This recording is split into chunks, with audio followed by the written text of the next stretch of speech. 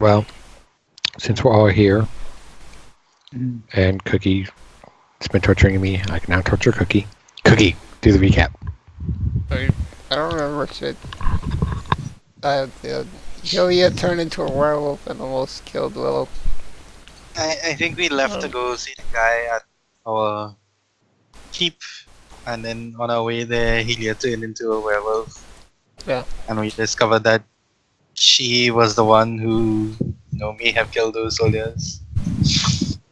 And that Yeah. we also discovered that she doesn't turn with the moon, I guess, because she apparently only turned like once a month. And I think we decided that we couldn't do anything about it because we couldn't find anything about the affliction, so we decided to head back out to the fortress, the keep.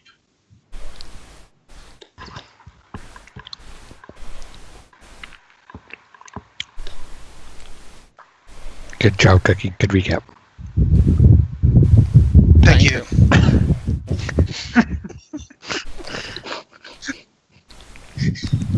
Also, I realized something like the other day. I The think. outsourced recap. What is it? Well, who got hit by Hylia when she was in werewolf form? Nah, I can't remember. Oh, I think maybe it's contagious. Well, she did get infected. We'll just all be werewolf buddies when the time comes. I wasn't That- thinking Willow got Uh, hit pretty bad. Yeah, she did. I can't remember if I got hit because Holiday was near. I can't remember if she got hit.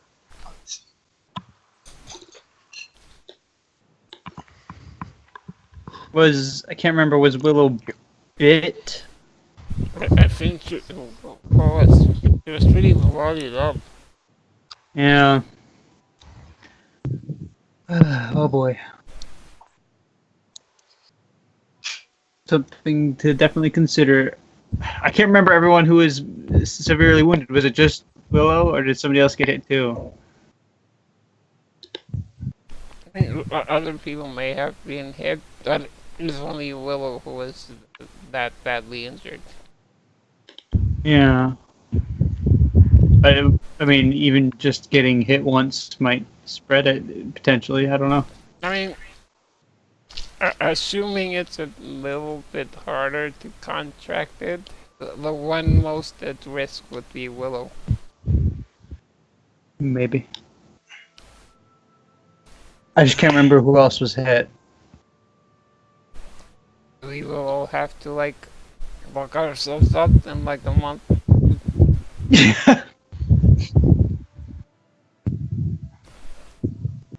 Well, yeah. We went to the. We just got back from, or we just finished with at the archives, right? Looking into this.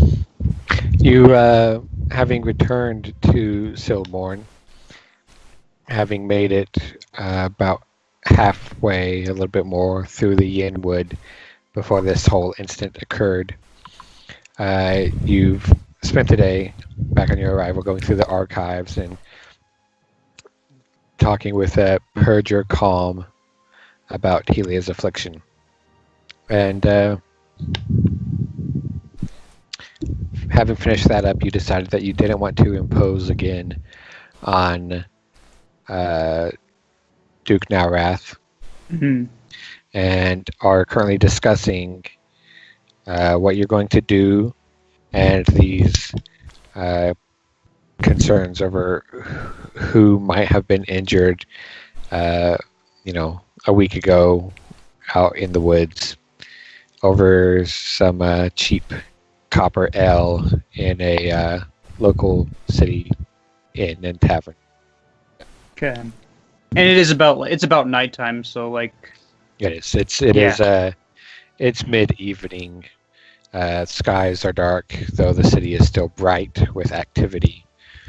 Mm. And you're just here in this moderately crowded tap room discussing these things.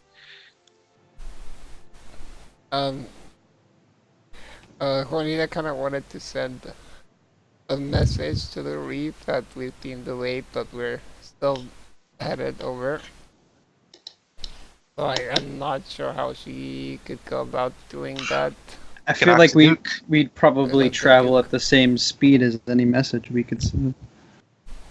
I mean, you could send messages other ways. Like, Everything just went silent for me to this connection. I mean, there's probably like either a magical way or maybe Yeah. a bird, Yeah. But carrier pigeon, maybe. Yeah, there's ways Or to get maybe messages Uh, faster. are we sending the letter like if we send the letter now, are we spending like the night in Silmon and then heading out? Yeah, no, 'cause we're spending the night anyway. Because I think the letter would be going like a day ahead or something. Maybe I don't know. Mm. I don't know how Yeah. letters work in this world. Well, you have several options. There is what? Somebody died. Okay. Quack. That's Oh, Cork. Cork. He's dead. Daxus turned into a werewolf and died. Oh, He choked on a silver spoon. Yeah, there's several options. If you send out a messenger on foot, it really wouldn't make any difference because it would basically be like one day ahead of you. No. You could send something by bird, which would be faster. It would cut a percentage off the time. It would be a percentage of the time shorter than it would take you to get there. There's also magical possibilities, but those can be trickier and usually require a degree of familiarity with the individual who's supposed to be on the receiving end. so basically, they wanted to get a speedy message. They would kind of have to go through the Duke.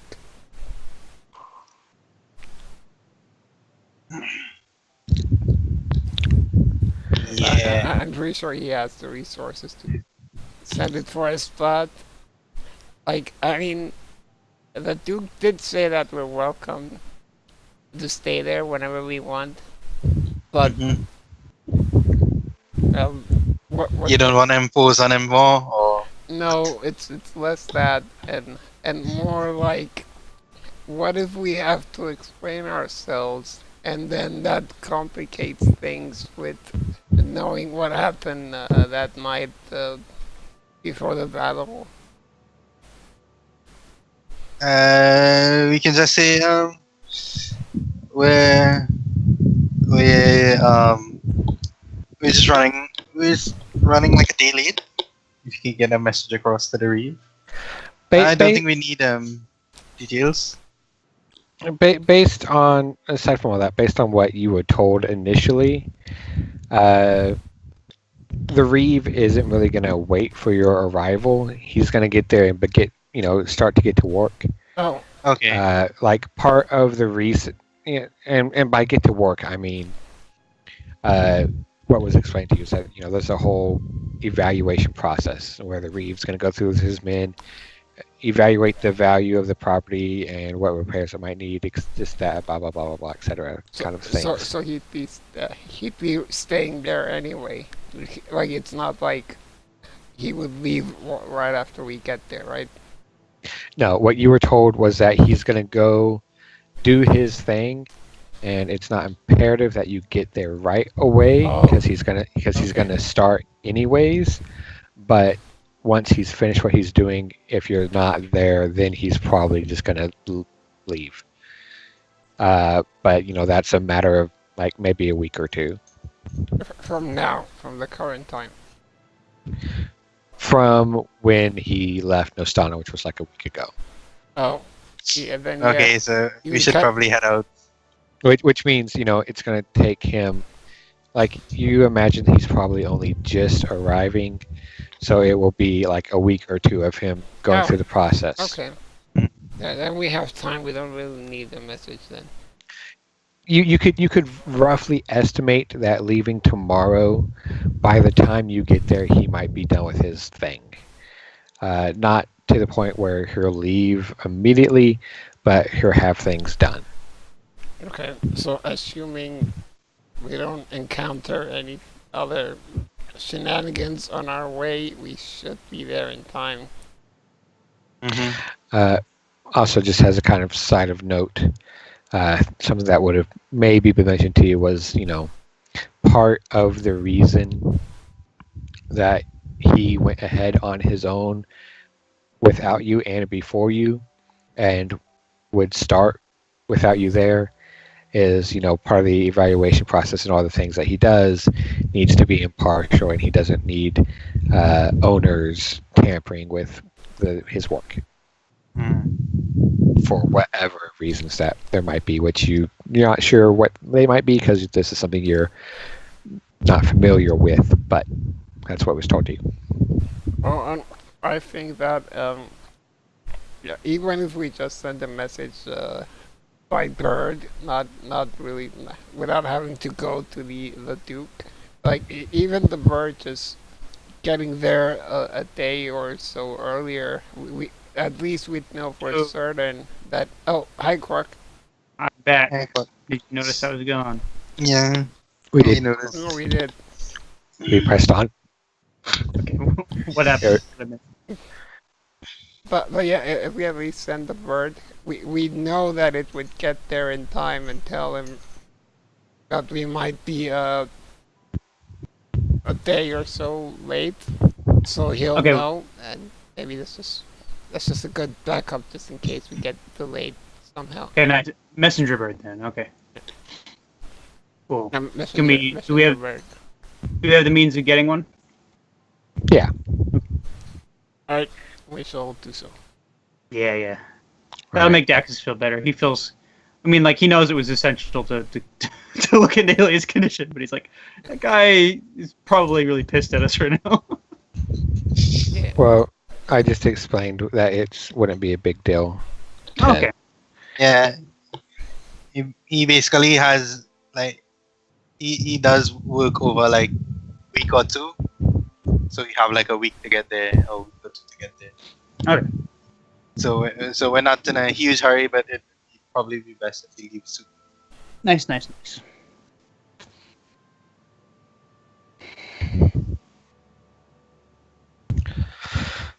Let's see.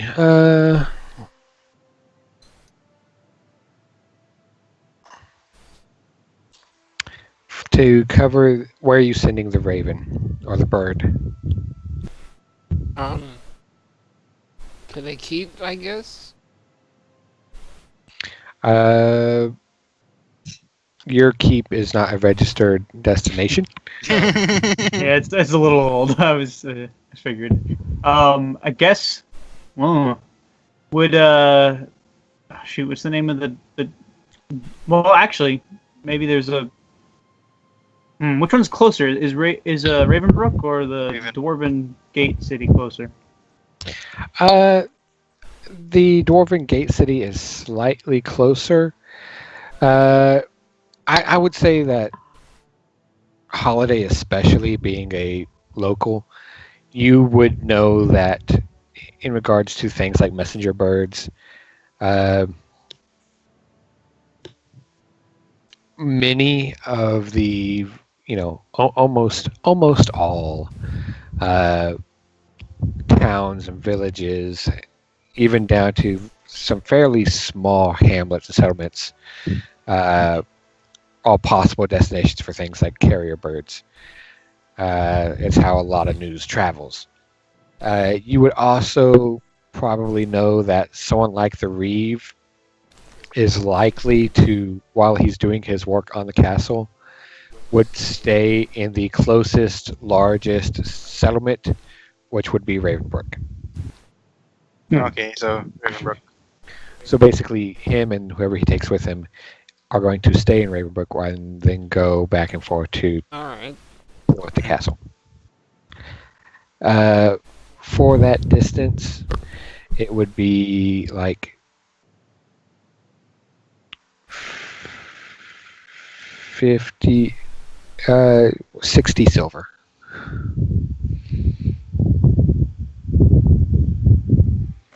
Oh, yeah, I'll go take that from. Wait, actually, I need to remind myself how much money we have. Let's see. 60 Oh. silver is 6 gold. No. Yeah. Yes. Okay. What's your stuff? Alcy wants to rob us. I was thinking it's like 0.6 gold or something, but I'll do 30 silver and 3 gold. It's okay, but we're all rusty. Yeah.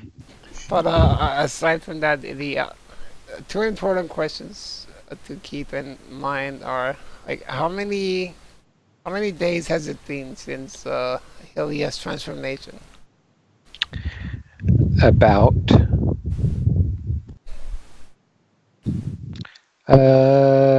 about 5. Okay. So because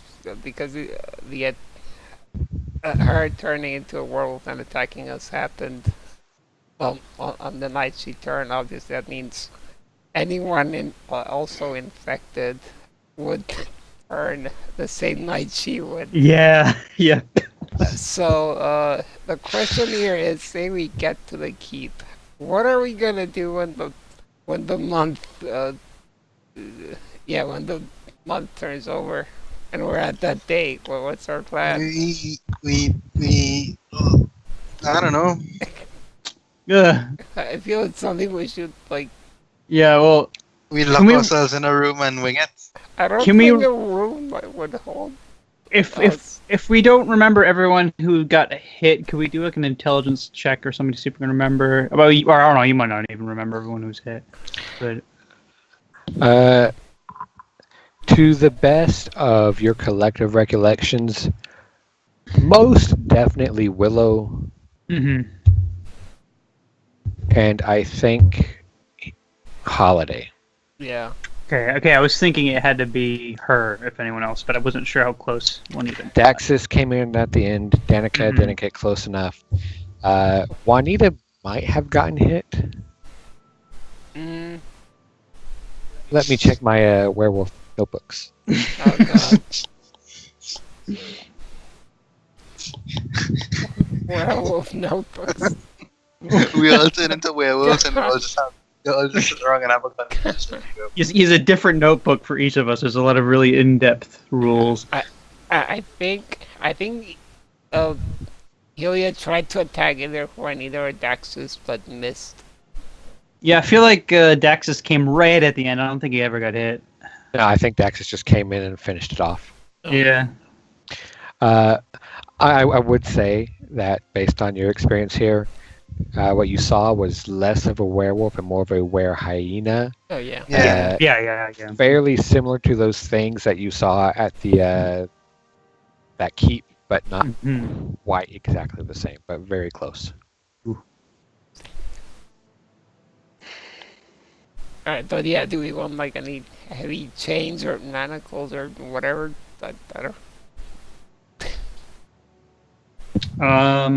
Did our manacles seem to hold on her? I can't remember. Yeah, I think they did. I think it did. Yeah. Yeah, I'm gonna get more. Then. Yeah, and chains and maybe a collar too. I don't. Yeah, I mean, yeah. What Some- how much are you planning on getting?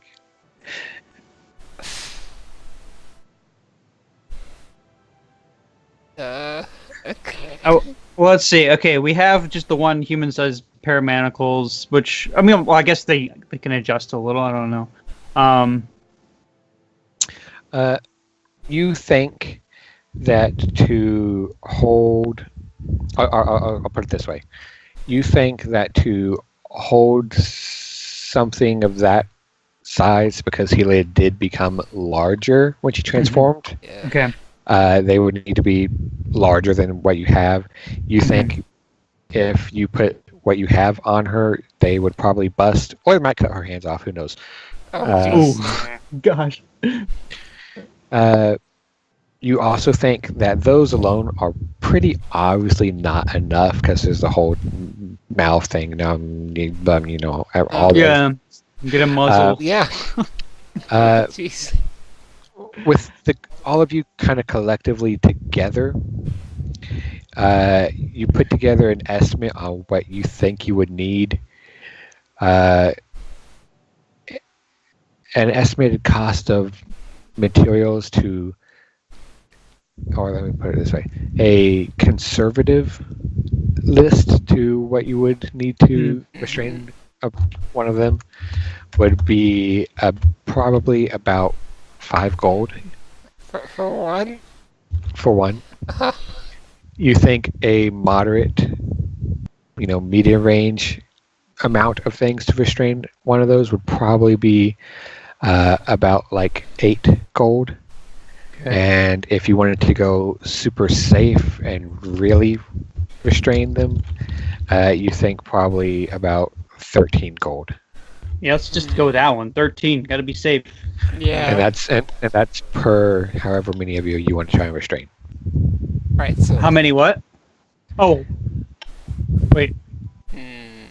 Like per times or per... I don't know how many of us we want to have restraint. Oh, because we don't know how many Yeah. are All of us. transforming. Yeah. I mean, we got 3,000 platinum, so... I mean, But we are going to be using that for stuff, but... let's see. It's definitely Willow and Holiday. Daxus and Buddy, they were not sure, so maybe just in case. And Danica, we're pretty sure wasn't attacked, so maybe she could monitor us. Because here's the other thing: we need someone who's not gonna turn to watch over us, so we know who's infected. Otherwise, we won't have we won't know. Because Helia had no recollection when she came back to her senses. You watch Danica kind of wrinkle her nose, and she's kind of scowls and says, "Oh, you're gonna make me do all the work." Yeah. Oh no, we'll help you tie the shackles down. I mean, I wasn't infected. I don't think she hit me at all. Pretty sure though. Yeah. Axis, you're pretty sure you weren't hit. Oh, I was? No, you're pretty sure you weren't hit. I weren't hit. It's like, she never hit me. You guys took her down pretty quickly. I was barely awake. Well, how sure is Juanita she didn't get hit? Kind of fuzzy. I mean, did you put it in your notes? No, because Well, she pretty fuzzy. didn't think about it. Can I do like an intelligence check at least? Sure. Can I use luck? Sure. Holiday is like, I can't wait to find out what it's like to turn into a hyena. Look. Wait, Holiday was definitely hit? Yeah, she was hit. Okay, Oh, alright. jeez. Well. No. Pretty fuzzy. Okay, Other- so The more you think about it, and the more uncertain you are, and the more you think about how Helia couldn't remember anything, you're almost starting to get a little sense of paranoia that maybe you can't remember because you're starting to get some kind of after effects and you weren't. oh god. Yeah, so 3 people, I guess. Wait, I feel. Cute. Are we forgetting people? No, wait. Well, you're forgetting Helia herself.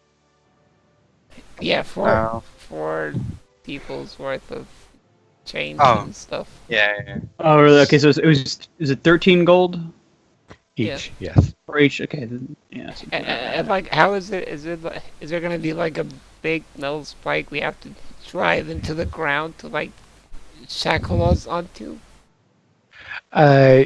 You think that's probably not good enough, and you would need to probably chain yourselves to like some trees or something. So outside to keep. Man, that's gonna be an uncomfortable night. I mean, if you're inside to keep, if you have something like a iron ring bolted in the wall or a pillar or something like that. Well, I mean, you said there's no dungeon, so. Nope. yeah. One plat's still 10 gold, right? Yes. Yeah. Okay.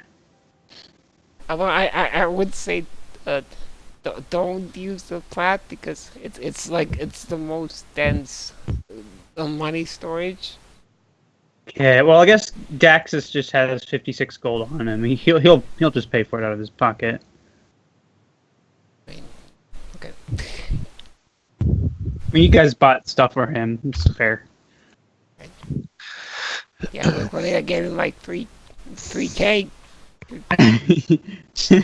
Yeah, so it's for 4 people, right?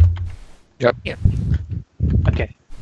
Oh, I accidentally deleted it. Okay, so 4 super secure Hyena bondage gear. Okay.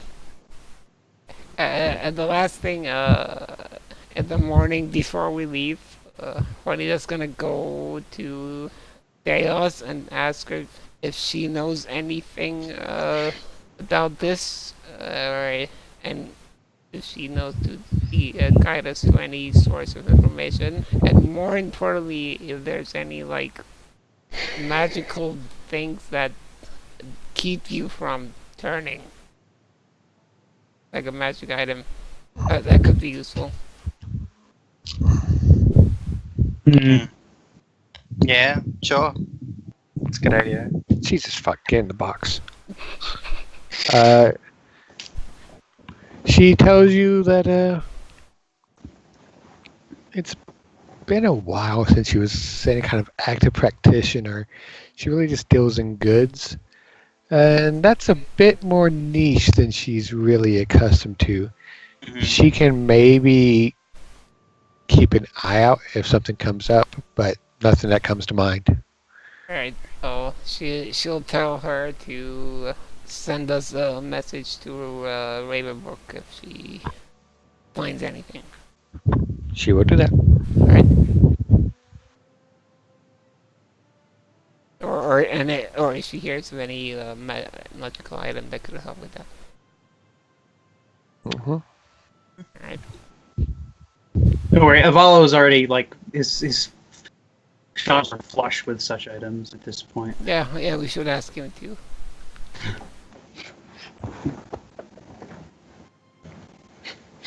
I think I'm actually curious to see how his stores develop. That'll be fun.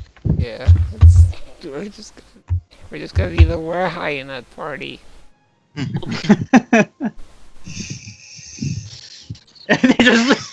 There's just one day where I mean, if we all somehow turn, then we're kind of screwed. It's just one day where like Halsey just rolls the dice to determine what we do and what we destroy. Yeah, and like the scariest thing is, well, I don't. Maybe it's well, I mean, it's good for us, but probably not good for everyone else. Just from the personality that kind of took over Helia, it seemed like they're kind of hell bent on destruction. So if like Yeah. more than one of us turned, we probably wouldn't fight between us. We'd probably team up and do as much carnage as we could. Yeah, potentially, Honestly, yeah. Yeah. which is good for us because we won't end up inadvertently killing each other. But just imagine whoever just comes across our path, they're just gonna Yeah. yeah. Ravenbrook is the closest place Oh, jeez. to where we live. That's why we lock ourselves up maybe in a dungeon and toss the key outside, and then maybe when we change back in the morning, Holiday will just grab the key with the magic. We're just start building our own dungeon. Yeah. And it's gonna Yeah. become the next adventure site for where Yeah, our next honestly, characters replace. How much money to get a dungeon built? Because I would figure that would work kind of differently than the rooms we get to build shit in. It'd be I underground. will be ready. Yeah, because it'd be under in the foundations and whatever. You'd have to ask the Reeve. Yeah. I suppose. And the cool stuff about this gear, once we potentially cure this transformation, we could use it on other larger creatures. That I don't know why we would, but just in case, we got to keep some big Just monster. in case, yeah. They have a cave troll, you know. Who knows? It's funny that we get to keep, and like our immediate priority is like build a dungeon right away. We need to lock ourselves up in our own dungeon. They're just gonna think we're really into BDSM or something. Mhm.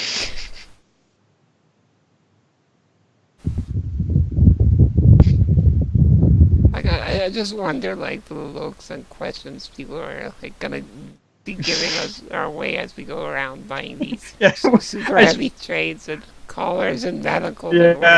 yeah. We're buying all this. I'm like, okay, now muzzles, and then they bring out all these Yeah. bulk gags. So like, I said muzzles. Uh, oh man. Yeah, I'm pretty sure we got a few weird looks. Maybe.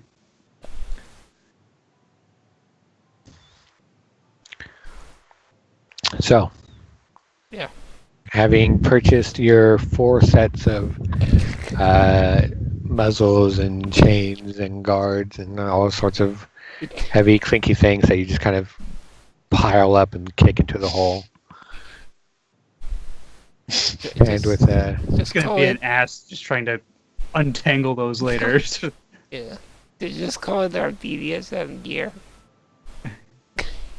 I gave it a name. But sure, I'll change it. Oh, what do you call it? Super secure Hyliena bondage gear. Alright, keep that, I guess. Okay.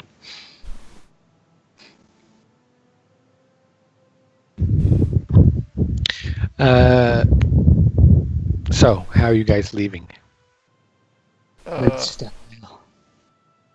Well, Dax is pissed off our driver, so What?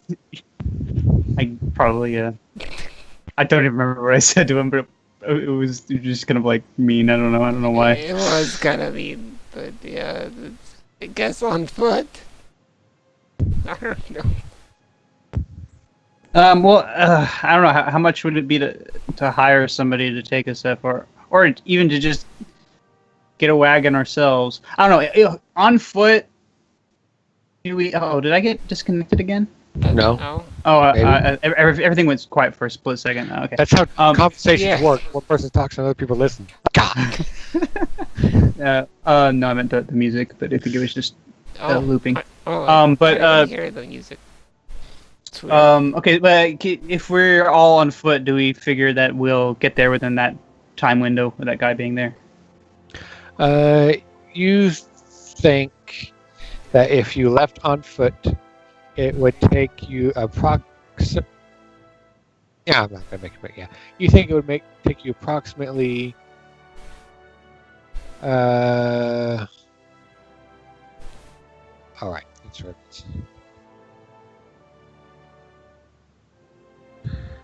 You think it would take you about 25 days. Oh jeez. Okay, horses, carriage, fastest way possible. I think we really should. Yeah, what would be faster?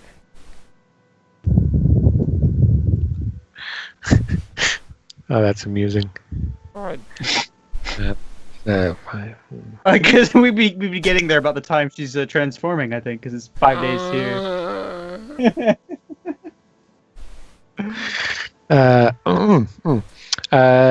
On carriage, you think it would take you, because my continent's really big, yeah, it is.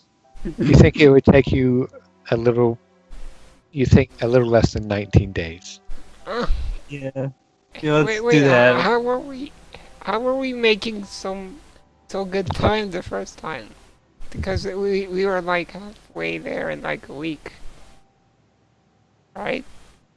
Am I just imagining that? Yeah, I feel like we had about a week left to go. Yeah. Maybe And I'm we- Hold on.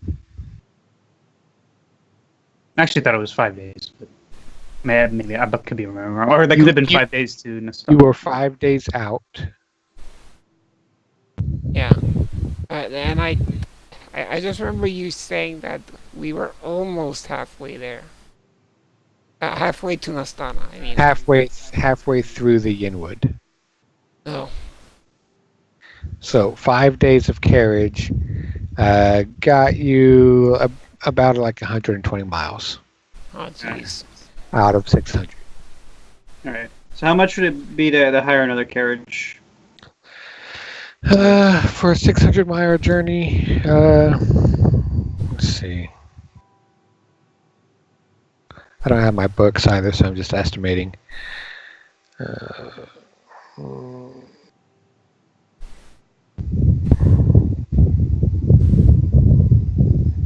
We'll say 60 gold.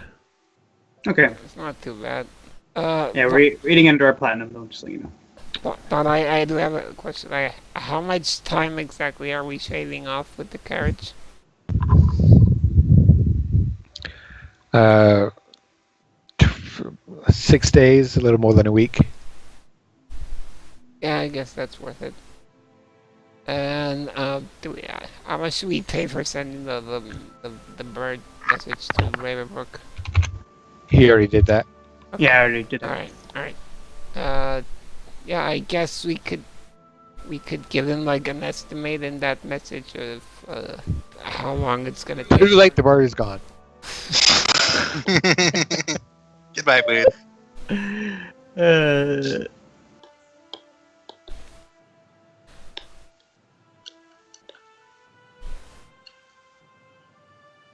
So, yeah, carriage. Sure. Alright. Just not tell them that there might be potentially several Were Highness on his carriage.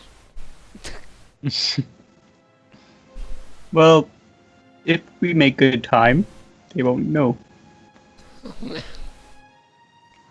Dude, that would really suck though. If we transform. It's also, you said it's gonna be 20 days to get there. Yeah, about 19 and a half, something like that. 19, right? So, okay. So without the carriage, we actually wouldn't make it there in time, would we? Yeah, either that or the transformation would happen as we get there. It's cutting it really close. I think it's been like 5 days since the transformation. So if it took us 25 days to get there, well, there you go. There's a month. Maybe once we get to this bridge, we should just like blindfold Hylia so she doesn't know where we are. Just in case she remembers it as a monster. I think she probably will anyway. Maybe. Yeah, they got good smell. They can smell stuff. Detect. Find a way. Also, I kind of got the impression that where Hyena Hylia could still had Hylia's memories and stuff, just from the way she like tried to trick us. Yeah, I guess it could just remember the back. Yeah. That is a good point. Because I mean, it still is Hylia. It's just she gets possessed in a way. Yeah. But yeah, I guess we'll get there as quick as possible. Yes. So then we will do that after we stay at this cheap hotel. Although it doesn't have to be cheap. But You spend like 6 copper. okay. Alright, so bondage bought, carriage hired, bird sent out. The next morning, you once more step out through the gates of Silmorn, passing out onto the road to head east. Over the next several weeks, you journey along the main trade road, passing again through the Yinwood, its leaves set aflame in rich yellows, orange, and reds here in the depths of fall. Thankfully, this time you managed to pass through the Yinwood without werewolf incident. Continuing on, you pass by over hills and plains and great sweeping blankets of shoulder-tall grass. You recognize the crossroads, not the first you've come to, but the largest you've come through, indicating the road north to Nostana. As you continue on and eventually come to the wide, sturdy, and impressive expanse of the dark black stone bridge crossing the river that comes down from Kreska's Maw. Continuing east, you start to become a bit nostalgic with what you're seeing. No, but Daxus sees a pair of white eyes in the grass that watch him as he rides by. He's being haunted by something. There's unanswered questions about things he saw. That make me a little uneasy. It's almost like Halsey's keeping things from us. Mm-hmm. Despite how much Cookie asks. I start asking. There's no point. As you continue on, you become engulfed in nostalgia as you recognize familiar roads that you've walked back and forth on in the early days of your careers, hunting the bandits in the woods to the northeast of Ravenbrook. A distant swamp just barely cresting the northern horizon, looking much less ominous and dark here from this vantage point and at this time than it once was.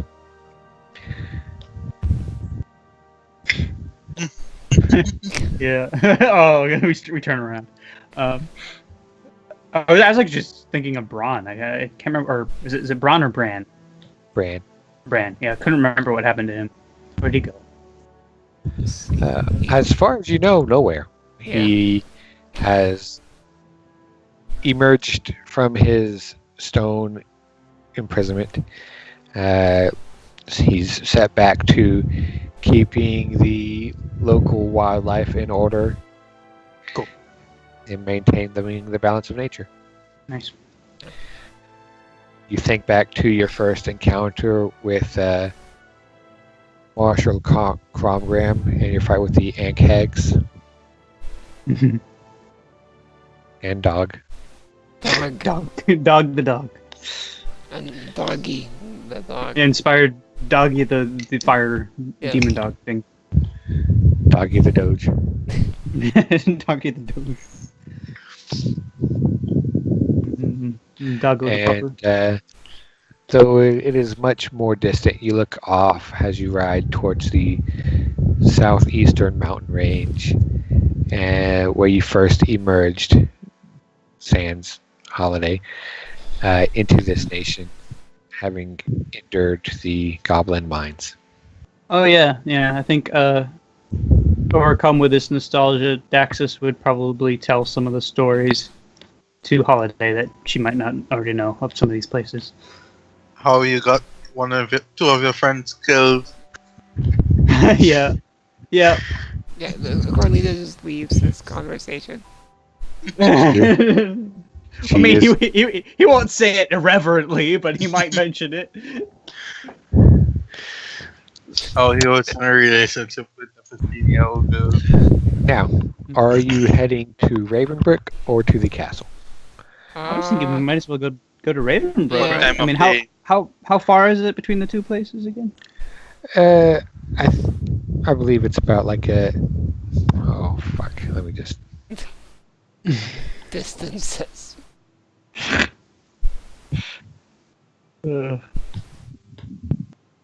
Also, it's not. It's about a days and a half walk. Okay. It's not All bad. right. Yeah. If it's like afternoon coming on to evening, it's better to go to a river. Yeah, it is. It's not pressing dusk yet, but it is getting a little late in the afternoon as you're coming in. Also, Okay. So 19 days worth of rations. I need to actually do some math. oh yeah. Times 6. Yep. So it's not Castle Ravenloft, it's Ravenkeep. Fix that. Oh yeah, that was back before we named it. All right. I thought it was Castle Ravenheart. I don't know. It's all a bunch of different things. You guys never settled on anything. All We right. have 41 rations left. Okay. All right. Once more, Sans holiday. Your nostalgia intensifies as you come passing through the gates of Ravenbrook. To your satisfaction and contentment, the town seems much the same as when you left it. That's good. It is peaceful, only slightly louder than quiet. Has various folks bustle about on their, busy daily lives.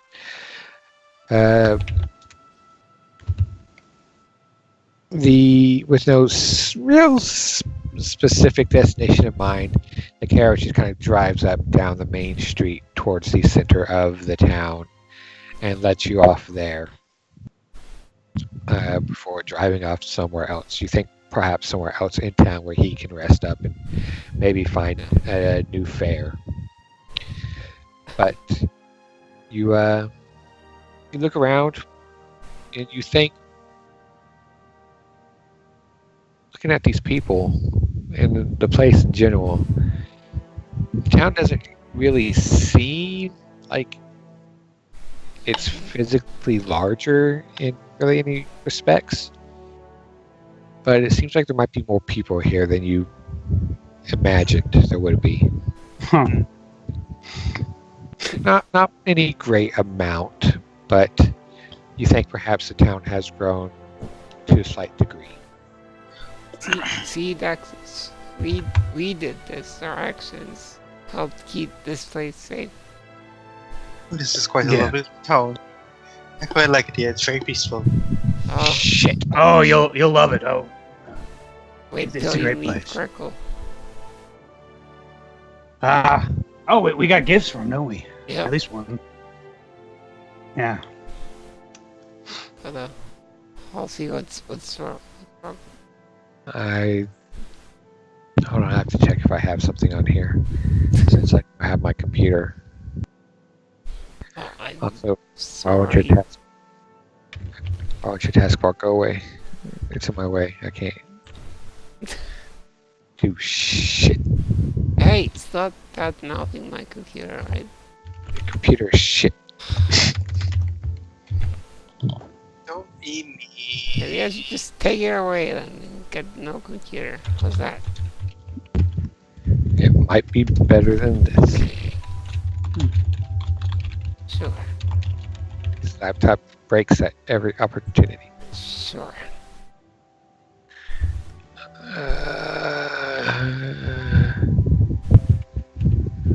Okay, it's not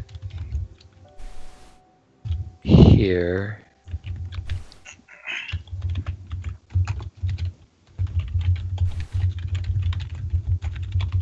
And it's not here.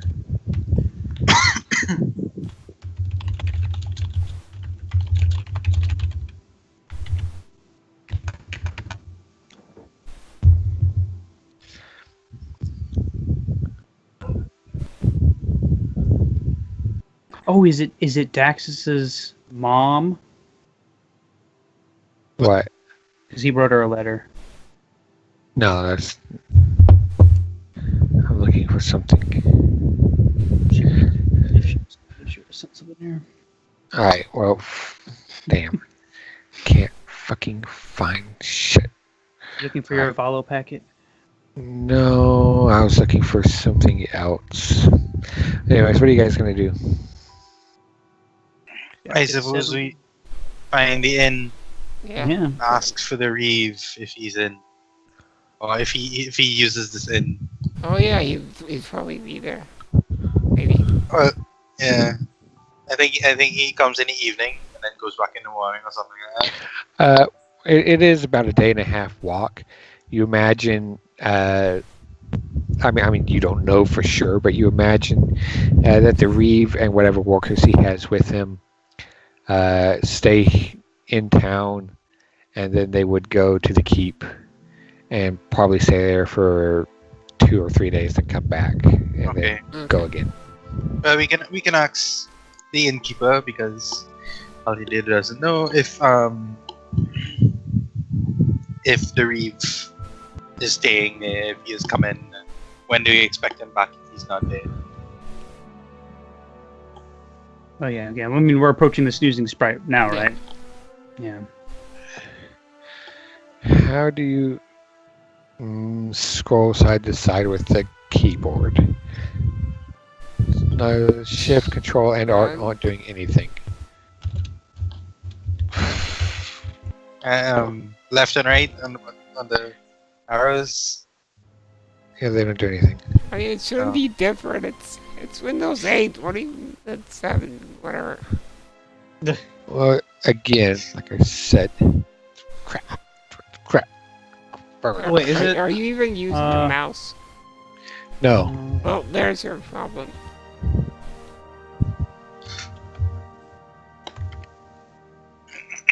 Alright. So, as you head to the snoozing sprite, you can see that it is alive and bustling. Yeah. Whereas it was partially reconstructed and renovated before when you left, it would appear that Greco has just kind of completely overhauled the place. Everything looks Nice. bright and shining, including a newly carved and freshly painted sign that hangs above the door. And as you approach, you see something else. Underneath the hanging wooden sign, there's another small wooden placard attached by two small chains to the bottom of the sign that just hangs beneath it. And you can see depicted there are this kind of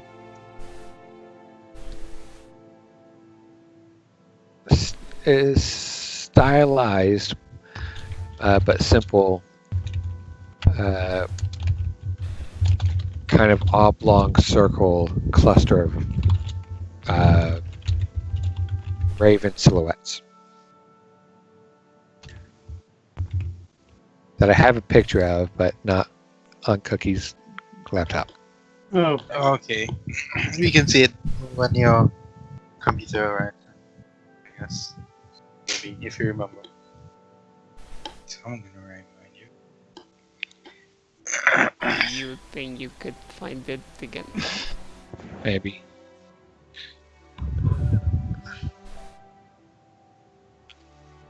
What do you mean find it? Online? Why'd it be online? I had it specially made, geez. Oh. Maybe What? Chibi could give it to you? Who said I had Chibi make it? Because Jimmy is the only one you commission. Yeah, it's a logical assumption.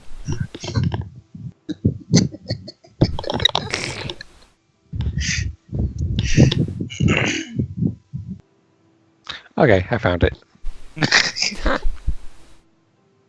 Wow, I thought it was specially made. Sure. It was specially found.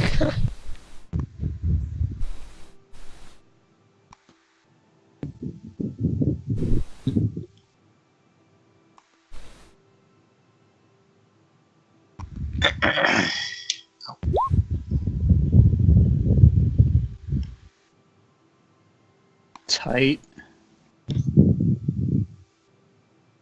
Fucking bitch computer. Wow. Don't. That looks really cool. Like you could like, I don't know, some cool geometric shapes in there. Even if you like abstract it out. Where is it? Oh, there it is. That's cool. That's so cool. But yeah, there is that hanging in its own little wooden placard beneath the sign of the Soothing Sprite. Wow. Huh.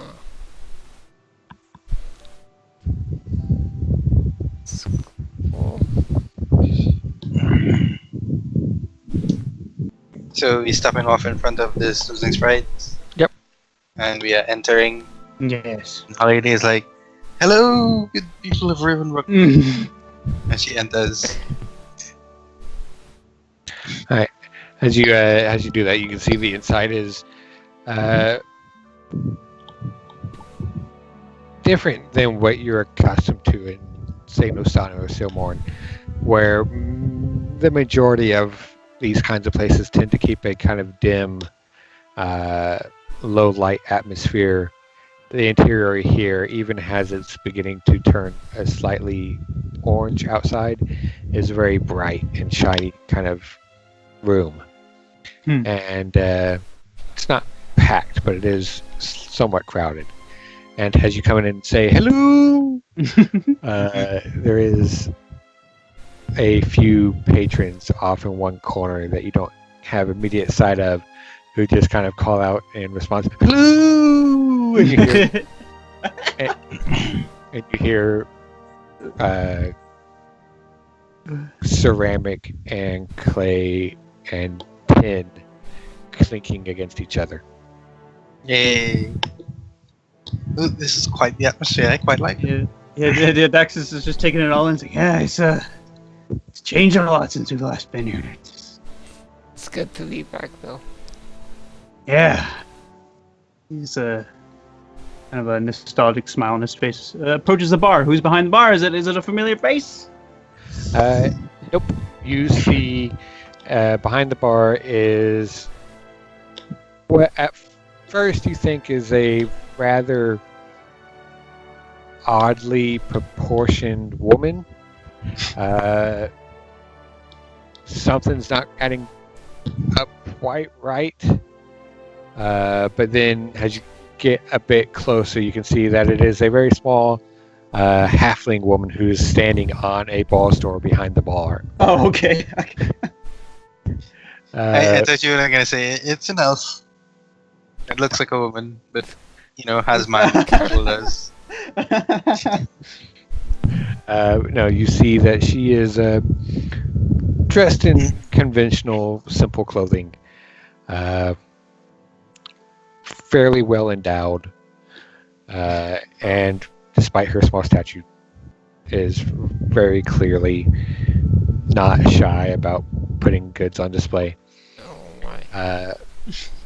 Rustic auburn hair drawn back in these two kind of bob buns on the back of her head, a few stray hairs coming loose here and there, and a kind of wide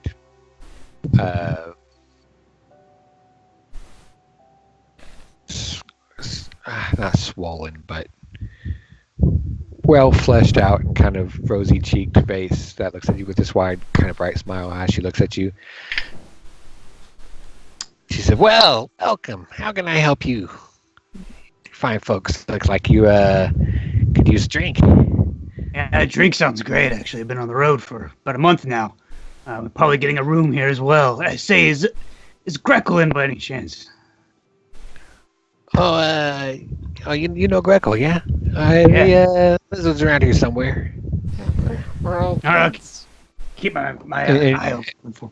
As she's doing all this, you see that she's kind of reaches down and pulls off of like some hook behind the bar this like weird, long, gnarled like walking stick with this open 3-pronged claw on the end of it, and she just like grabs it with both hands and like reaches off to the side and hooks like a mug and flips it up and slides it close to her on the counter bar and grabs another one and grabs another one Nice. and has them all there, and then she one by one just reaches down, kind of fills them up as she's talking and sets them up back in front of you. Yeah, stands one for this one. He says, pointing at one of the. Yeah. She just as you say that, she kind of glances up at you and Oh, you want something else? Let me know. she like scrapes off the foam off the top of it with her hand, brings it up to her mouth and slurps it deeply, and just places the mug with the defoamed L back under the counter. Yeah. I try to remember what Greco served her instead of. Did he have Please. coffee? Did he have coffee? I Yeah, think he had coffee. Yeah. yeah. You I think you typically had coffee at the trading company, but Greco had coffee. Yeah. Oh yeah. So, And as you're discussing this, you hear an explosion. what? Wendy was about to tell Ed she seems to know her way around the bar and what her name is. Before you can ask that, Oh, as you're discussing the coffee possibilities, and she goes about getting you a new cup, you hear a voice behind you. Their drinks are on the house Mikapin. Greco, you old lizard, good to see ya. Gonna just give him a hug. Yep, you turn around and you see him there, looking more or less the same. You think that his quality of dress is slightly improved. Nothing extravagant, but he clearly has like a new outfit that's, you think, maybe personally tailored. Nice. He just kind of looks at you with this, what other people might interpret as a scowl due to his facial construction, but you recognize it has a warm smile. And he just kind of holds his arms out, he embraces you, and you hug him. And he reaches off and claps one knee on the shoulder. looking good, Kirkle. Like what you did with the face. Well, it is in no small part thanks to your efforts. Yeah. You. Well, Glad thank to you. see you're all doing well. Yeah, we are. Who is? Fuck God! This took about 30 seconds for myself to die. Who's your new friend? This is Holiday, newest member of the Raven Guard. Yeah. Yes. Kind of go through those like flies, huh? Yeah. Wow. Yeah, pretty much. Rio went her own separate way. She had her own path to follow. He kind of nods. Life is like that. We all have our paths to tread, and though they bring us in contact with each other, it is either briefly, or not so briefly, but temporary or the same. But on the bright side, your paths may entwine once again in the future. Hopefully. No hard feelings with that one. When she comes back, if she ever comes back, she will be welcomed as a friend. Or an assassin to come to kill you. But potentially, who knows? She's going overseas. I don't know what they're gonna do to her over there. But Her magic sword takes over and turns her into the Flame Queen of vengeance and cruelty. wow, you sure know a lot. You've been keeping tabs on us. No. He's just partially omniscient. We just never knew. I'm approximately omniscient. I know almost everything about everything. Say, Helia, since when were you a vampire? Where?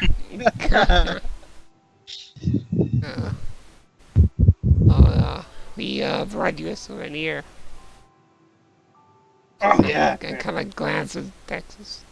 I guess we would have taken it. he kind of cocks his head curiously and looks at you with another smile. Yeah. What do you think of this? As I understand it, it's come off. I forget the name of it. It had the name of the wine, but I deleted it from inventory. Yofini. Yofini, yeah. Here it comes from Yofini. You pull it out and he looks at it, and you can see that there's a immediate and visceral reaction and this deep look of distaste. Aw. I was kind of expecting. I bet. I knew it was a bit of a risk. I actually don't know anything about it. You know something? He kind of looks at it, has his scaled lip kind of curls up, and you see a bit of a kind of a, not really fangs, but these pointed kind of lizard-like teeth. These are, well, a moment, and he kind of holds up his hand. Looks around the tap room. Lyle, clear the table, the usual one. You see Tile kind of peek his head up. How's he doing? Hello, Lyle. Yeah, Texas gives him a little salute. Lyle. He kind kind of looks up across the tap room from you, where he's just like standing there with a mop.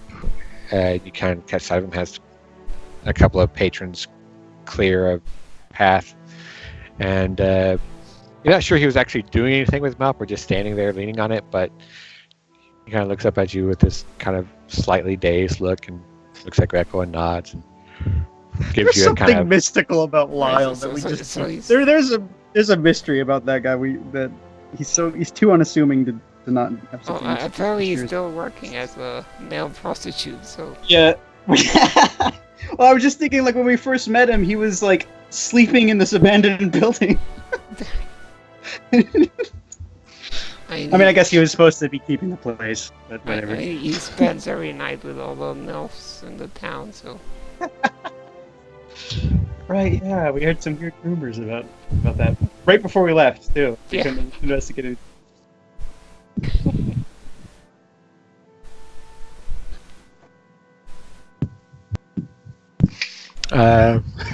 I just started with saying, but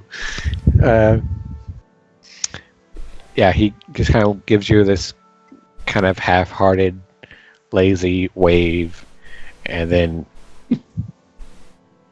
mop still in hand, dragging the head of it on the floor behind him, leaving this slightly damp trail that winds through the tables. He makes his way over to where you usually sat off in the southwest corner of the tavern, near the wide kind of open shop windows, and begins clearing the table.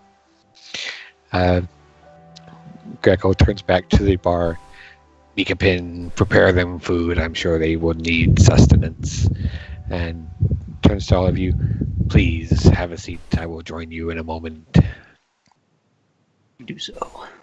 Yes. Holiday will sit. Yep, as you make your way over to the table, Lyle clears it off, and you take your seats with your drinks.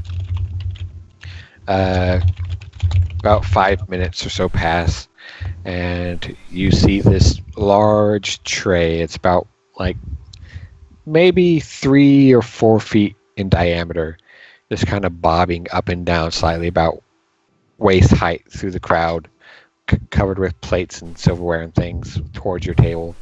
And it looks like it's just kind of like magically floating along till it comes to the table, and you see Mikapin just kind of like slides it off from over her head and sets it down and starts offloading plates.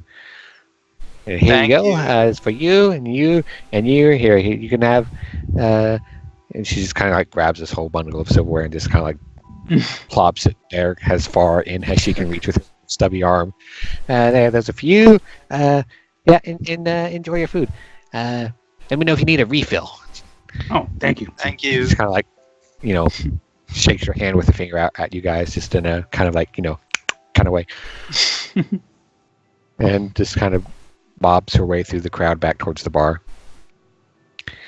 And as you start to dig in and eat, a few more minutes pass, and you see Greco comes down and just kind of silently pulls up a chair at your table. And very kind of almost delicately reaches up and sets down on the tabletop this, what you think is this silver leafed and intricately carved and designed kind of half mask. A mask that wouldn't really fit in your view, but is clearly designed for a dragonborn. Okay. With these very, very, very small stone slivers in it. Small little, like, clear blue sapphires and deep, dark, like, garnets. Yeah. Just a couple of them here and there. And it's this very attractive and very appealing design that encases this half mask set against the silver. Wow. But his Well, artwork there. Thank you. It Does it have any? Can Holiday roll like to see if she sees she knows such a thing from like a book or anything? make a history check. I am good at history.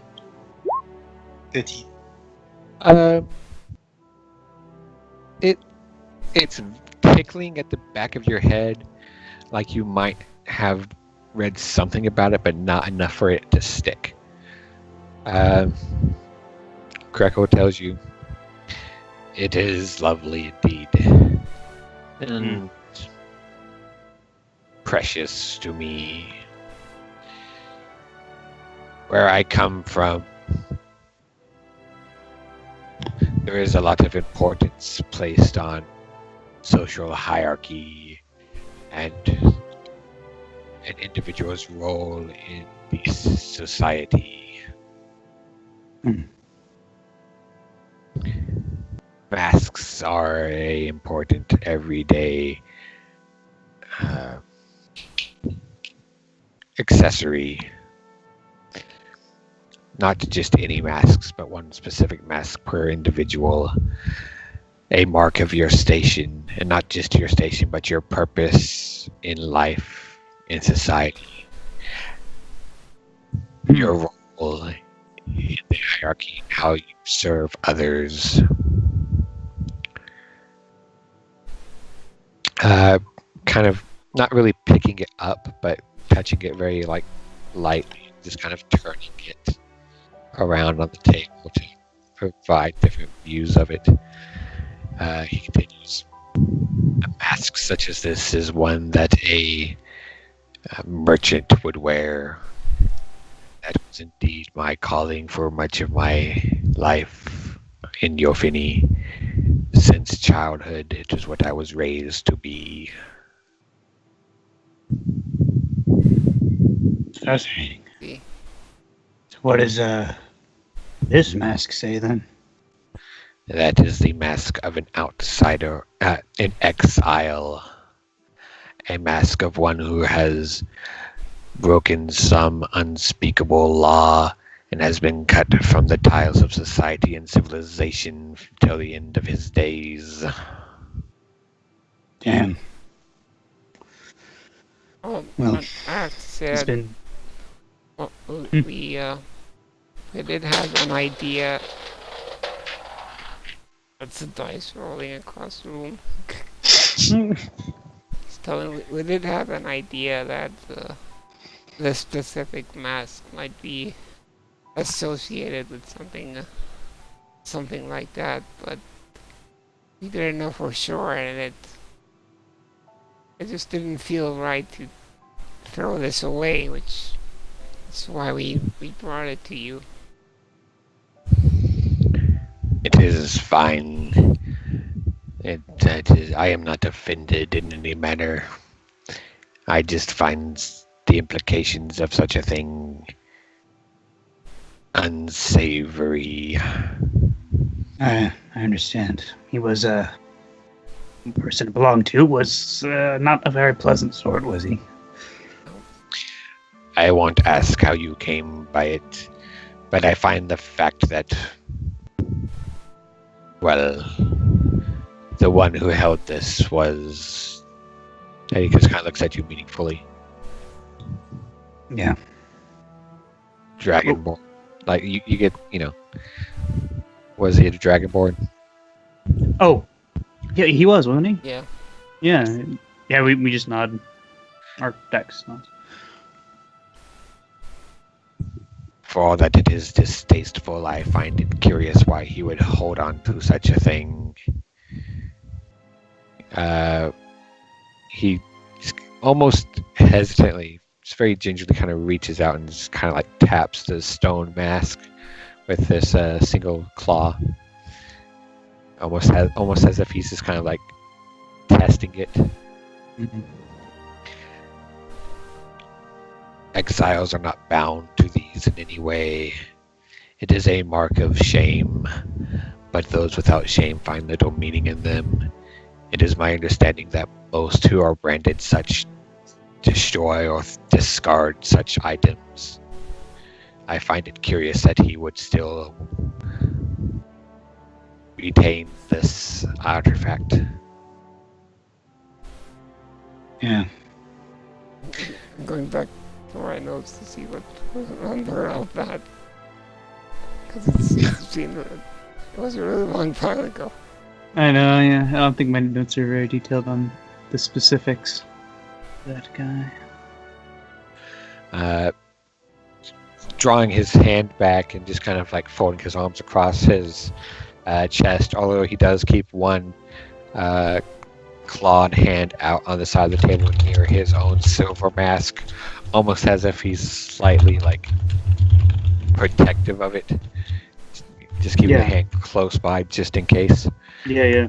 He just kind of leans back and lets out this small sigh, this little huff.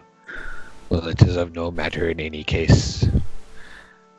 I don't imagine you will accomplish much retaining such a thing, and it will bring you no harm to dispose of it if that is your wish. Alright. I suppose we shall. On a lighter note, the town seems to be bustling. It is indeed. Recent months have seen it grown quite well, particularly with the refugees you brought in this past spring. They have taken well to the town and have expanded it beyond its walls. Good, that's good. Anything worth reporting? Just kind of turns and lets you get a good view of his exotic, draconic profile as he looks out the window towards the street. Oh, yeah, he looks out. Oh. The past months have been peaceful, quiet. Occasional mishaps here and there, but nothing that is not uncommon to everyday life. Good. It has been a splendid summer. Good. Makes me happy to hear. He looks over. Your friend...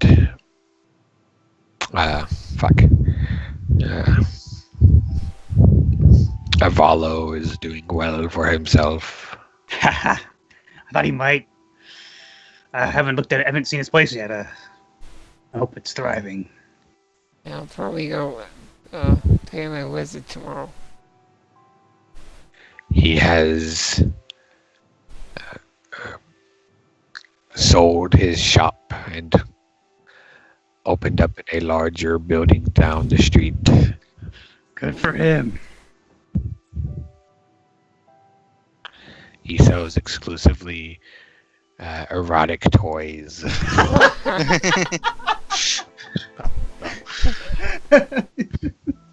We could trade our muzzle then. Make an insight check. Okay, yeah. Oh, Any of you who are like watching, watching Garco. just a conversation. Okay. Yeah. I have hit 17. Wow. I'm glad I put my proficiency at insight, because these rolls would just be sad. I mean, Daxus, has Greco turned his head and looked out the street? You did the same, so you're just kind of watching out there Okay. as he speaks. Holiday and Juanita, you both notice as Greco finishes saying that, he opens his mouth to like he's about to say something else, and then very openly just kind of cringes and draws back and just kind of clamps his mouth shut. Hmm.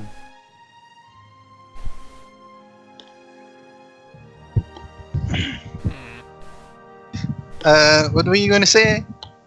Come on, you can tell us. I mean, you know these guys for a long time, right? I mean, you don't know me. I could leave if you want. Axis just kind of gives her like an incredulous, like, the crap are you talking about? He looks over at you, Holiday, in a very just kind of open,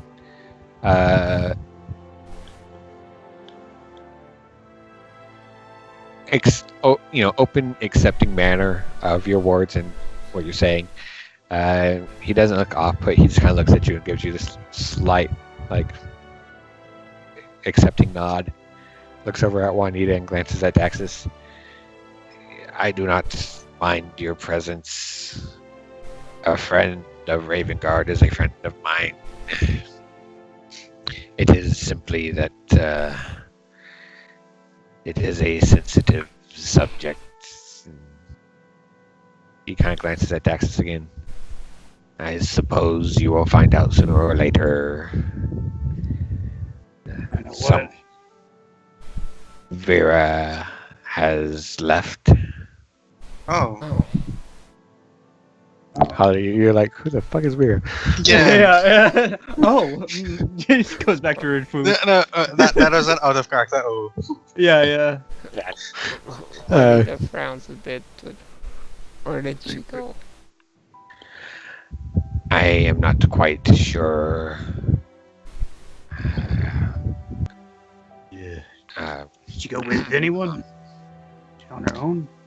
she'd been saving her earnings quite diligently for the past season. And a few weeks back, there was a noble who came by, a young man with his mother. They stayed here, though they did not deign to give me their names. Not that I minded very much. They were quiet, kept to themselves for the most part. They did not stay long, but the young man took well to the town, and he took well to Vera, and it seems she took well to him. Oh. She left with him as they journeyed onward. I know not where. Do you know who this young noble was? He said he did not. Oh, okay. She looks happy though, right? He looks kind of unsure as he kind of tilts his head back and forth a little bit, and you see his tongue flick out a little. I did not have many dealings with the young lass, apart from when she came by from time to time for a meal or a drink. That was not there with her and the young man. But I imagine that she left for a purpose. And I like to think that she was indeed happy when she did so.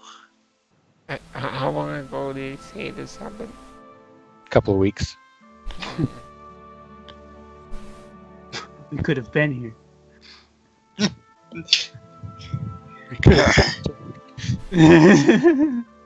And now we had to deal with were hyena shenanigans. Yeah. Well, I would have liked to see her, but as long as she's happy and in a good place, I think that's good enough for me. Yeah, I mean, we can stop by the Colville trading post. I Yeah.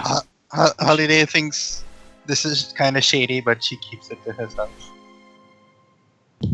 The noble guy kept to himself, right?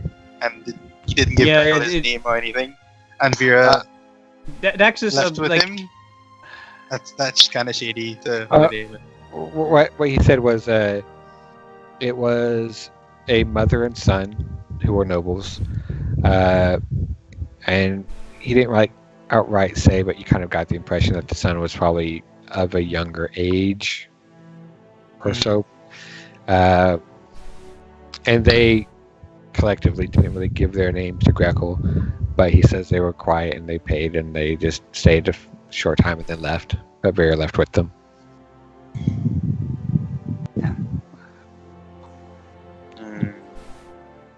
Okay.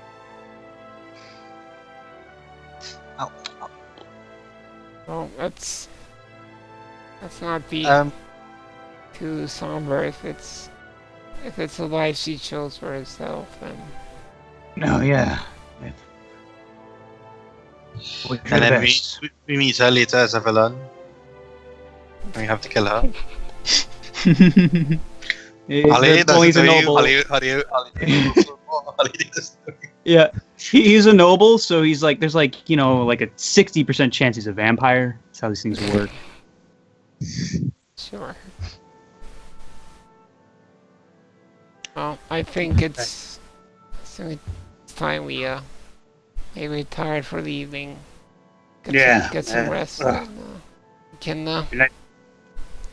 go see everyone tomorrow. Nice to sleep in a proper bed. It's been, 27 days? 20, 25. One more thing. Been 19. Reeve, what's his name? Yeah. There's supposed to be he came here. We're supposed to meet him. Oh, yeah. He's out looking after a keep for us, and he comes back. Yeah. Did we mention? Holiday's mentioning it now. Yeah. Dex just smiled. I kind of had the thought, like, what if that guy was the Reeve that Vera went with? Then we see her at the keep. Oh, it was No. a noble woman. It was a noble boy, I think. Like, I mean, he not, could- not an old guy, but I like, mean, we probably did. like a teenager. And his, Oh yeah, but we weren't told how old the Reeve was, I mean, True. We don't know anything about him. and like Could be a his mom is child with him. genius. Yeah. Well, I mean, his mom is with him helping him. Oh, the mom. with it. Oh, the mom could be the Yeah. Reeve. I don't know. Well, I mean, it's. I would. I mean, you were told the name of the Reeve, which was a man's name. Yeah. Okay. Yeah, So like he. I mean, he could be the heir, but because he's still young, his mom is like, I don't know. Bogdan. His name is Bogdan. Bogdan Danforth. I think he was supposed to come here. He's checking out a keep for us somewhere south of Ravenbrook. I'm not sure. Did he check in here? You see Greco nods. Yes, I am familiar with the Reeve. Yes. There He goes has that been. theory. He's been what? Once he stopped So dying. dying. What? I'm not a voice actor. God, fuck you. Oh. I mean, you Uh, don't have to do it with the voice. Yeah, I know. Yeah, he says, that he's familiar with the Reeve and that he's been here, maybe a week or so. Okay. Yes. Is he And, here currently? No, he left yesterday to go see to this keep that mostly his workers have been talking about. He came here with some others in his employ. The Reeve himself, he says, is a very polite and kind of matter-of-fact man who seems to act in a very proper manner.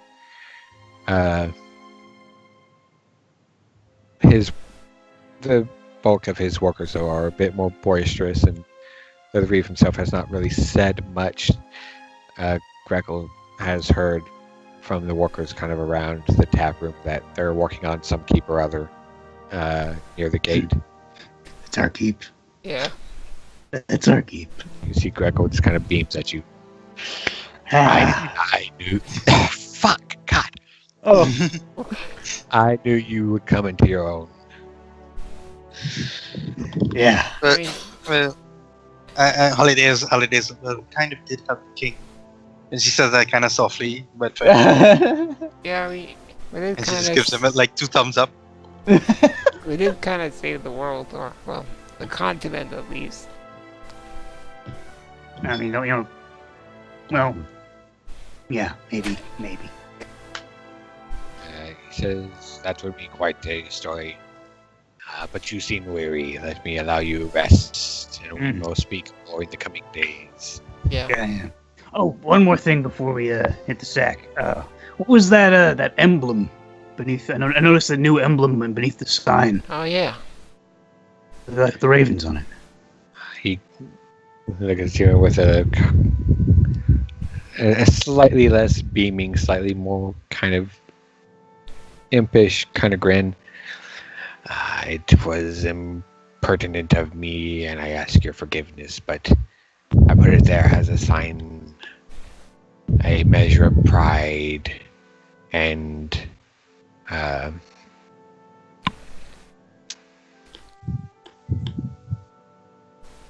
acclaim to Oh. the. I'm trying to think of the word that I want to use. A measure of pride and acclaim to the origins and the friendship of the Raven Guard. Yeah, Dax is like just slowly, just this smile just widens as he talks. He's just like, that means we can use that symbol, right? It is Pretty your- badass. Yeah, I like it. I like it. I like it. I want it on my cape. Good night, sir. It's You been may great to use it get you. for your. You may use it for your new keep. I like it.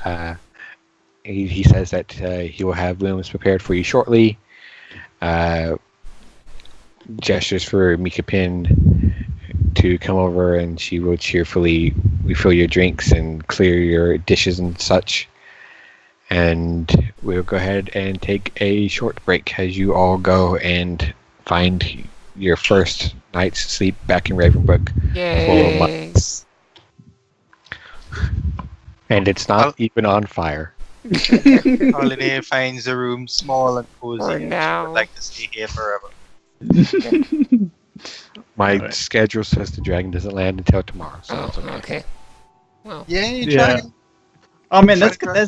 that's fun. Like you could put certain big events on that calendar system that you now have. Yeah.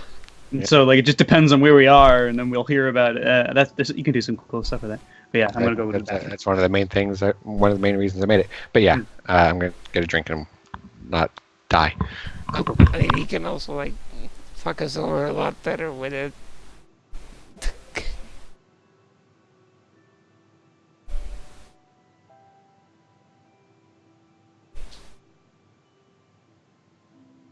Hello, Yeah, hello. whatever. Hello? Yes. Hi, Hello, hello. can you hear me? Hello. How's I can the- hear Cookie. Oh, you can? Okay. Yeah, I can hear you, Cookie. Oh, I think Quark's internet died again. Probably. Oh, well.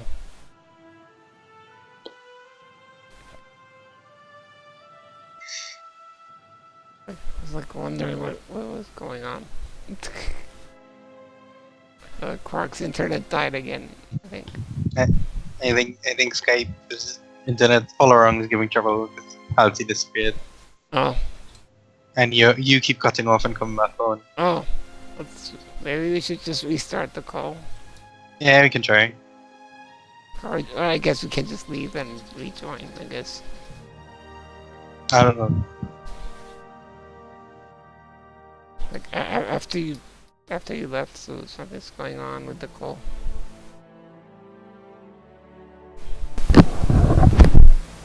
Hello.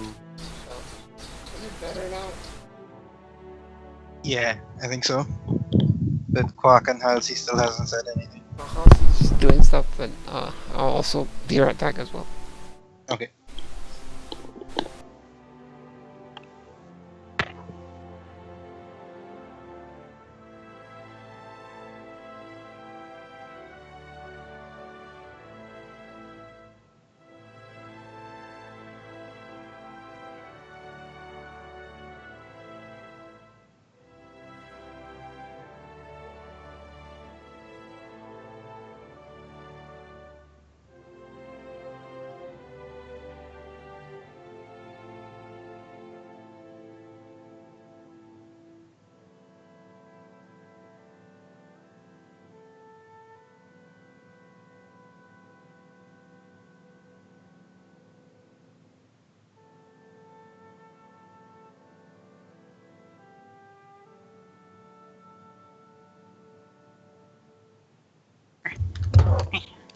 I'm back.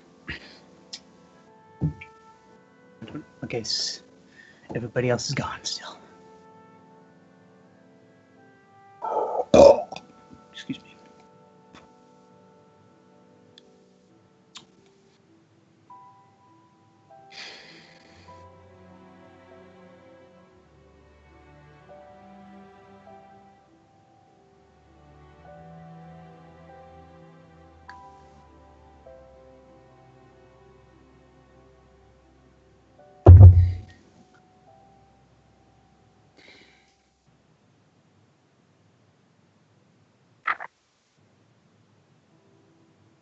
Hello. Hello. Hello. Just you and me. You and me, brother.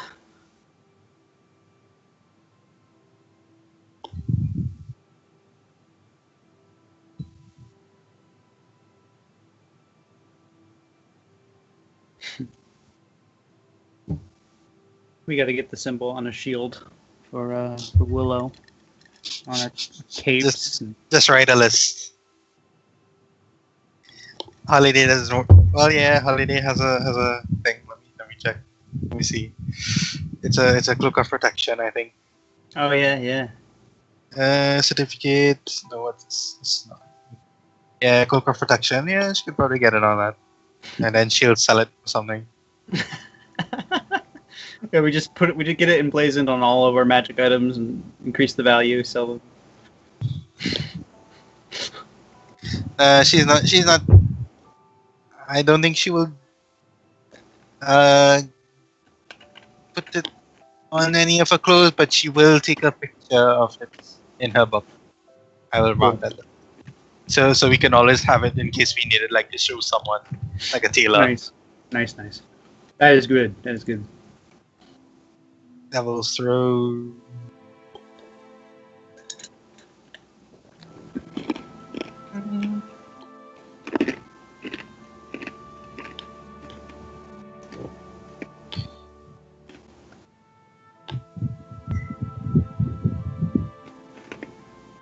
It.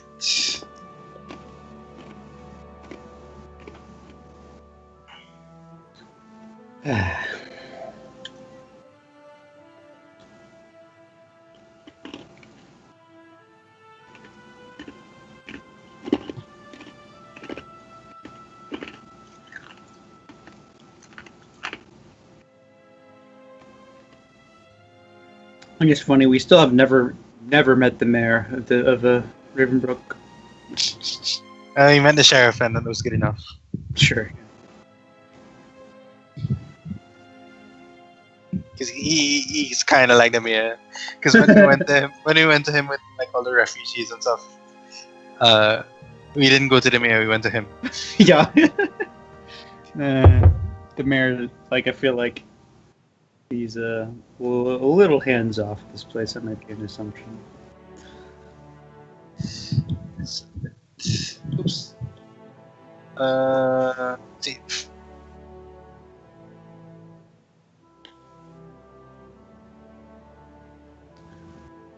I should have asked about Unity because She's dead. I don't know why that's always the thought in my head. Like, she's probably dead for some reason. Like, I don't know why.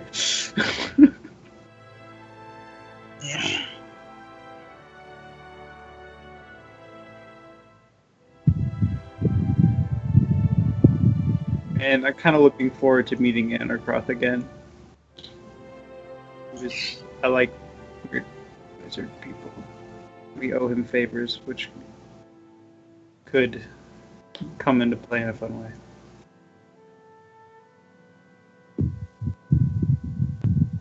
Though honestly, I can't remember. Did we owe him one favor or more than one favor?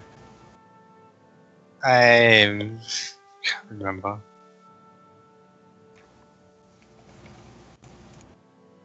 Two. Okay. I knew it wasn't 3. I feel like he wanted maybe 3. I don't know. I can't remember. It's been so long.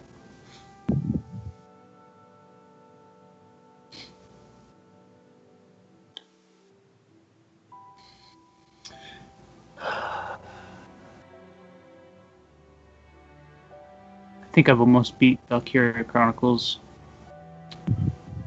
You what? I think I've almost beat Valkyria Chronicles. I think. How far are you? I just did the Silvaria's Last Stand mission. You have a little bit again, I think. Okay. I mean, I've still barely even. Not the Empire. What's the other place? I've barely even done anything with them yet. Are they the Federation? Mm-hmm. Yeah, like I fought them once, so I know that's probably got to show up again.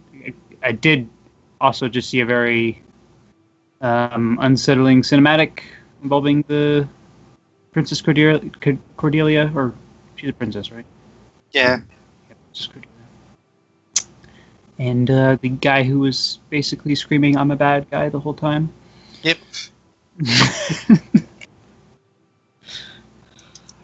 I really like that game, though. I love those characters, and like they could do the sappiest thing, and I'd buy into it just because like I'm on board.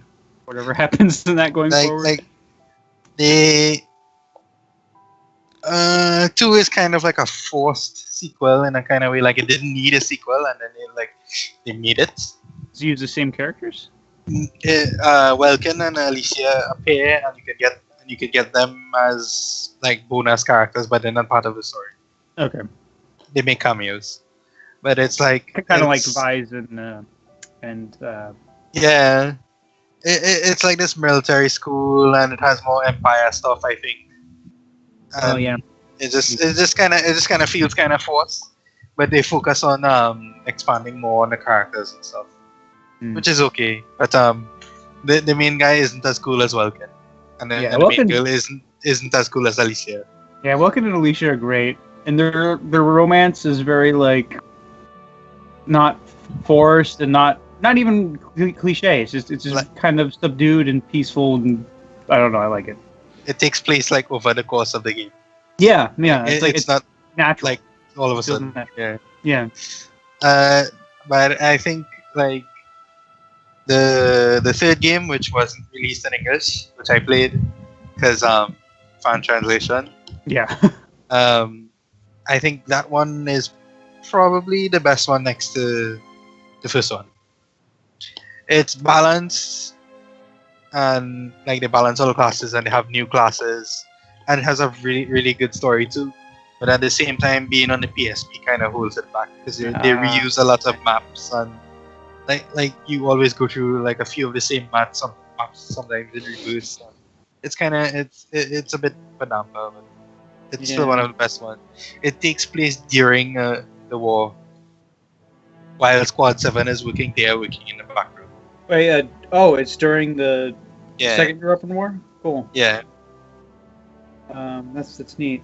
I would love to play that because I want to play more games in the series, but like the new one that's coming out looks nothing like.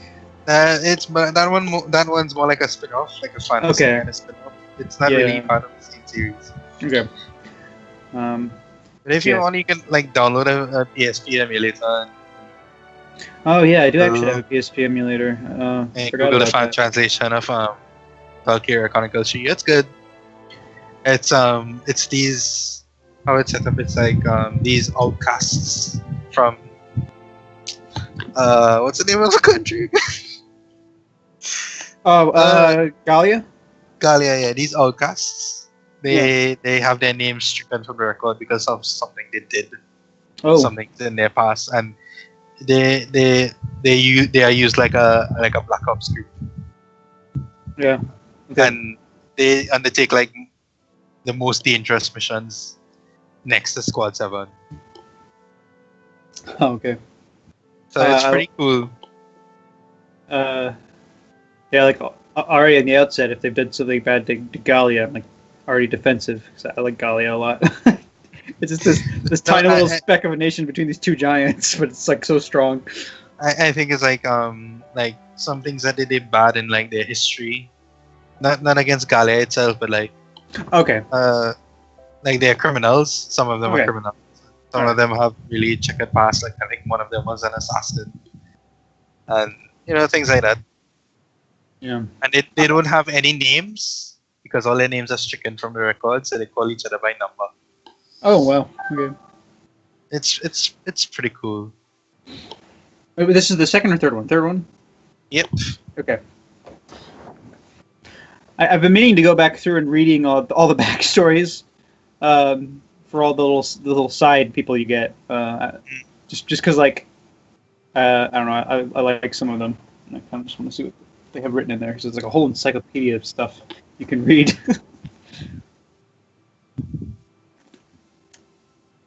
I'd like to go through that whole book sometime.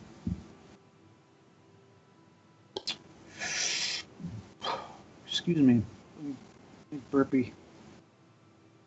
It's probably Yeah, just let me show you my favorite image from those games. Yeah.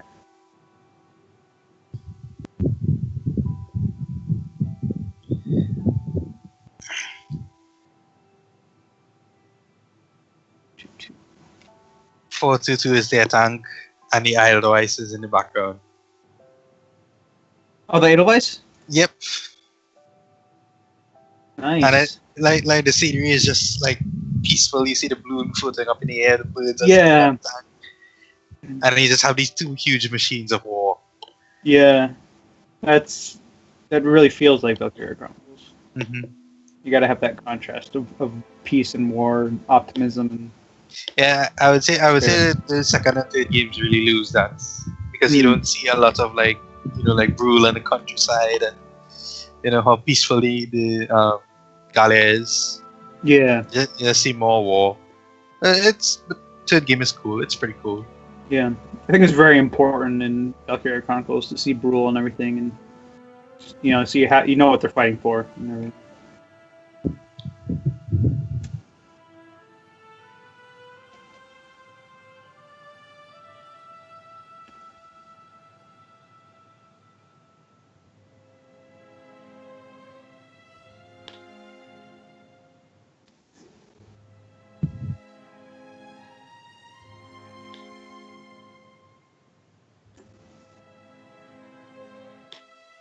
I really like Rosie. Rosie's my waifu. Rosie's great. He's good. Anytime I get a kill with her, and she's like, "Mwah," I'm like, "Oh, you're gonna make me swoon." I like Jane. Jane. Oh, Jane. Oh yeah, the side character. Yeah, okay. Yeah, Jane's fun. I like. I like. Is it Marina, the sniper? Marina Ostania. Yeah. One with- Marina and Wendy. Yeah. Oh wait, no. Apparently- Oh, even more than Marina. Oh, is it? Oh, what's her name? Is it Charlotte? I want to say Charlotte. It's probably not Charlotte. Catherine. Catherine. Typo. Thank you. Yes. Yeah. She's just Alright. like, I'm not done Irish yet. accent. And I'm just gonna kill everyone with you, Catherine. You'll never be done.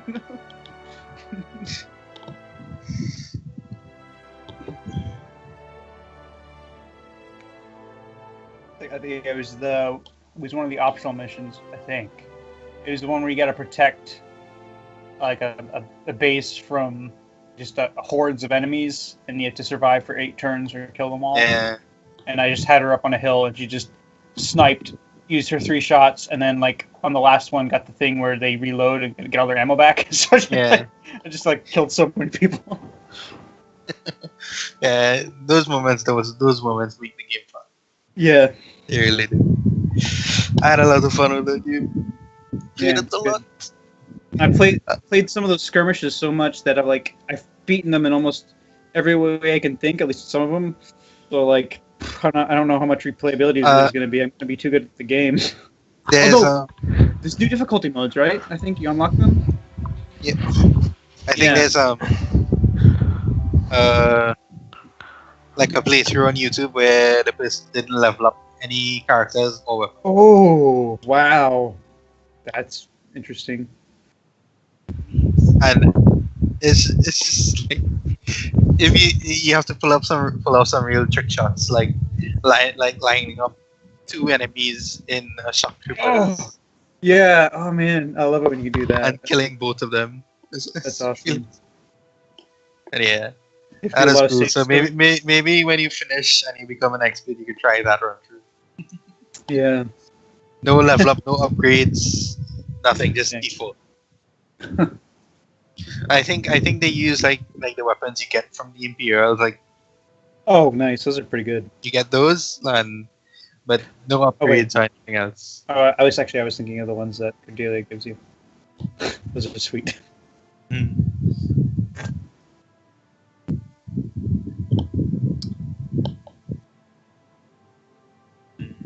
Oh, I forgot about my evolving cars. How are they doing? Ooh, that looks pretty cool. I've got one. Is Cookie here actually?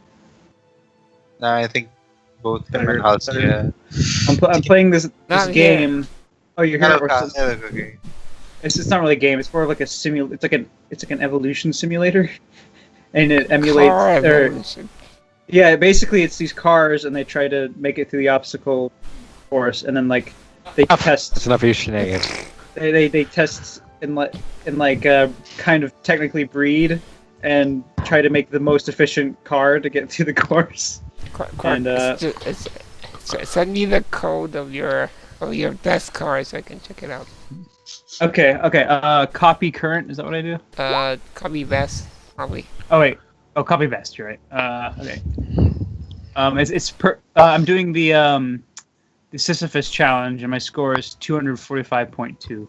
I don't know what challenge. The Sisyphus challenge, which is it's just like a gradually increasing slope, and I think it probably goes Ooh. vertical eventually. And they try to drive up it. Let's see. Yeah. It's improved a bit since we started. I think it was at 24 or 242 point something, and now it's at 245. What?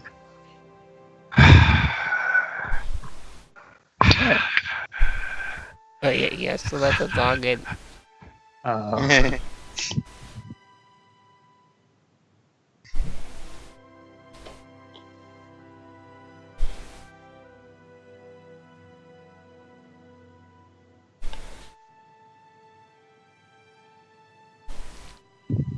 So I only have it generating 10 cars per generation. Wait, what's the slide called again? I don't have it bookmarked. Boxcar2d.com. Okay.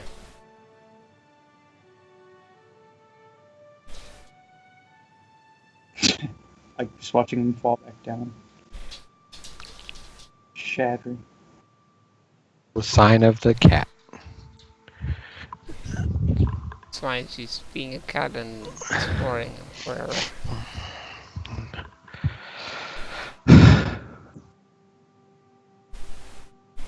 It's like 2 a.m. and it's 100 degrees.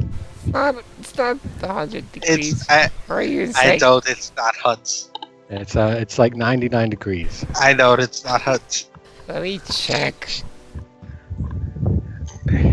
He comes back and he says it's 100 degrees. It's 77 degrees. Right. That's 77 degrees Fahrenheit. Right? Look, he wants the air conditioning running all day because he says it's too hot. I'm like, it's fine. That's 25 degrees Celsius. Cookie keeps me in his little corner, tucked away behind the bed, in the window, You just where it's can't all take. hot and there's no airflow. Not We a have- sky back there. You just can't take Sometimes- warm climates. It's like today, everyone, including me, was like, "Hey, it's kind of chilly today," and Halsey's like, "What? It's so hot. So turn on the air conditioning." You have 97 Fahrenheit during the day and 86 Fahrenheit during the night. Right? Okay. It's too I hot. mean, it was like this, like maybe like 3 weeks before he came. It was like that. So I'm like asking, so how are you gonna survive midsummer if you can't survive this? Jeez. The same way we survived summer in Texas. With I air don't know, conditioning. like all day. and it- you know, So you get autumn and winter over there, Cookie? yeah. Okay, so it'll be colder. So he'll be fine. He's in the same climate. I don't know. It's like, do they not have electric bills in Texas?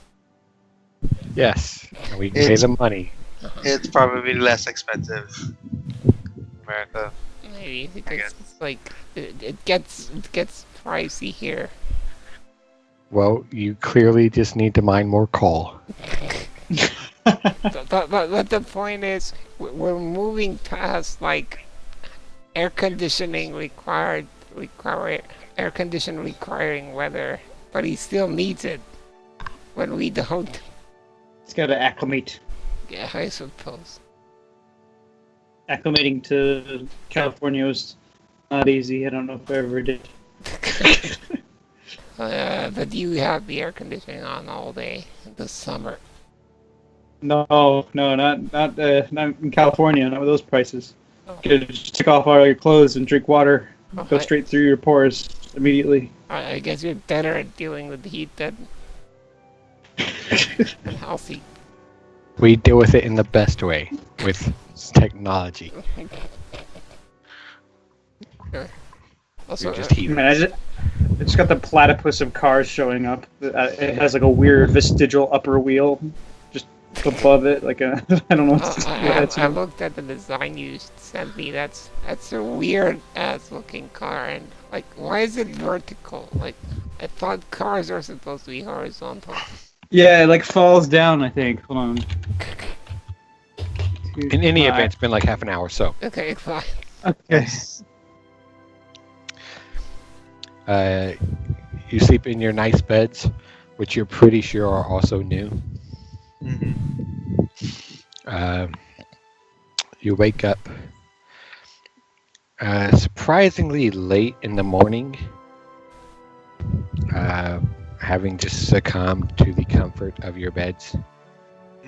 Not late enough to really be any kind of issue, just a few hours later than what you're habitually used to. God damn it, sissy. I thought you went to let the dog in. Why is she out again? She's not, she's just in the front of the house. Oh. So, you guys come downstairs. You seem to have missed the bulk of the breakfast hour. There's still a couple of patrons scattered throughout the tap room here and there. But for the most part, it's kind of empty. And as you come downstairs, Mika Pin, I had the same large, like 3.5 foot tray on one hand, other hand behind her, dragging Lyle along by his apron belt sash. Just kind of wordlessly comes up towards your table, and the two of them start offloading things in front of you as you sit down. Oh, thank you. Morning. Thank you.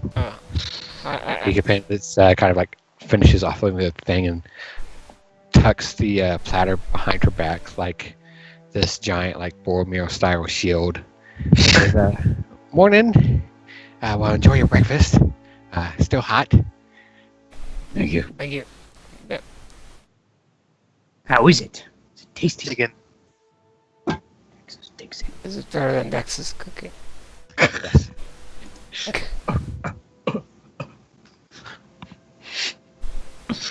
They don't go heavy on the seasonings. You gotta work with what you got. No, it is pretty good. Not extravagant by any means, but it's better than your typical random tavern fare. Nice. We gotta be scouting out cooks. Feed our staff. As you eat your breakfast, Greco will come by to say good morning. He says he can't stay long. He has business to tend to and has to prepare for the day ahead, but is there anything that you require of him? You've been more than hospitable to us. Yeah. That's been enough. Oh, We're gonna be leaving today to check out the fortress. We'll be back. hey, you can ask about Unity. Oh yeah, Unity. She shown up around here these days? Yeah, he tells you that Unity, over the past 6 or so months, has been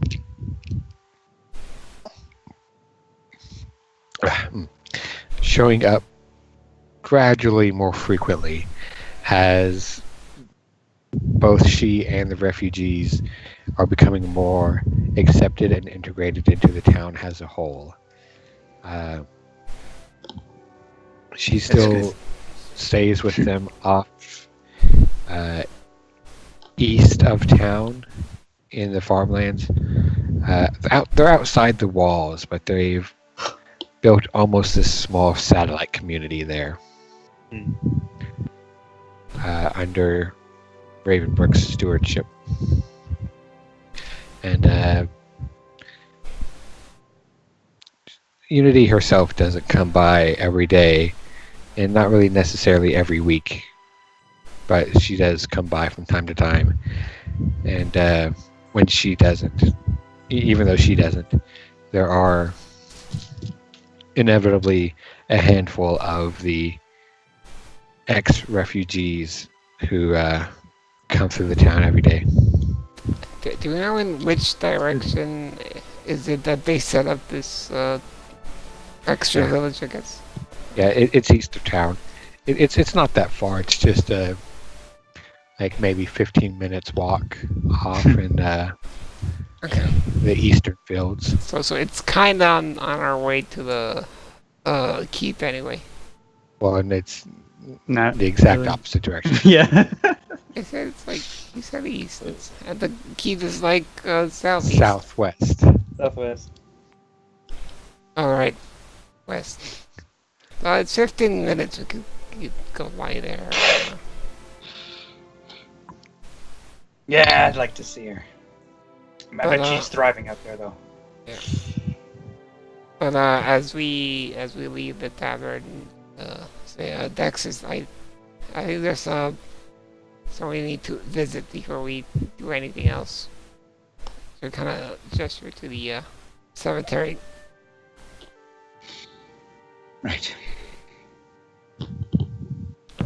You going sploosh sploosh? I mean, Nobody remembers Shinoa. what? That's who we're going to. Sploosh doesn't like. Which doesn't have a grave. Yeah. She got drunk. She was beveraged Yeah. to death. I know. As you had- Halsey said, you're going to visit Sploosh. I was like, nobody remembers Shinoa. But she does have only half a headstone. Oh, You come back and you see that her headstone's been replaced by this large statue of Shinoa standing, one hand on her hip, the other hand pointing up towards the sky. Yeah. We're back. Really? We're back on the key. no? Oh, really? Or what? No, Because I can't tell anymore. he was referencing Gurren Lagann, the statue of Kamina. Oh. No, there's not that. But when you do come back, you do find that there is a statue that does seem to be of Shinoa. Not in that pose and not to that scale. It's very slightly larger than life size, but standing there above, not her grave, but close by, situated in the center of the cemetery, where the path comes up to this kind of roundabout that then branches off down these little lanes. There at the head of that little roundabout, you see the statue of Shinoa standing upright on a pedestal, hands on her hips, just kind of gazing slightly upwards. Nice. Look It's at that gonna one. look impressed. You think Graco did this? I don't know. Is there any engraving in? I don't see saying who. No, it's no engraving or anything. Well, it's Good fitting. likeness. Yeah. Dax is just sighs heavily. Takes out his axe, watches up, and lofts off the head. Yeah, it's a little off. No. That's how I remember her. Oh man. Way to ruin the sentimental moment, guys. Yeah. Yeah, let's not get ahead of ourselves. Yeah. Daxus spends most of their time at the cemetery in silence, but just in memory for. I don't know if you had anything specific for his sake. He gives a small prayer to Kreska and makes sure he's sounding good thought in the kind of limbo. I don't know what the specific term is, but Is he rolling around in the- Afterlife. Oh. I mean, it's only temporary before they go back into the deal. It's still a long span of time. Yeah. 1,000 years, something like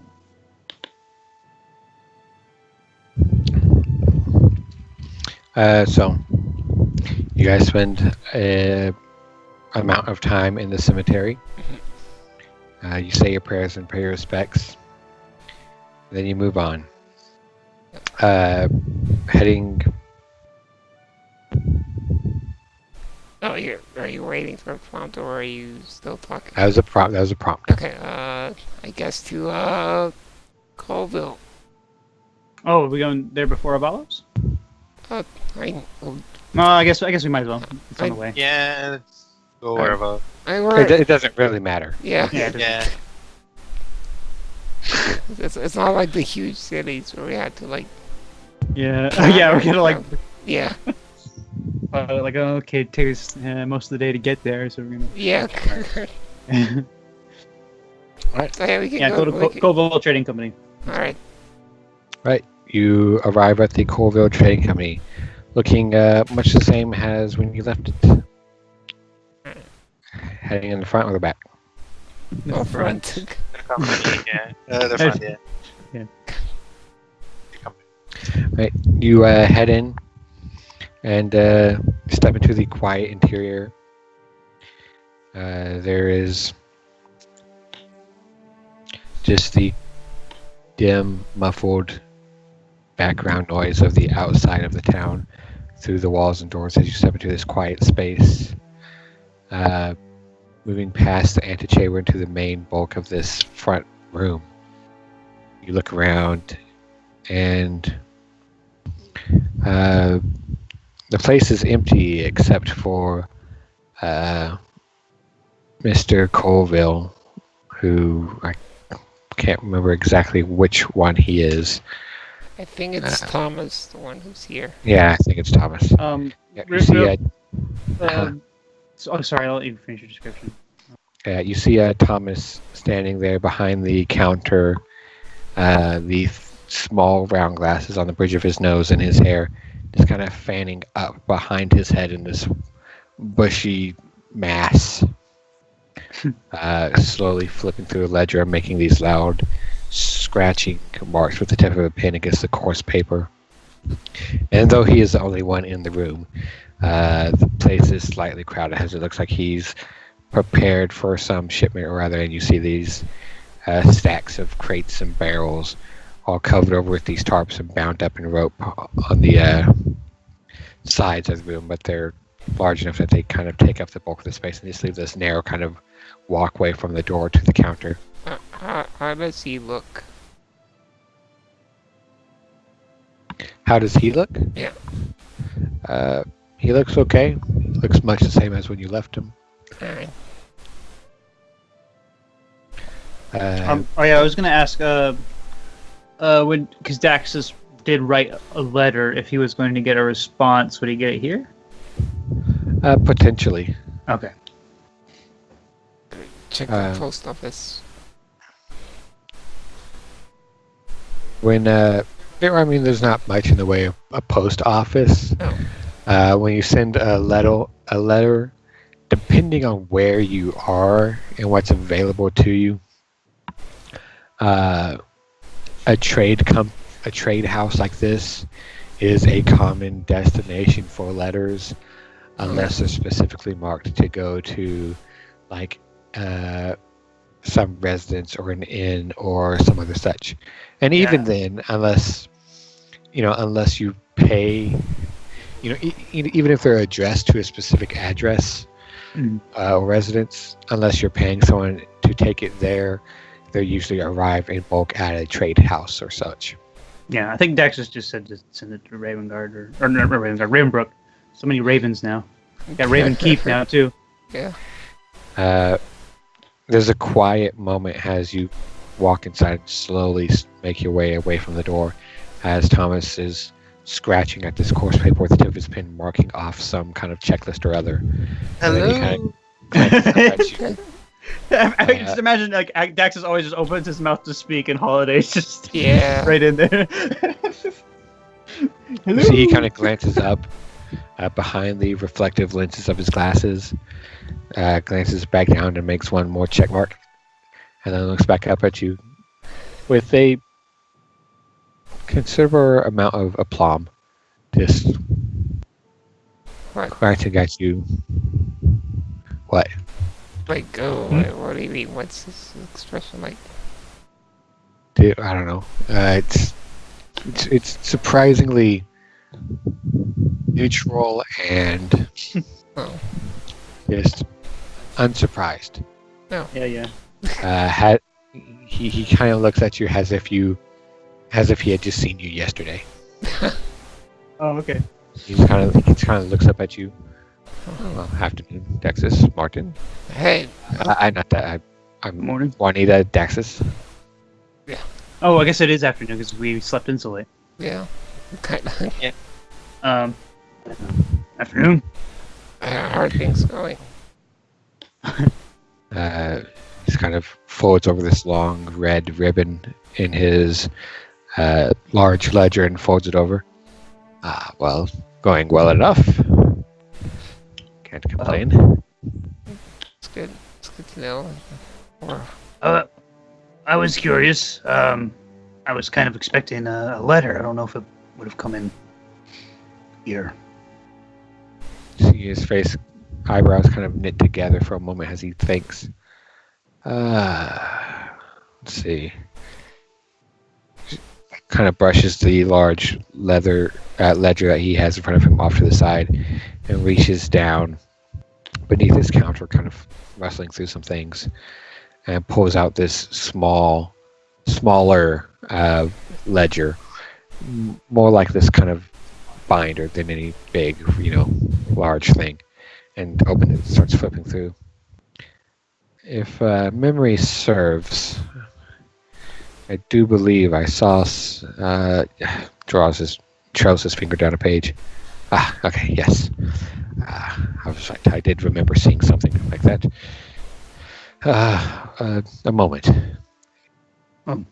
And he walks back out through the door behind him and disappears into the back.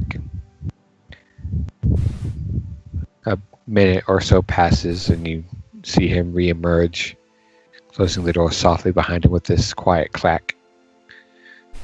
Walks up behind the counter and holding the letter up in front of him at an angle where you can kind of see it as he reads it off. Daxus Martin, Ravengard, Ravenbrook, Sid Hill. Just kind of sets it down and just kind of pats it and then grabs his pen and with the pen kind of laced between his fingers, places his hand down over the small binder and kind of spins it around towards you. If you don't mind, and holds out the pen to you. Okay, he just signed. Yeah. Signs. Okay, yeah. Sign. Right.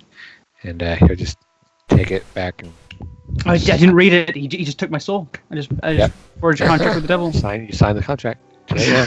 He smacks it closed. You watch it flare up in a cloud of ash. And he hands you the letter. Okay. oh, It's a price. Okay. Yeah. As he's opening it, he will say, So, hear that Vera, she left town, right? She did indeed. Yeah. do you know any details about that? Well, not overly much. No, that's not what I want.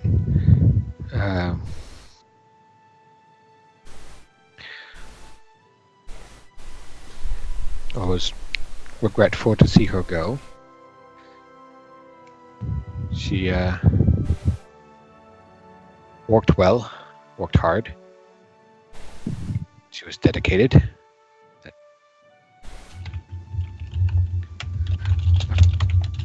Did she seem? She seemed happy. She seemed in good spirits.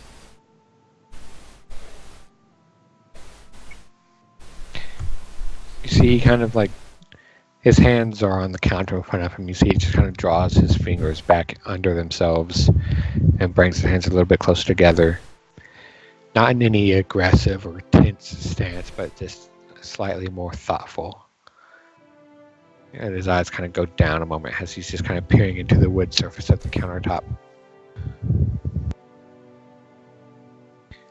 Well,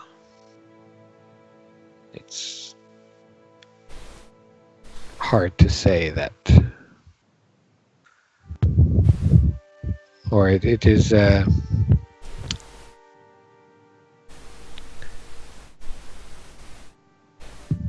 would be difficult to say that I saw her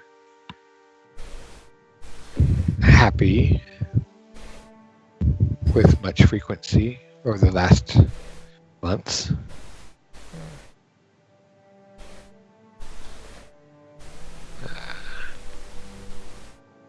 I can't remember. Was she? She seemed to change. For the better or the worse? Well, it's hard to say for sure. It's hard to describe it as better, but she changed in a way that is inevitable. I think that she has lost a bit of that childhood innocence. I do not make the mistake of deluding myself into thinking that she enjoyed the work I gave her, but she took to it seriously and responsibly. She did not indulge overly much in things of enjoyment or luxury. She worked hard, saved her earnings, and, well, perhaps has put them to good use. Want to incite him? I just feel it's strange he's not mentioning this noble. Sure, go ahead. Yeah. It's not here. Oh, there it Ah. is. What? What'd you get? I'm just looking through my notes. Oh. What'd you get? At 16. There's nothing that really strikes you as unusual about his attitude or his words. Why did I would? Daxus has never really been overly fond of Thomas. I can't remember what it. Why? I don't think any of us was really. None of you really were.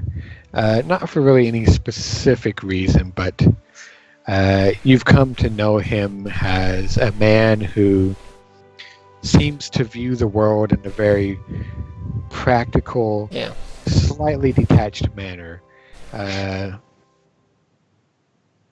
Daxus, you don't really think it's strange that he doesn't seem to mention this noble man or woman. From your experiences with him, such as they are, Thomas seems to be a person who doesn't insert himself in other people's business. Okay. Why did I would straight up ask him what he knows about this novel she went with? The mother or the son? Well, the son initially, since considering what she knows. I can't say I know very much.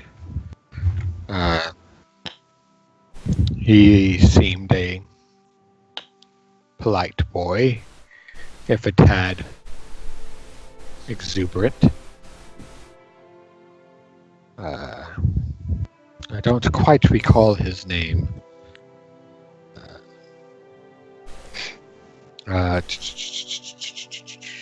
Fuck, God, where are my notes?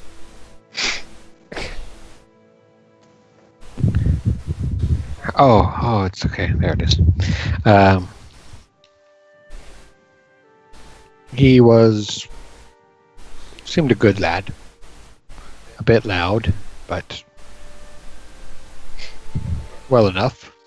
She has a thing for loud people. Yeah. Got on well with Vera, apparently, more so than I expected. His mother was more reserved. I believe, no,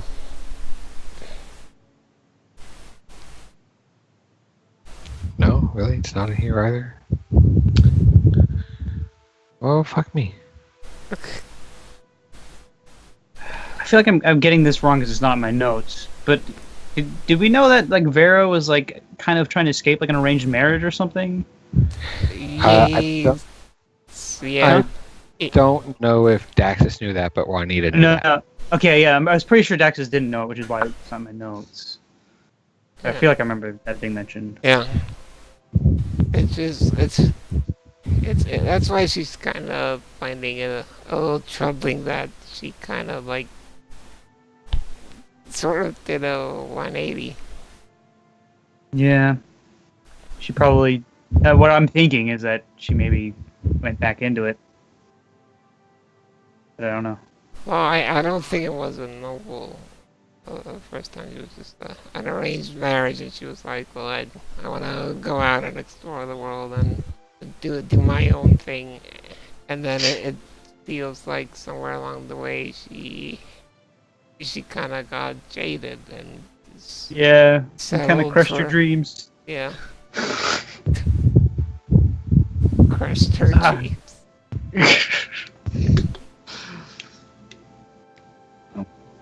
Well, she's like, and maybe she was like, well, this is a good deal as can get in life. And take it.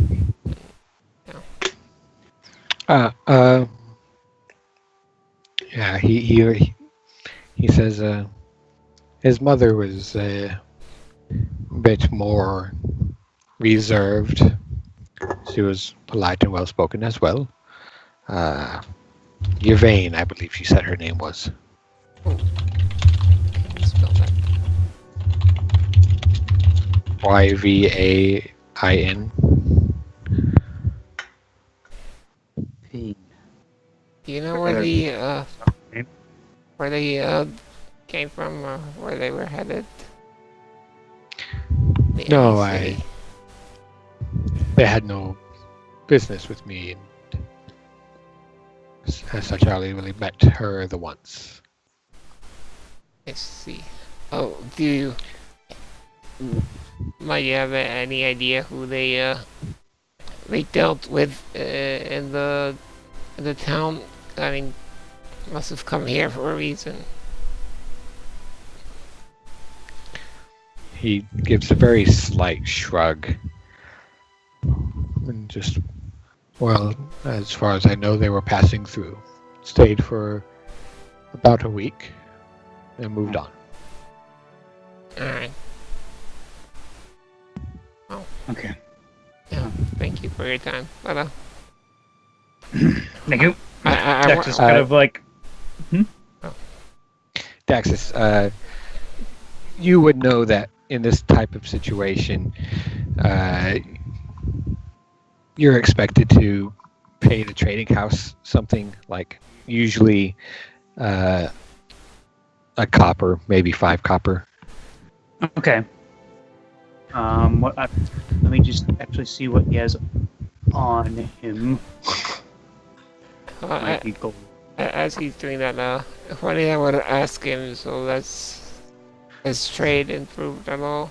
I know that the reason we went on that expedition where we all met was to see if we could find any viable alternative routes to get trade to Ravenbrook. How did that go? Yeah, Daxus puts a gold. He had 4 gold, so he's putting a gold on the table. All right. Yeah. As you're asking this, Thomas kind of looks down at the gold and just kind of takes it quietly, looks up, meets your eyes, Daxus, and gives you just this nod. Mhm. Tucks it away. Looks at you, Juanita. Well,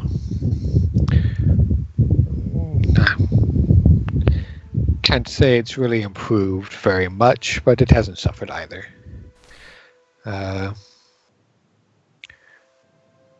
So far, we've not made much headway in an alternative route through the mountains.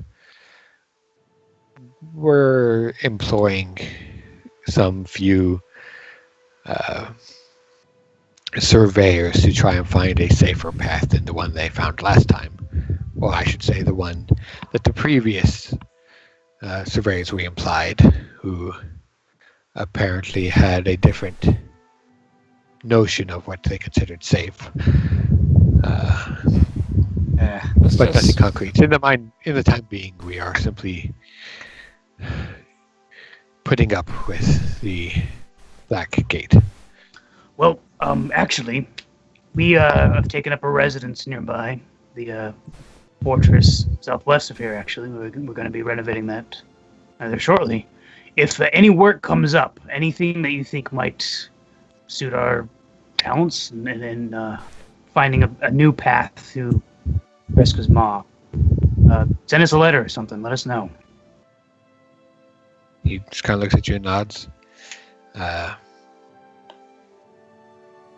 Once the surveyors find something appropriate, should we have need to blaze a trail again, I am sure my brother will be just as confident as I am in employing your services once more. I was just hoping that maybe that expedition amounted to something at least, but doesn't seem that way. It's narrowing it down, Juanita. They'll get something. I suppose that's one way to look at it. Well, I'll let you get back to work. Yeah. Dax kind of just bows slightly and then turns and pops the seal on the letter and begins to read it as they leave. As Okay. he leaves. It's in the journal. Oh, cool.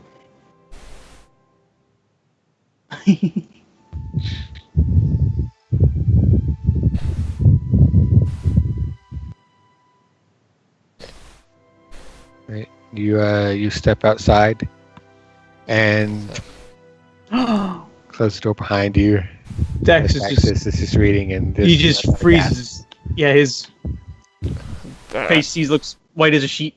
As he was reading, Juanita would be like, good news, Daxus, and then she sees him like that and kind of just pauses. Daxus, what's wrong? You okay? Hold on.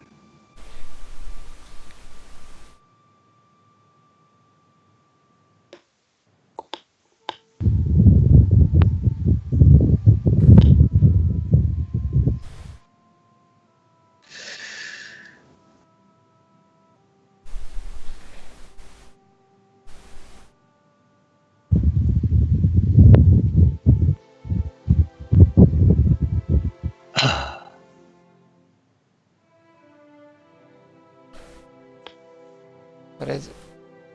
Everyone waits in complete Yeah, silence. he slowly folds the letter, puts it back in the envelope, and just says, Willow says, Daxus, do you want to read it? I'm sure your mother worked hard to write it. My father's dead. Just, Oh, just flatly. Good. Well, I'm really sorry to hear that, Dexus. What, And well, what happened? Sage caught up to him.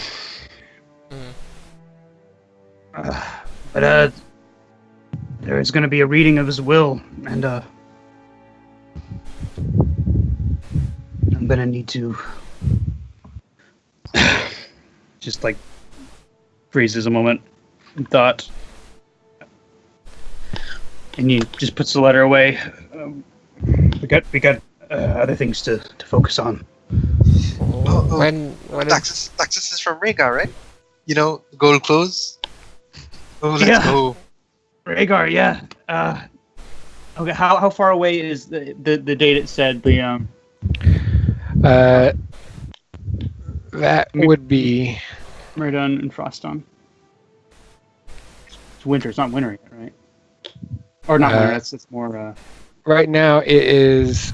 Oh, come on. I think it was like mid-autumn or something. Myrddin is the second day of the third week of the month. Okay.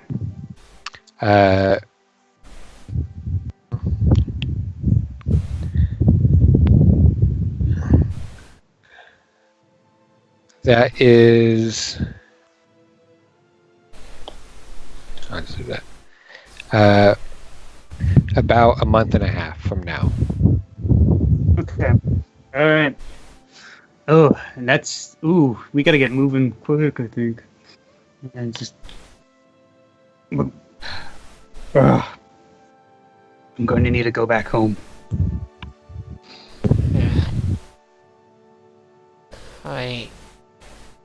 Yeah, he can- definitely need to, but have this, I do have this situation. Yeah, we'll I did the fortress. We'll get that sorted out.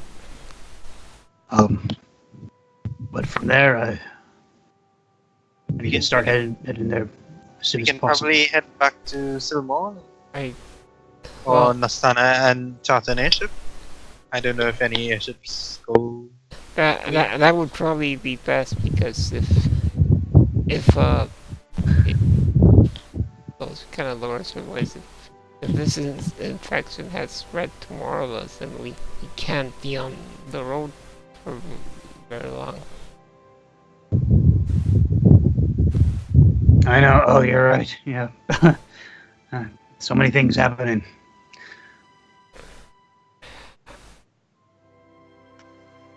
But I just want to say, Dex is like that dying of old age, having lived a long, successful life, it's not a bad way to go. No, yeah. Yeah, he was always a fighter, that one. Even when it was maybe not the best for him. I'm only sad that you might not have gotten to hear about our recent achievements, your achievements. Yeah, probably not. But there will be a reading of his will, and I'm required to attend. It would be, and I have to be there for my mother. God, sorry, as soon as we deal with everything, we'll head out. Yeah. Yeah, let's go to Avalo's, eh? Yep. New shop.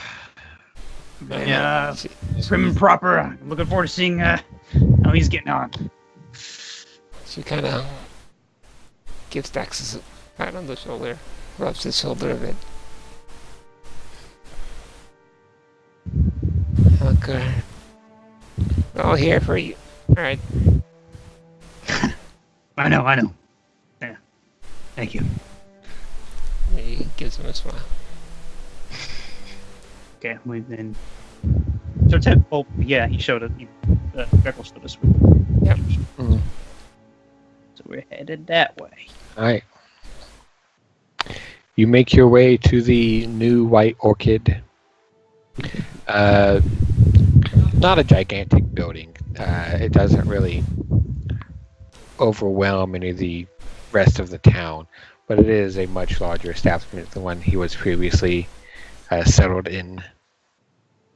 And as you push inside, you see arrangement seems much the same. The bell tinkles overhead as you pass through the door, and there are plenty of freestanding shelves, more than there were previously given the more spacey accommodations. But you see all manner of things on display, more of the knickknacks and items of indulgence and luxury that you were used to before, painted and intricately carved pottery sets and tea sets and dishware. You see one wall with this kind of slanted rack in it set with all these kind of pinions holding bolts of colorful and exotic looking cloths. You see off on one end what looks like a small corner dedicated to, surprisingly, arms and armament. Oh. You kind of piques your interest for a moment, and looking at it from a distance, not entirely sure how effective it would be. It seems to be designed more ornamentally and ceremoniously than your average wear. Okay. So you're not entirely sure if it's actually meant for combat or use of that nature, but it is there nonetheless. And standing over in that corner, dressed in this long, flowing, kind of thick velvet and multi-layered robe with these kind of multiple tails that show off the various layers of color, each bit cut a little bit shorter than the one beneath it in this reverse V pattern, and with the front and neck trimmed with this thick, rich, deep brown fur. Jeez. A kind of curiously almost fey-like hat on his head, the front of it curved up in front to form this kind of narrow pointed brim that then swirls up and curls back in this kind of curlicue, and the back that comes off in this kind of link nightcap, elongated style, although with much more substance and firmidity to it, a more rigid form that kind of holds its shape. Nice. But sleeve in hand, as he's kind of partway bent over and is polishing like the front of this ceremonial breastplate. Avalo turns up, looks over. Hello, my friends. Hello. Daxus Avalo. kind of holds his arms out, and you see the puffy, furred ends of the sleeves. Yeah, he arms out in a what? In a hug? A handshake? What is he doing? Hug. Okay, yeah, he hugs him. As you come up, Avalo seems to reconsider his thought there for a moment as he looks at you there in your armor.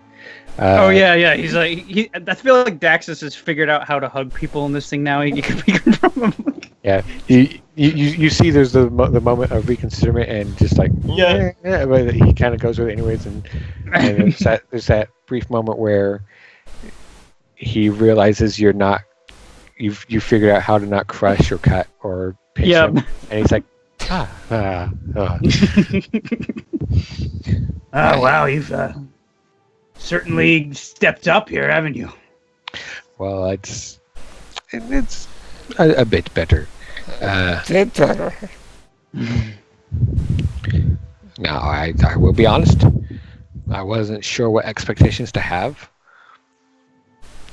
I didn't want to expect too much, but I don't want to expect too little either.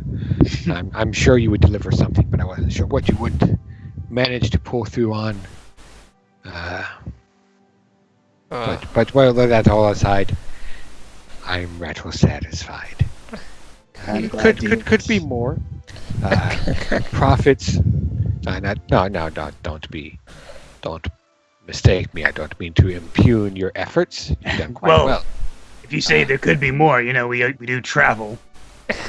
I just mean to say that. What I mean is, profit is not quite as up as I would like. All of this, and he just kind of motions broadly at the room.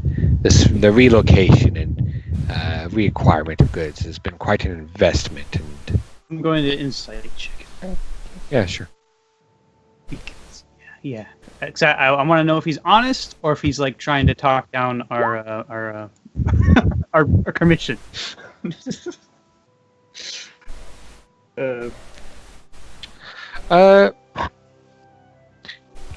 You're not really quite sure. You kind of have that slightly suspicious thought, but there's nothing about what he's saying or how he's saying it that really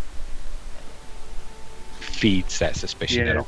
It's I just want to clarify, with a close friend, I don't think Daxus would normally be that suspicious, but their relationship has constantly been one of haggling and everything, just the way that we've shopped here.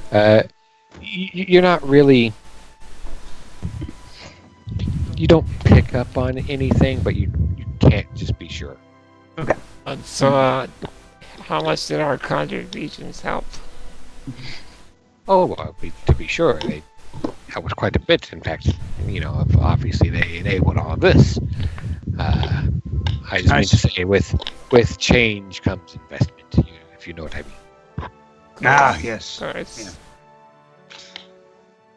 Well, this town seems like it's growing. Seems busier than we left it. So hopefully it'll pick up even further going forward. Indeed, and I don't think that anyone in my profession could hope for anything more than for the growth of a town. The growth of the town is the growth of the business. Yes, definitely.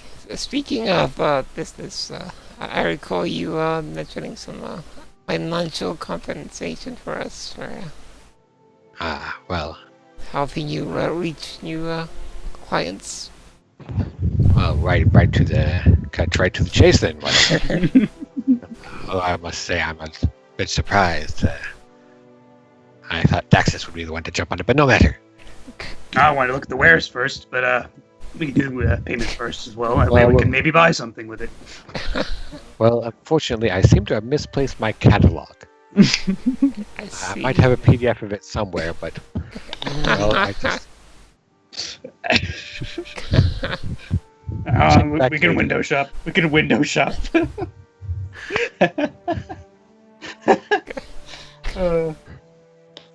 That's fair, Halsey. We can shop later. We'll come back. We can work on stuff if necessary. So, yeah. Well, do some retroactive shopping. Yeah, he say, well, with the transition and everything's a bit of a mess, and I do have to take proper catalog of everything before I go out letting things loose. Oh, well, we understand. Understandable. Makes sense. It is all a bit of a mess. I have to keep proper track. I have been actually thinking of hiring a hand or two to help with all the bookkeeping, but I have got quite around to it. Say, he kind of like rubs his chin and cocks his head sidelong, giving you a little smirk. Now, how's your handwriting, Daxus? Pretty good. Why? You ever thought of being a scribe? Nope. Fair So enough. what's the pay like?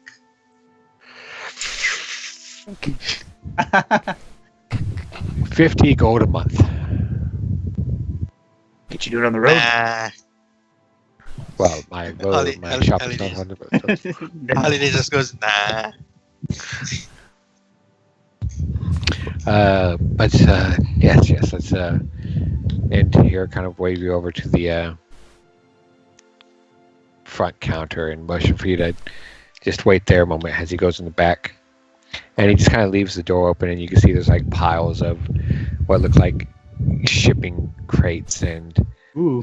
materials there. And you don't really catch sight of him as he goes around the door, but you hear his voice coming back, echoing through the open space. Well, like I said, things have been a bit, well, hectic and all. I've had to dump quite a bit of coin in all this expansion. And shipping of goods is, well, that costs a pretty penny too. Uh-huh. Your contacts you made, the contracts and all, they did cover most of the costs, but I do have to chip in with each one. And for each, each subsequent contract is a bit more investment on my part, We But it'll be worth it in the end. Right. And he comes back through the doorway. But all that said in mind, I have, of course, kept you in my thoughts and made sure to put aside your compensation. Of course. Thank you. Very thoughtful. Let's see. He holds this pouch in his hand. He's just kind of hefting it. Let's see, with the contracts you had signed and returned, and the goods acquired through such each one, I think.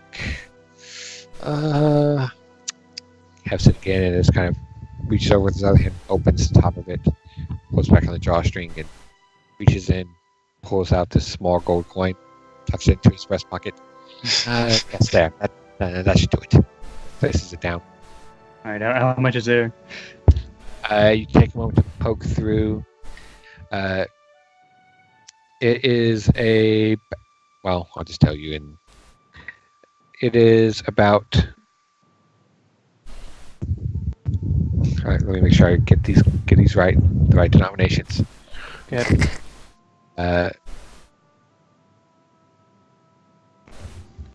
Is it American or Canadian dollars? They're Jordan dinars. No. Interesting.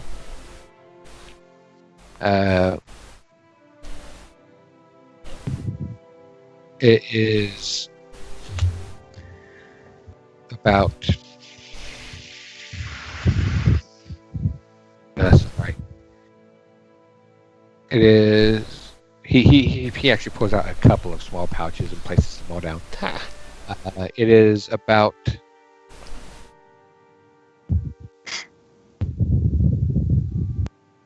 $80 platinum Ooh.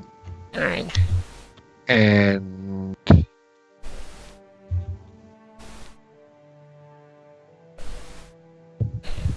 $1,000 gold Oh. Cool. and 200 silver. Nice.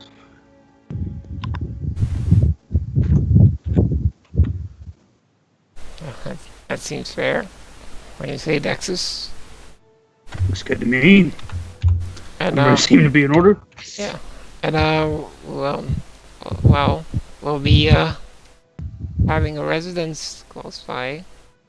We're now the owners of the keep just a bit off the town. Maybe we could arrange some future business ventures as well. That I look forward to. Yeah, I'm actually going to be heading back to Rhaegar shortly. If anything strikes you we're leaving town soon, so unless you have something prepared off the top of your head. Oh, now that I do have things come through Rhaegar, of course. It's most of my wares do come up from the south or from the port to the east. I Right. would like direct contacts, but again, expansion requires capital, and I am a bit thin. All right. We, Now, Yes. the key to good business, Texas, is growth one stage at a time. Indeed, you don't want to spread yourself too thin. But allow me some time to get my affairs in order, get everything organized and set up. I'll see what I have on hand for you. Sounds no. good. it's good seeing you doing so well. Yeah. I always liked your store best. Well, Yeah. no, that's too flatter. I do. But it is a good store. I cannot disagree. He gives you complimentary brass teaspoons. Ooh. I'll put that in my inventory. That we later sell. Use teaspoons. In the end. Daxus would use his teaspoon if he ever had tea. That's a memento. You don't sell mementos. Yeah, he's gonna put it with his cooking stuff. Why not? He's got Yeah. a couple nice things in there. I don't know, more practical things, I guess, than nice things. Like for special occasions, I'm gonna bring out my bronze spoon. I'm gonna bust out my bronze teaspoon. Yeah. Brass. Brass. Brass you. bronze are pretty. Brass is cool. a lot. Brass is a lot better than bronze. Come on, you ever bronze spoon? It's gonna taste like pennies.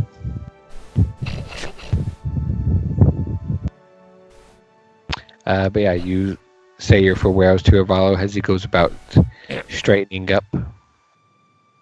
I mean, not to draw this out too much, but I mean, could probably like give Hesp a visit and Orlan and Hawkwood, see what they're up to. I guess unless we have something specific to say, could we just say we made Yeah. it? Unless they have something specific. To Do you say. have anything specific to say? Well, I was thinking of maybe go ahead say hi to Cromgram and Oh yeah. what's her name? Adara. There, yeah. See how they're doing and maybe ask a bit about that noble there I Yeah. went with. He would know if anyone. Yeah. And Dexus does want to get like just a general gist of the happenings around Yeah. town, and Cromgram would be the best Yeah. to ask about that kind of thing. So yeah, we'd talk to Cromgram. All right, yeah. You head over to the marshal's office, and you see that as you walk in, Adara is there behind the desk with her hair up in this very tight bun and these twin kind of sticks stuck through it. As she's like very expertly and almost astonishingly quickly going through paperwork with a pin. I see you're still always looking fine, Adara, she says, and kind of winks. She looks Hello? up at you and just kind of gives this slow blink. You as well, Miss Juanita. Keeping out of trouble? Oh, yep, all the time. Good to We- hear. No, Not all the time. we don't get into trouble anymore. We're good now, The marshal most of the who time. has been just like standing as you came in with his arms crossed behind the desk off to the side a little bit, watching Adara walk with this look of almost horrific, disgust on his face, looking at everything. Just kind of looks away and looks up at all of you. Well, I hope that's true. Somehow I doubt it, but not in my town, not my problem. Hey, we've cleaned up our act. Just ask Daxus. Yeah, I mean, the only trouble we're getting into is the trouble that we're going to rip apart from the inside. Just take that in a positive light. Ah, Daxus, I'm do we just- I'm need to have a just conversation about murder? Holiday just takes a Murder. step away from Daxus. kidding. I was speaking more in a metaphorical sense. But it's good to see you. Good to see you too. I think. So, how's the town been doing? Well enough.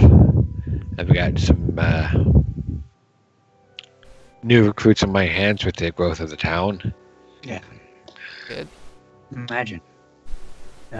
Place looks really busy. That it is. How's I almost missed when it was smaller and quieter. Less work. Yeah, hopefully with the increase in help will help you out. how's Doug doing? Oh, he's doing just fine. That's good. Sprained a leg a few Oh. months back, but he wears it well. That's good. That is good. Well, we're just mostly dropping by to catch up, see how the town's doing. Anything of note? Kind of shrugs and arms still crossed, pulls out a hand to kind of scratch at his bear-like chest beneath his beard, and you can see the kind of mass of this tangled, messy orange hair just kind of jostle around as he scratches at his shoulder. Well, not too much of note that I can think of off the top of my head. Do Some you, trouble here and there, but nothing we can't handle. do you know anything about this novel that passed through a couple of weeks ago?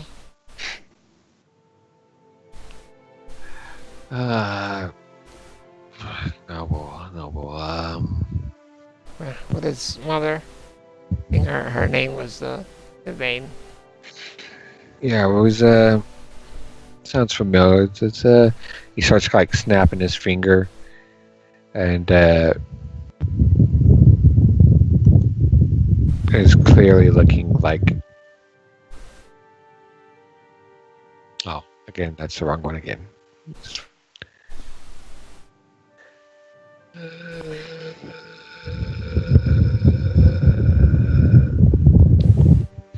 Snaps his finger, is clearly like trying to search.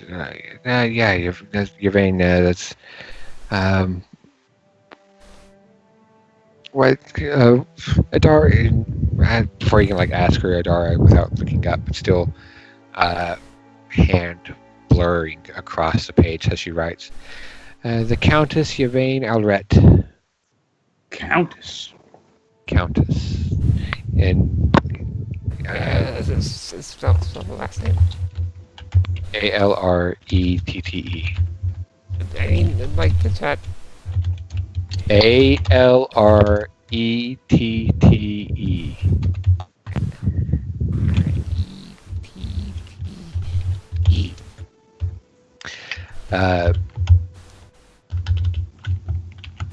And her son.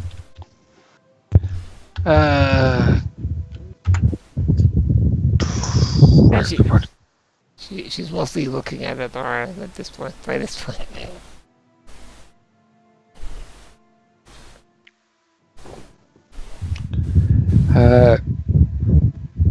She just kind of, if memory serves, I believe his name was Cicero.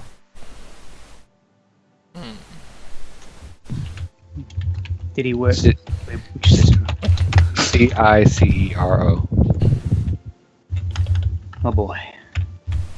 I heard that Vera went with them.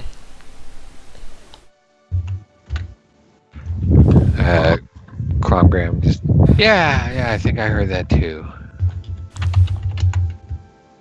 And any idea where they're from? What city? Well, kind of looks at Yvain and just kind of shrugs. Well, not really from around here. They're not loco nobles. They're Sinhilian, of course, but I don't know. I think they were heading west.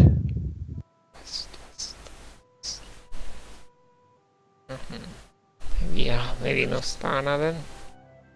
Perhaps. Oh. Well, thinking back to our carriage route here, did we like toss any other carriages on the way? Yeah, I mean, you passed a number of them. Okay, so Like, could've you know, been, there's plenty of traffic on the trade road. I mean, I suppose we could ask the Grieve if he might know some things. But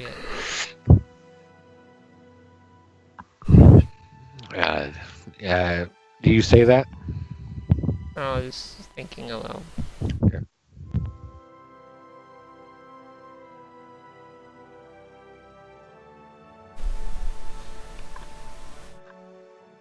Oh, she'll say, we're kind of made a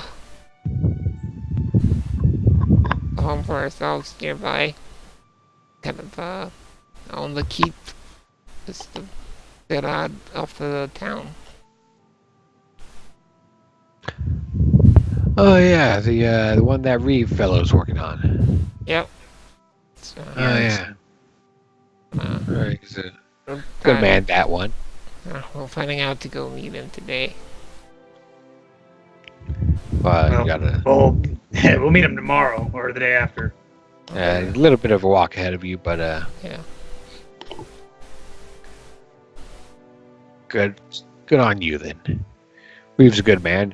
Got a couple of my guards with him and his men, keeping them safe while they're out there. That's good to hear. Yeah. What do you know of that area, actually? I had Adara look into it when the Reeve came through.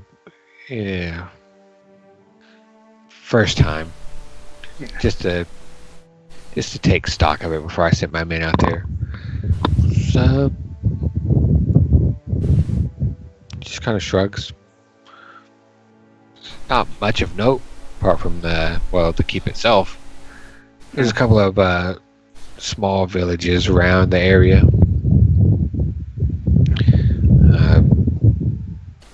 Area itself is near the main road south towards the gate. Should be visible from the main road. Land there is fairly open.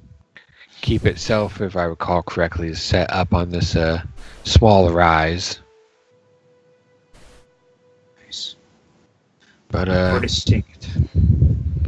he just kind of shrugs. Not much Well, else. It was good catching up with you. I'm glad the town's been quiet mostly. Yep. He just kind of nods his head at you and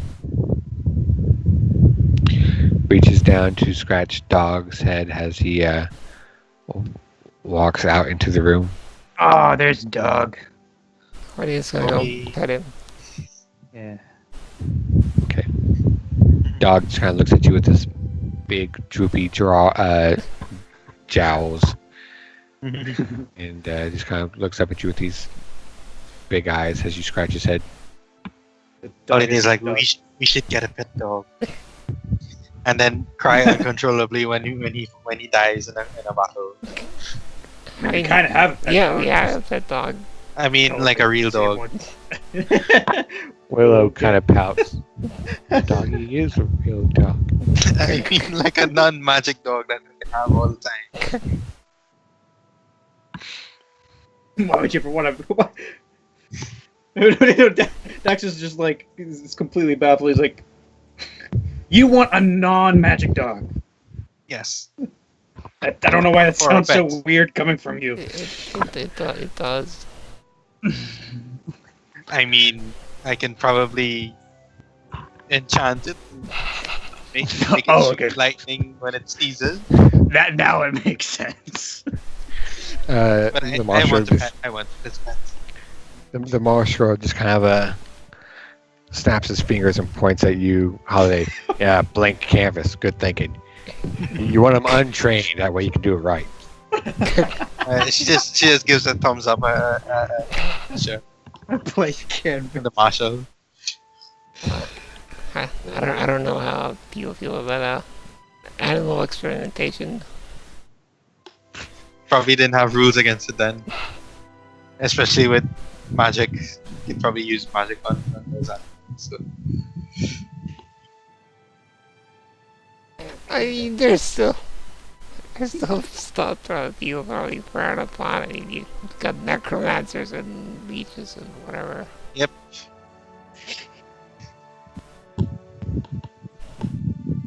But, All right, so what do you guys do? I well, guess we're yeah, and just for brevity, would probably like go up to check up on Unity and see how she's doing. Did you head out to the small eastern settlement?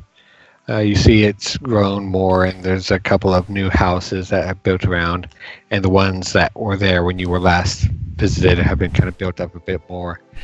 The orchard has very nearly kind of like grown over out of hand. You think probably in no small part due to Unity's influence. But the small expansion here of the town seems to be doing quite well. And Unity seems to be doing quite well. And she says hi to all of you and hugs you and goes and hugs Daxus and hugs Juanita and hugs Willow and hugs Danica and hugs Holiday. Yay, hugs. And like, kind of like in the terms of mechanics, like, does she look like she's developed her powers? I guess her skills. Not really. Oh, Still like a level 2, something like that. She's enjoying a peaceful, contented existence. I so toast. All right, before we go to the keep, could we have like another short break? Yes, Sure. Okay. Actually, I could use the bathroom again, I guess. but I'm not going to mute my microphone, so be careful what you say, Cookie. I'm going to point it at you too.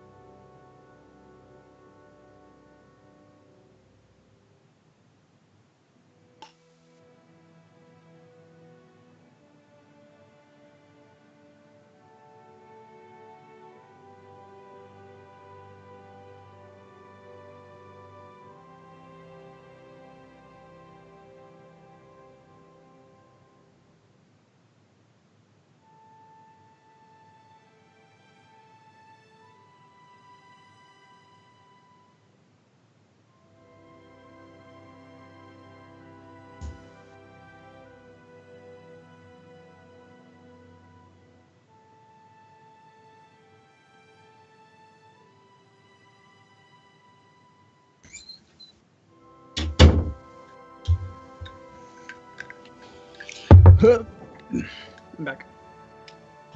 Hello. Hello.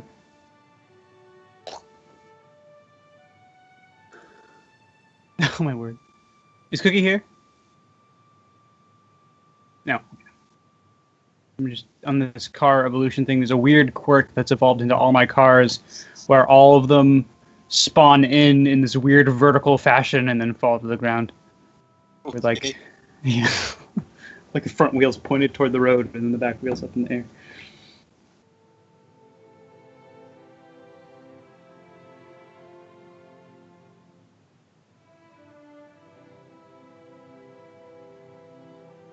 Man, it's not gotten any better the past like 50 generations.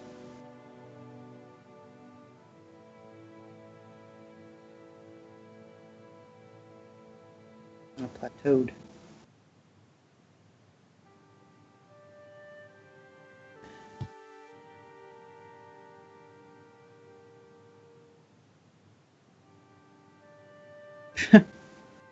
Wow, some of these are just complete failures still. Holy crap, that looks cool.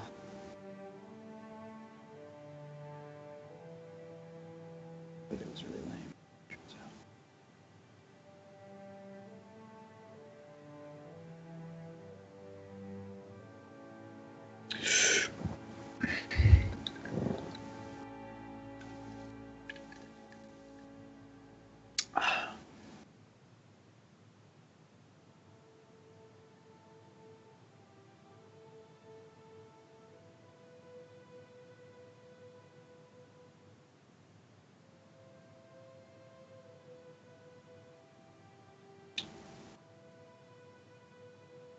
Trying to remember if I already fed my cat.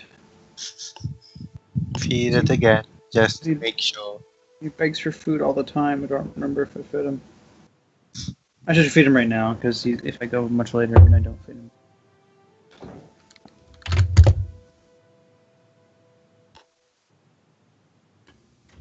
Buddy.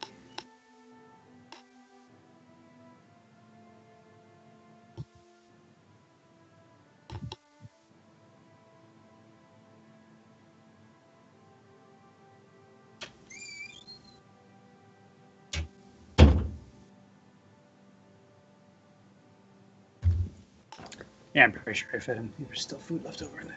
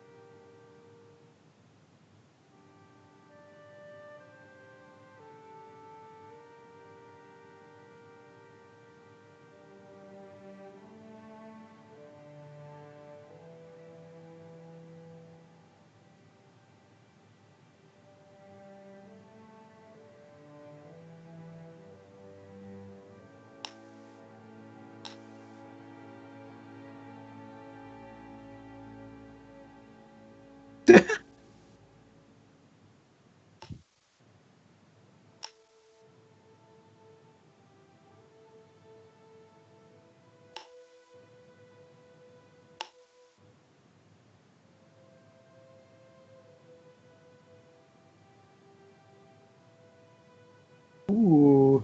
I'm back. I Cookie, all of my cars have evolved this quirk where they spawn in like that, like with the front wheel down and the back wheel up. All of them have that now. It's been bred into them all. It seemed to be effective. But like I think with the track you take, there's like a very clear limit of how much you can go. Yeah, I feel like it's still at 245.2, and it hasn't gotten any better Yeah. since I last showed you. Although what you could do, since you got a good design now, you could lower the mutation rate a bit, so you don't get too dissimilar designs. Hmm. All right. So, Yes. what are you guys gonna do? What? What are you guys gonna do? whatever the We're heading to the castle. Yeah. Don't All right.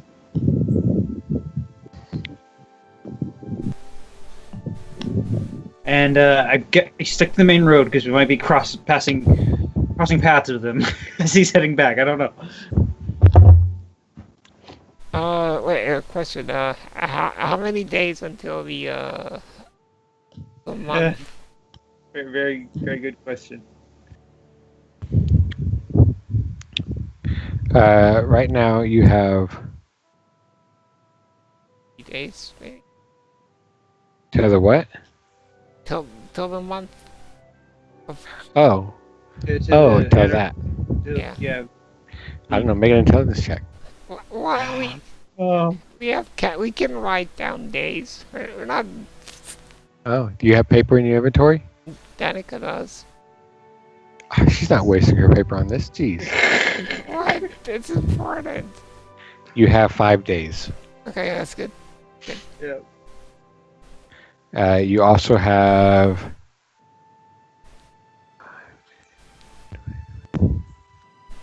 40 days until the reading of the will. So what? Oh, okay. 40 days. Mhm. Yeah. We got to figure out how long it's gonna take to get there. Well, it's. You should probably wait until the passing of the month. See if there's any more of us infected, and act accordingly. Yeah. Although, does Daxus have any sort of rough estimate how long it would take to get there? Make All my windows disappeared. make intelligence check. Oh, great. Which is a flat roll. Also, the only person among. Oh, wait. Yeah, not. Well, 9. the only smart person among us is, Yeah. is Holiday. Yeah, Daxus like. Yeah, Dexus, you know it's going to take weeks, but you're not exactly. You can't really be more detailed than that. Holiday, do you know how you like Rhaegar, right? How far would it be? How long would it take to get there?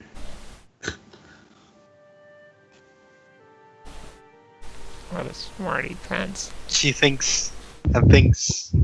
She strokes her chin, takes off her glasses, cleans them, puts them back on,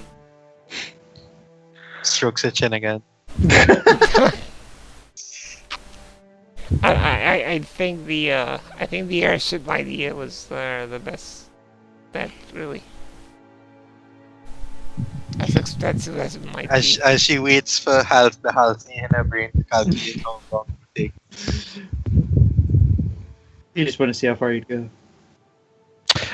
You think that if you on foot, sticking to the road, traveling from Ravenbrook through the pass to Astrua, and then east to Raysty, it would take you 45 days. Oh, jeez. Oh boy. Yep, airship it Oh. is. You might cut some time off if you cut through the wilderness.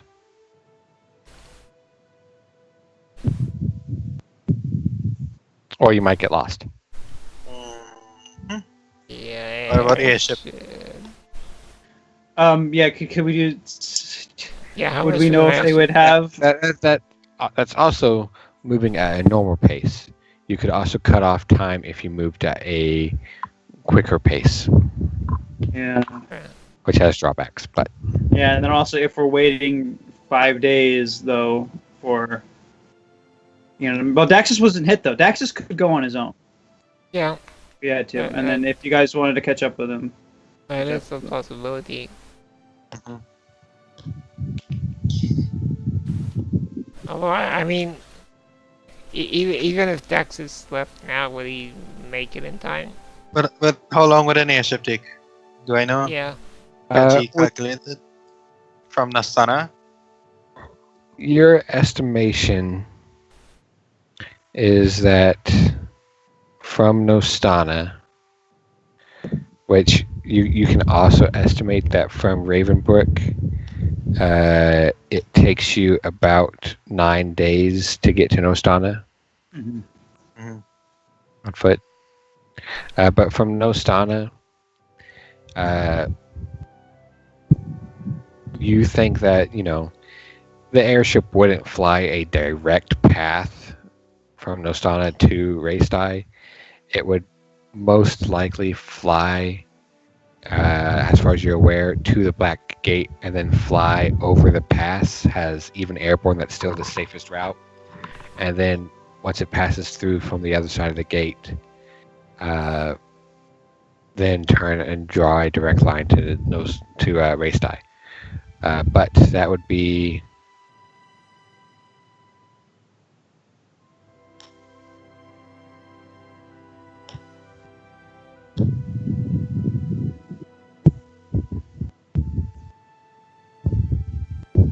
We had an airship.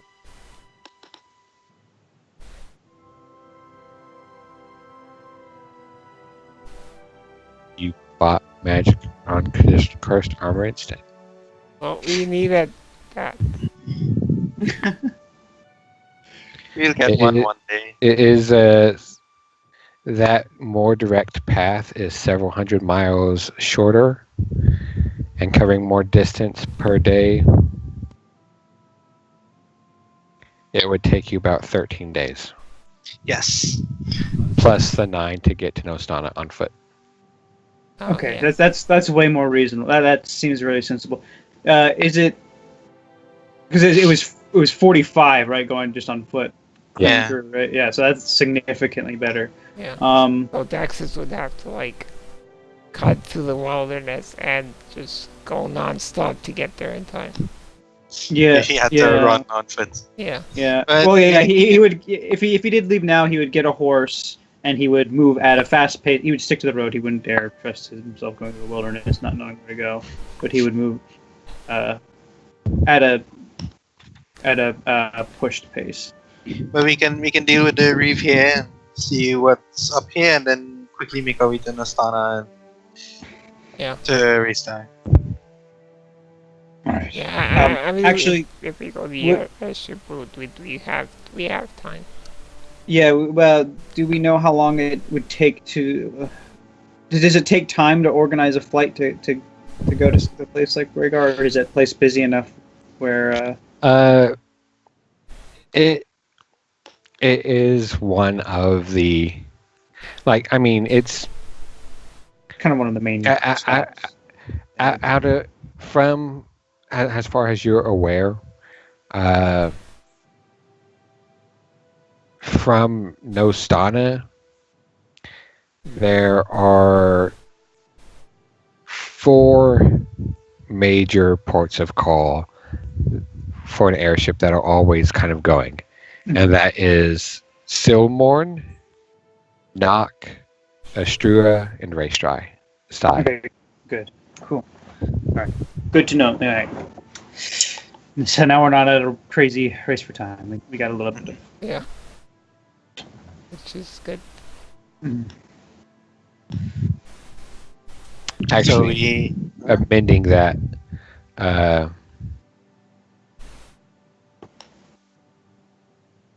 instead of Raystrai, I mean, it's more of a toss-up. Like, Raysty is the military face of Rhaegar, and East Haven is its economic face. All of most of the that Daxus you would be somewhat aware of. Most of the trade goods come through East Haven, but those in turn are channeled then through Raysty or up north through Nock. So I mean, yeah, it's not a problem to get a ship to Raysty. Okay. Yeah. So we'd also be safe waiting until the Helios time of the month. Yeah. And But potentially not just Helios. right. Oh man.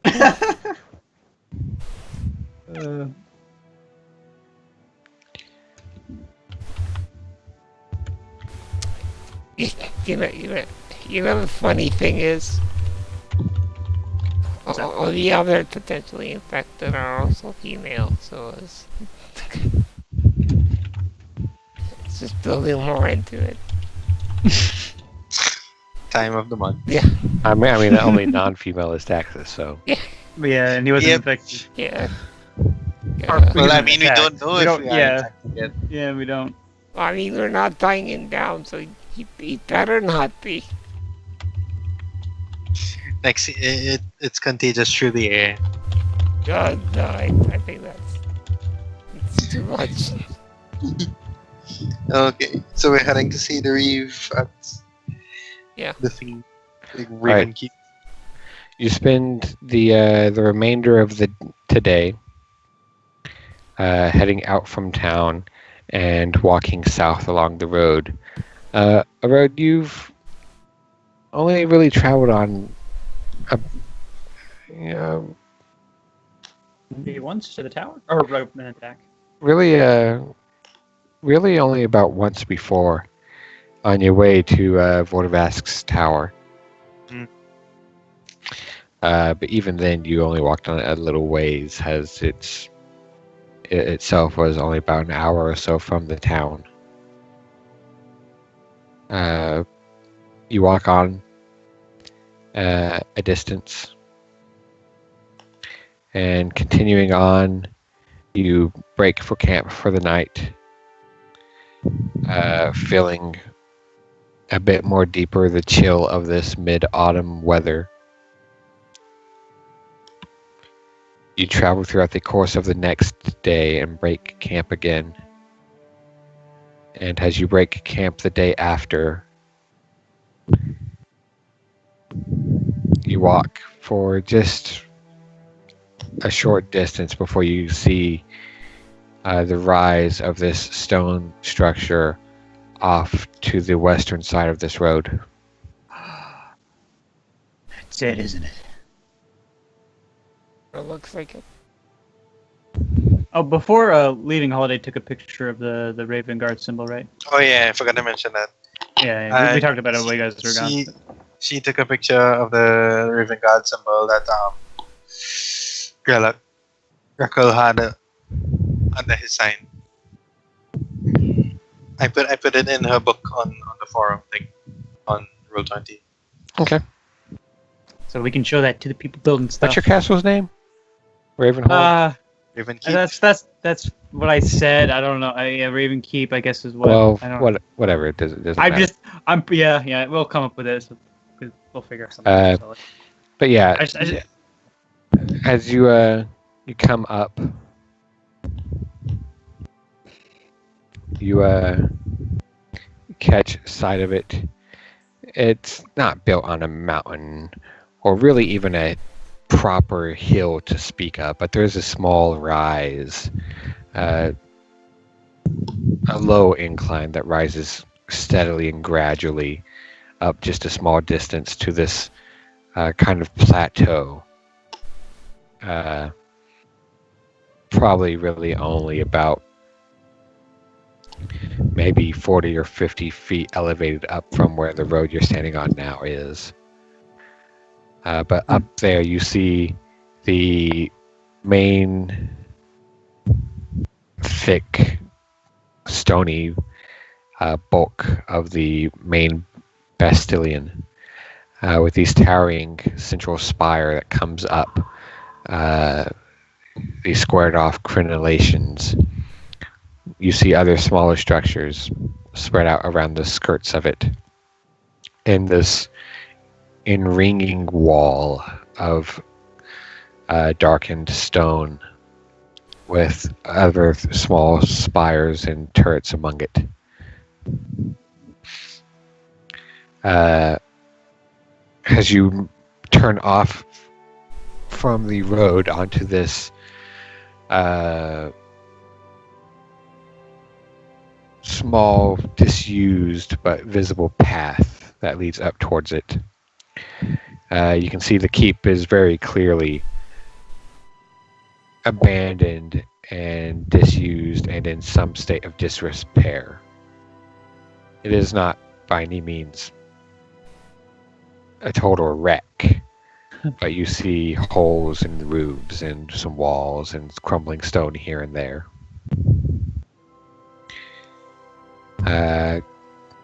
Approaching even closer still, you can see a number of small pavilions located outside the main western-facing and road-facing gate. And you see a cluster of about 20 or so people. Ooh. Tight. Ooh, it's got like a moat, I think. Hey, Ravenhold works. That. Yeah, the main thing is just, it's another raven. It You has can raven at the front of it. rename it. Yeah, okay. It's Ravenhold or Ravenkeep, whatever, for now. Ravenhold. Yeah, that's pretty cool. I like it. Do some work. Doesn't have a dungeon. I can lock us up in a tower. Yeah, we got a big old tower to lock people up in, sure. We still need like a really strong attachment point, so maybe like the trees are still the best option. I mean, look at this place. We can have a little town here, like inside the walls. Small town. A market thing going is one Yeah. possibility. Some revenue flow into it. Help pay for the people staffing the thing. Alright, so we got there. As you approach, you can see that most of the people you see here are very clearly laborers.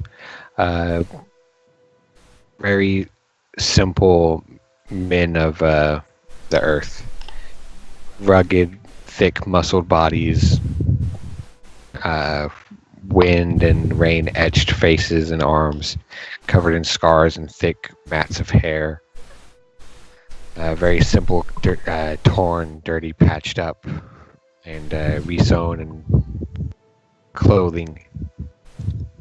You also see a small collection, about 6 of what are very clearly Ravenbrick guards. Not really decked out in any fancy armor, but they do have a sort of uniform to them. And you recognize the same dress as those in the town itself. There's a bit of a commotion and some finger pointing as they all take note of your approach. And you see coming forth eventually as you draw up a human man who's approximately in his early 50s. Short, trimmed brown hair, mostly gone to gray, along with this kind of thick, stubby handlebar mustache that frames this thin line of a mouth. He doesn't really look like a strong man by any means, but you can clearly see that his body shows signs of a life that was lived without shying away from labor. But it seems like in his more advanced age, it's growing a bit flabby around his middle. As he walks forward, he kind of takes note of you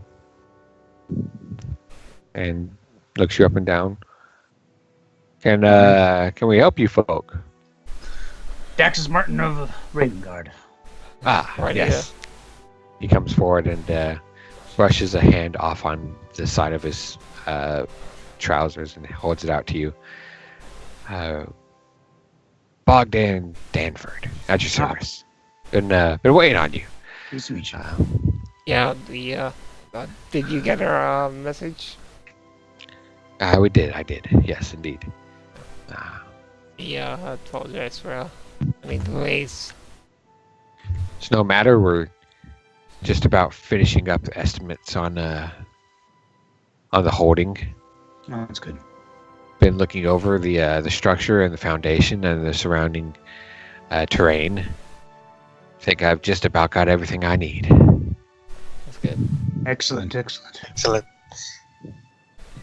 Now let's, if you don't mind, why don't you join me inside the tent and we can discuss things. Of course. Here, kind of lead the way to the largest pavilion there, and there's only about like 4 of them, but it is very clearly the largest main one. And he holds it open, and you can see inside there is, nothing really on the ground. It's just the tent staked into the earth and a couple of tables set there on the grass with some chairs. One of the tables covered over with a bunch of various carpentry and stonemasonry tools, and this short stack of various books, which are a bit dirty and very worn and well used. The other table set up with even more open ledgers and binders and sheafs of paper with pens and ink pots and quills. And here, just hold open the tent for you, has your art filter in, and then come in behind you, letting it kind of wave open in the breeze as he gestures for you all to take a seat. Now, I've been going over everything. I have some possibilities laid out, along with an initial appreciation for repairs. And he just kind of starts ruffling through pages and then stops and looks up at you all to see if you're just kind of like following along. Oh yeah. This is we're in a tent. Never mind. Yeah, he's just zeroed in what he's saying. Yes, well, there is a bit of disuse, but I've seen worse. I would estimate about a 30% disrepair. Repairs with in mind the king's discount, I would say it would come to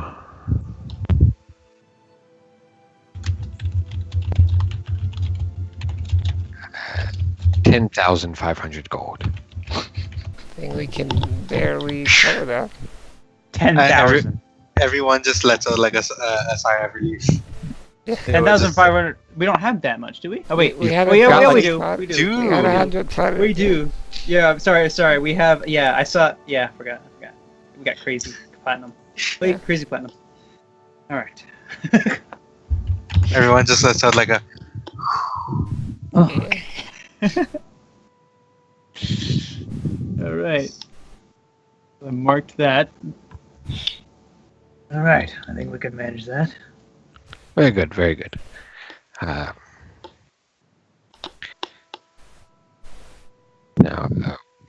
made it work quick. Shouldn't take too long.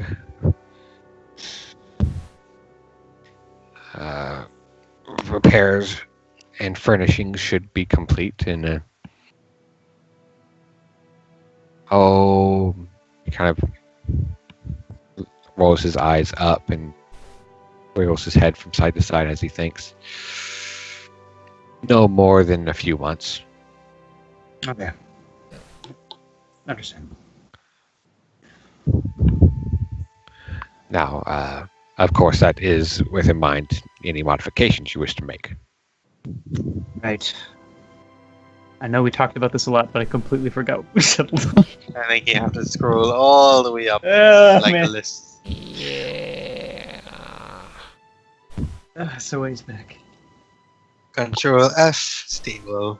Oh, there you go.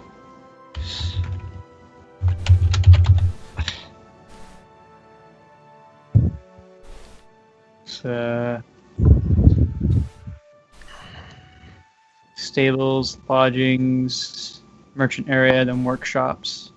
Yeah. Oh wait, was that what we were? Yeah. It was a magic workshop, a general workshop / blacksmith, and a alchemy workshop, and stables, lodgings, and marketplace.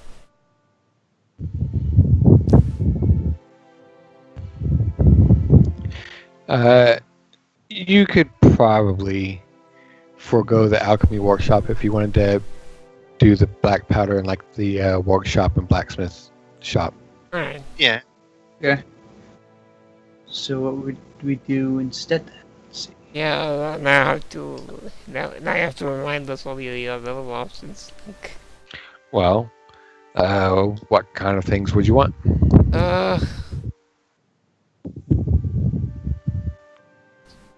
Shrug. Oh well, we could. I guess we could. No wait, that needs more space. Never mind. Just thinking of the airport. Yeah. It's basically what it is. Yeah.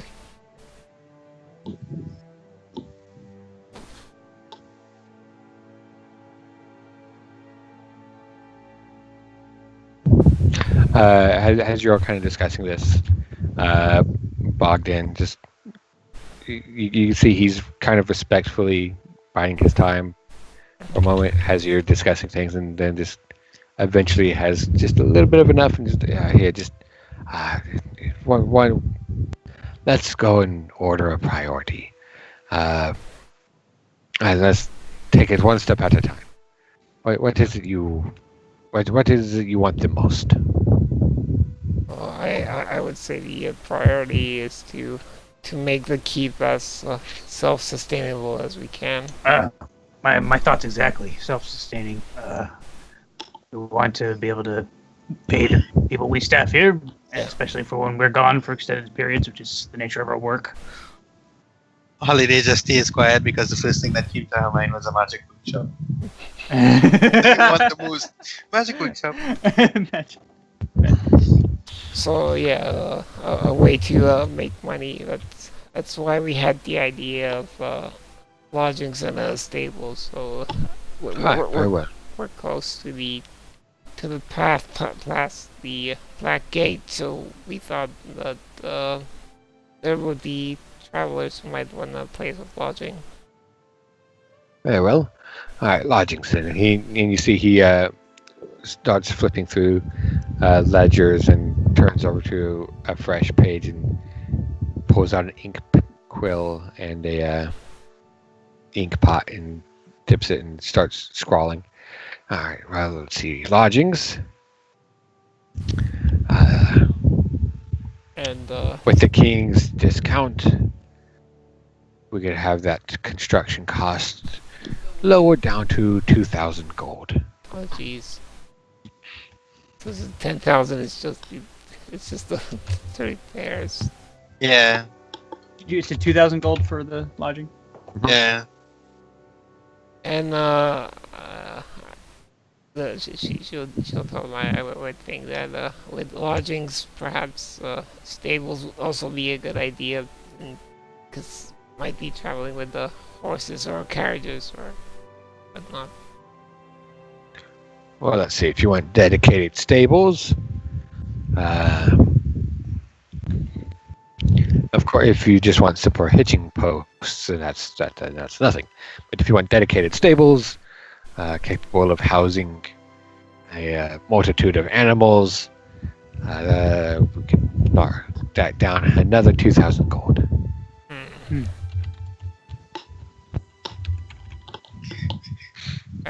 How much is it to charter an airship from? Make another, that's not make a- another, make another intelligence check. Where's my? Not very cheap. It'll probably be like a few hundred gold. It can't be worse than that. Yes. I mean, Probably won't. Rio's, I wouldn't. well, Rio paid like 300, but she Yeah. did travel a pretty long way. Yeah. 300 was to get her approximately halfway to where she wanted to go. Yeah. Let's see. I don't know. Roll a sub. 50 maybe Dang. Let's see. for each.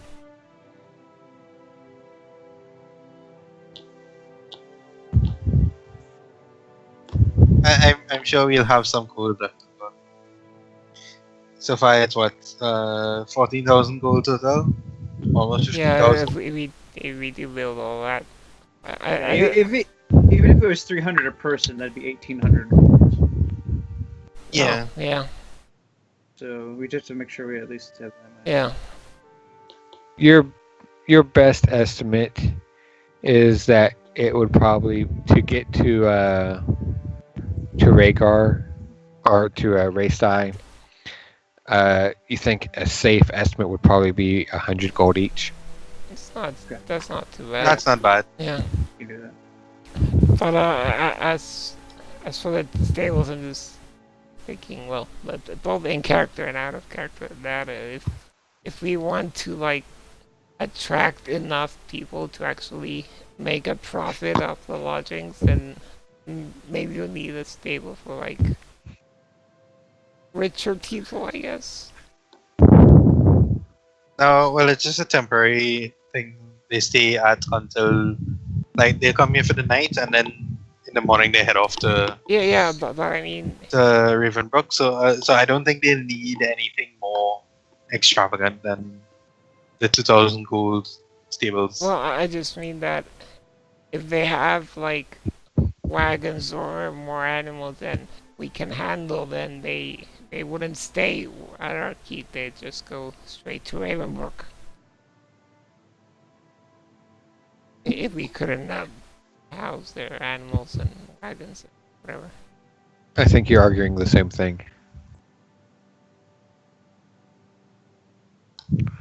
You're both in favor of the stables. Yeah. But I think Cookie was saying that he wanted like a bigger stable or something. No, it's like normal stable. Well, You I want meant 5 stables, please? I meant because Halsey mentioned the like Hitching posts. yeah That I think Okay. that would just kind of come with lodging, right? The hitching post. yeah probably Yeah. Okay. So we're all in favor of stables. yeah okay. Yeah. All right. Okay. Let's see. What else then? Maybe just that Well- for now. Yeah, well, I'm thinking of the merchant area because when you have the lodgings, the stables, and the merchant area, that really that's a really solid. Those three kind of help each other Yeah, I just don't. for people coming to do business. I don't know if we can afford all that though. Like, what's our sum total? of We points? have like 30,000 gold to work with, right? Yeah, Right. because we have 3,000 some platinum. Yeah, 3,075 platinum. So that's 30,000 some gold. Oh, So and then we have 10,500 for repairs, 2,000 for lodging, 2,000 for stables. I think we can afford all right. doing a couple more things. Then If not all. yeah, we can have the marketplace. Okay. How much would that be? He flips through some ledgers and kind of mumbles to himself. Of course, we might want to take one of these out for now once we figure in the cost of all the, Yeah. the staff and everything. But He would say, well, let's see first. Let me ask you. Would you prefer to? Well, first things first. To construct a market area would be another 2,000 gold. Okay. But let me ask you, would you prefer these to be built as open market stalls that could accommodate perhaps more merchants of a less discriminating quality? Or would you prefer to build a small arcade of shops that would house perhaps more long-term vendors? Oh. Maybe we should do the open stalls first, and then with the profits we build up the shops. Yeah, that's Yeah, I That's feel. Yeah, I feel if we do the open market, and then if there are people who tend to frequent, and maybe eventually, could that be converted into a more permanent Yeah, Yeah. situation? because I think the like what they also call it, like an arcade. Yeah. Yeah, I think that would be really better for a more kind of like steady source of income, but the open stalls could be a good start. Yeah, and I feel like once we do, if we wanted to switch over to those more fixed arcade style, we'd have once we have like the workshops and stuff in, those might work with that, because we could have people working in our workshops to make things to sell and those stores and everything. Yeah. So Do you need city buildings? it's I just- like city building sims. It's probably a good compromise to start with. How much would that cost? 2,000 gold. Market area. I mean, it might be Yeah. 1,000. Like, oh, okay. No, 2,000. And you said 2,000. Mhm. So that's 6,000, 1,600, 1,000. I'm sorry, 16,500 Yeah, gold. Jesus Christ. 16,500 so far. Yeah. Mhm. Right. So then we want the magic workshop and the general workshop slash blacksmith slash, I guess, not blacksmith. Yeah. Well, let's see. Enchanting workshop. We'll mark that at 2,300 gold. That's slightly more expensive. See, holidays like, see, mine's more expensive. That means it's better. Can't argue with that logic. And a smithy, we would mark it at 2,100 gold. Okay. Jeez. God. What So then we about- have that more slot, Yeah. don't we? What about what about a dungeon? She has A dungeon. Certainly, we could put in dungeons. I don't know. Is the castle come pre-equipped with something for holding more smaller numbers? I don't know. Does it have anything already in it? Well, there are no jails. There Okay. are subterranean rooms. Nothing equipped really to contain an individual. No, not at the moment. All right. how much would such a facility cost? Outfitting of that kind of facility with the king's discount, 2,000 gold. So But yeah. what if we want to? What if we want to hire a roper to guard it? Probably not, So we not have a good to- idea. 22,900 gold. Okay, let me think. That's where we're at. Willow says, but what about a chapel?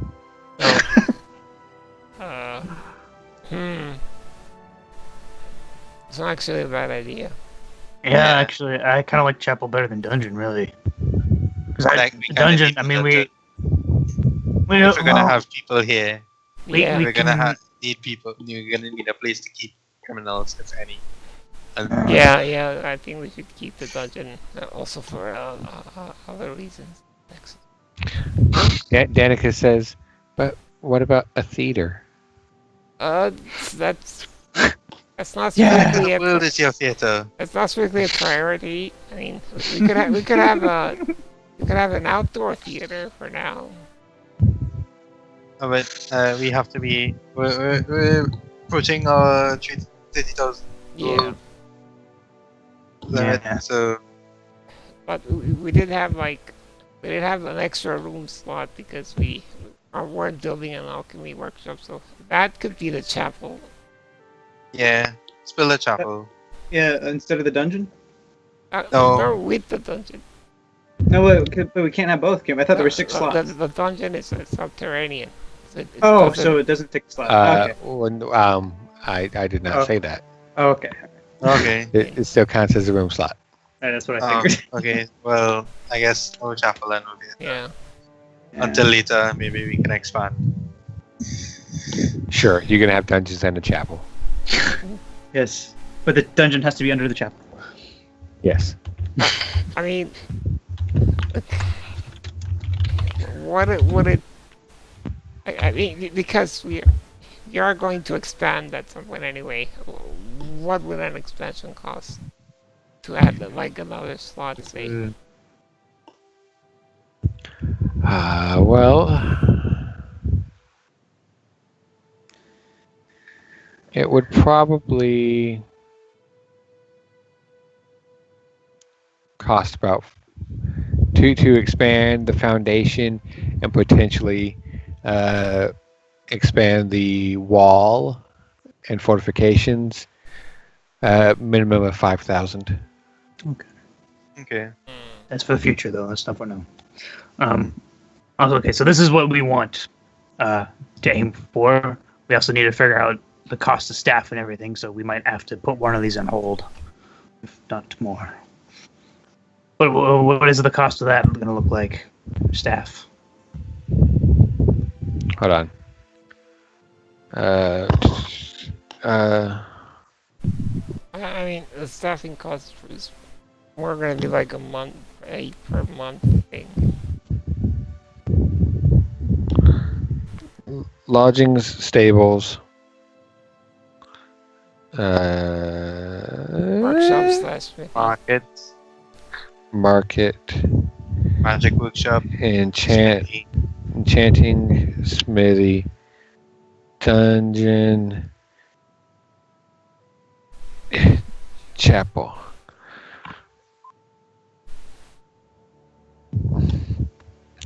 The dungeon is another 2,000. Chapel is another 2,000. Mm-hmm. So right now we're at 24,900 with all that. Yep. That's Mhm. most of our money. The two things we could cut for now are probably the chapel and the magic workshop. Sorry, holiday. Sorry. The Yeah. Reeve does tell you. Now I'm not sure if what you were told, but the king's discount here in this project is a temporary affair. Oh, Discounts apply for the immediate construction being made. Future enhancements and augmentations and constructions will be full price. oh, jeez. Yes. So We were informed. so the 4,000 expansion cost is with the discount. No. Yep. No. Oh, Oh, I sorry. thought you So meant no the discount chapel. on expansions then. Well, if you wanted to expand right now, I might apply a discount to it. Sure.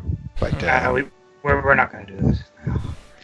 that itself is a rather time-consuming undertaking that would lengthen the timetable of repairs.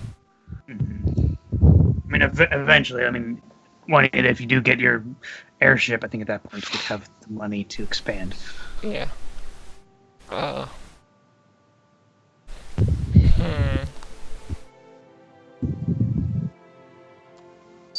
Okay, so right now we have. Do I have the wrong things open? That's what I was looking at.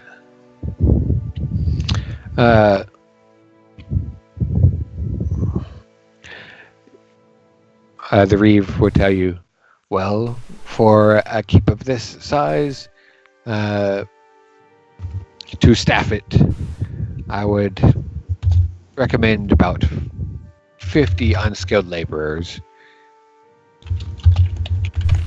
The general market worth for such labor is 2 silver a day per laborer.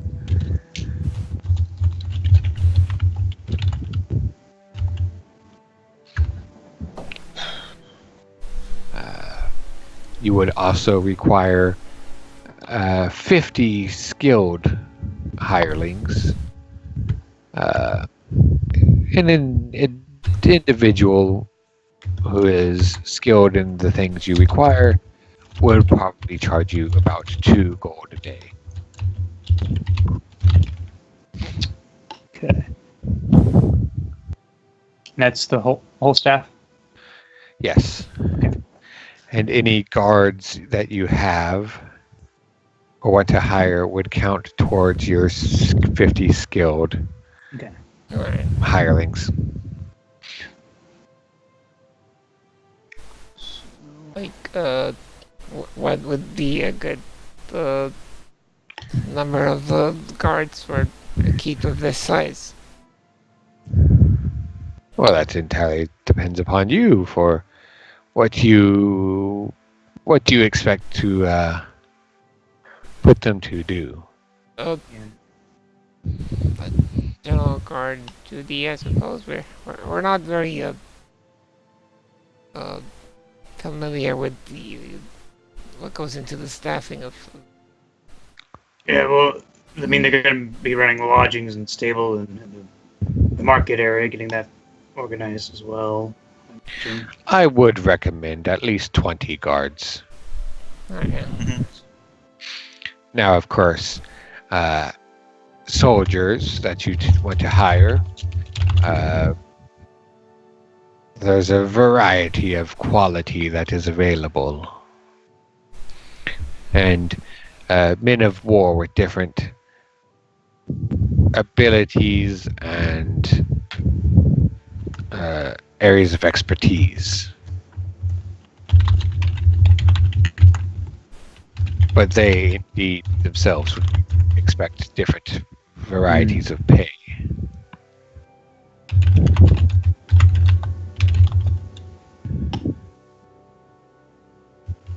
Maybe it'd be good to have like a smaller number of like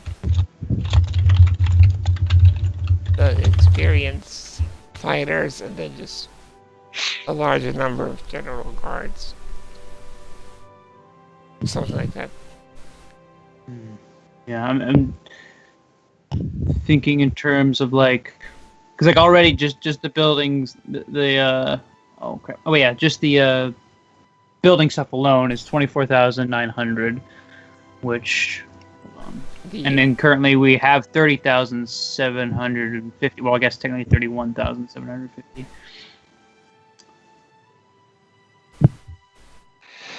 I mean, we would wait to hire the skilled laborers until we have like the facilities up and running.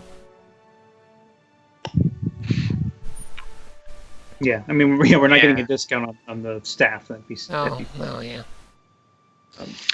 Yeah, the Reeve would tell you that, I mean, he himself, of course, is not able to provide you with any staff in any way. Mm-hmm. The hiring of your hirelings is entirely your own affair. Yeah. What he can do is make suggestions and give you a bit of market insight. And if you want, once they're done with construction, they could even assist you in putting out notices in the local areas saying that your keep is looking for hired hands. Nice. Okay, yeah, so just after the building stuff, we have 6,850 gold. We're going to need at least 600 to get on the airship, which I think, we're safe there. 3,000 gold alone for the first month of the skilled hirelings, which would bring us down to 3,850. Hold on just a second. Here. Some gold. would all the laborers count as? Oh wait, actually, I mean, out of character, like, is the work being done on it, like the workers currently on it being paid, or are we gonna have to pay for them as well? I mean, that's what the 10,500 is for them to repair it. Okay. The Yeah. king has paid them to come out here and, basically review the holding and, paid the cost of the estimate and all that. Okay. And then he's afforded you pretty much by royal decree a discount on this construction project. Yeah. Yeah. So Yeah. any immediate constructions we ask for would be carried out by the current workers. Yes. Okay. Which to be clear are not your workers, they're his workers. Yeah. Yeah, so after everything is said and done, we should have 3,840 gold left over. So we could do it all. And then this is after the end of the month when we've paid all of our hirelings. So, yeah. Also, though, I mean, it'll probably be 2 months since we come back, but I guess we pay them when we get to the castle. Don't forget to save enough money for return tickets. Yeah. Yeah. Hold on. Let me subtract 600, and then another 600. Don't worry, Daxus will inherit a dragon and you can fly back. Yeah. Inherit an airship.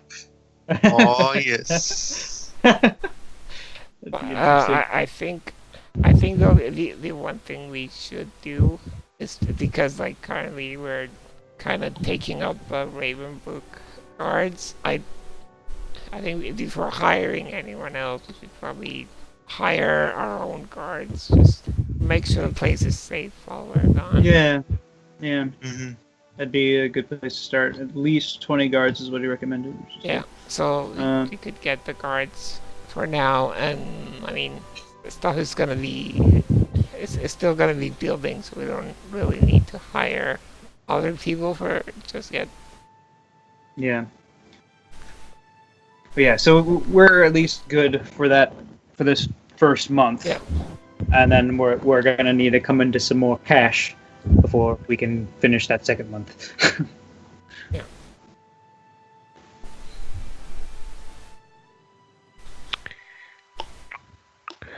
So so for guards specifically, what would their salary be, or is it just the same as any skilled labor worker? He would tell you that if you want a generic kind of run-of-the-mill guard who's kind of, trained in the ways of battle, but he's not, anyone important, a typical guard would ask for a salary of 2 gold a day. Okay. If you wanted someone like a knight, they tend to go for about 40 gold a day. If you wanted some really skilled archers, they also go for 40 gold a day.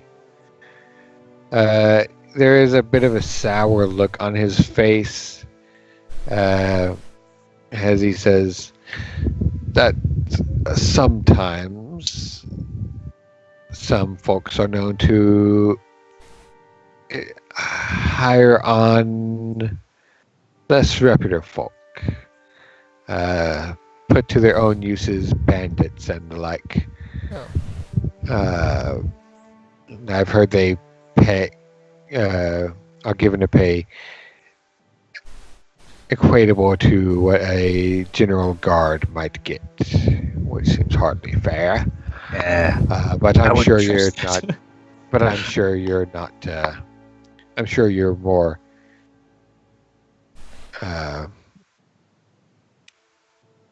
tasteful than that. No, yeah. course. Especially considering the legitimate market area we want to set up here. We don't want to have a bunch of bandits surrounding that. That would not be Yeah. a smart idea. if you wish to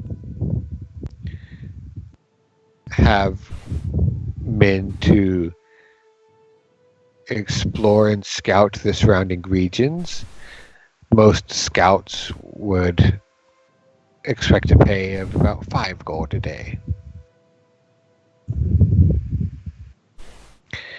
You have veteran soldiers, men advanced in age and experience, whose skill over the years has only grown.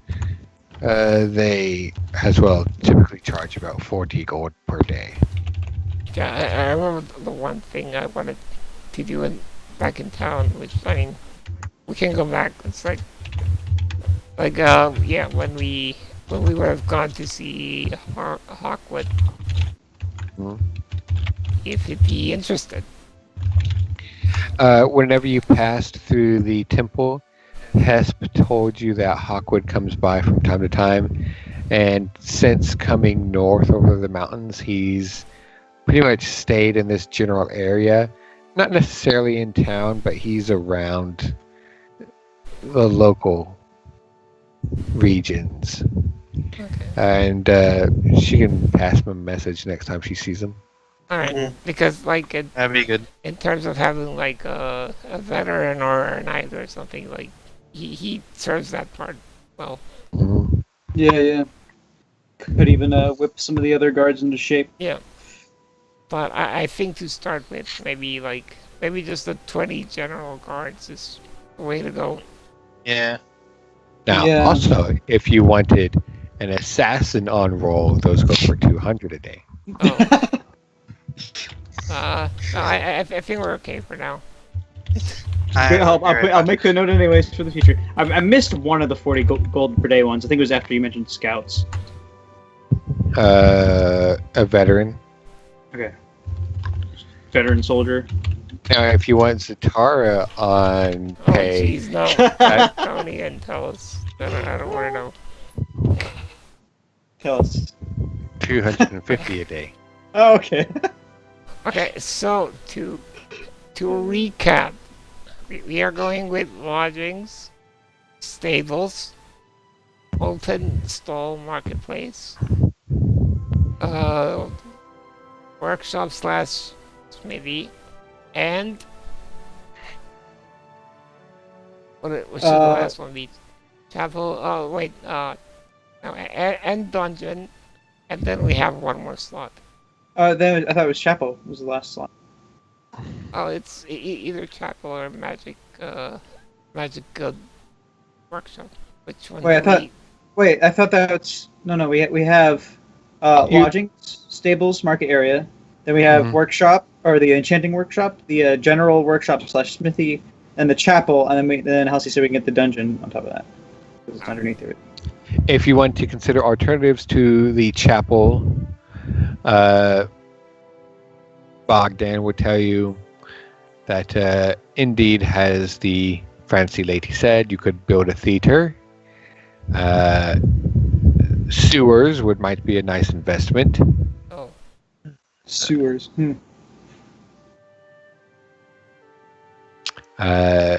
We'll just funnel all the waste into the dungeon. You could build a mill, which would also generate gold. Yeah. A library, a graveyard, a lighthouse, but he's not sure why you would build a lighthouse here. We're expecting flooding.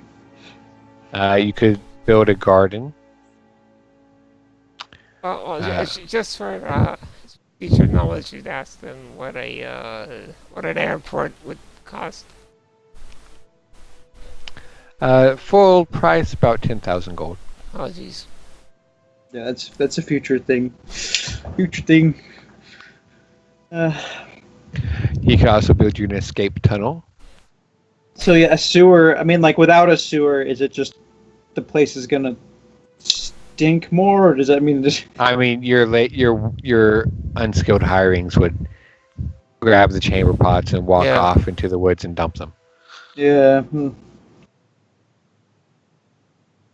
I mean, sewer system probably be pretty expensive. How much is the sewer system? What does he say? 2,000. No. Yeah, pretty.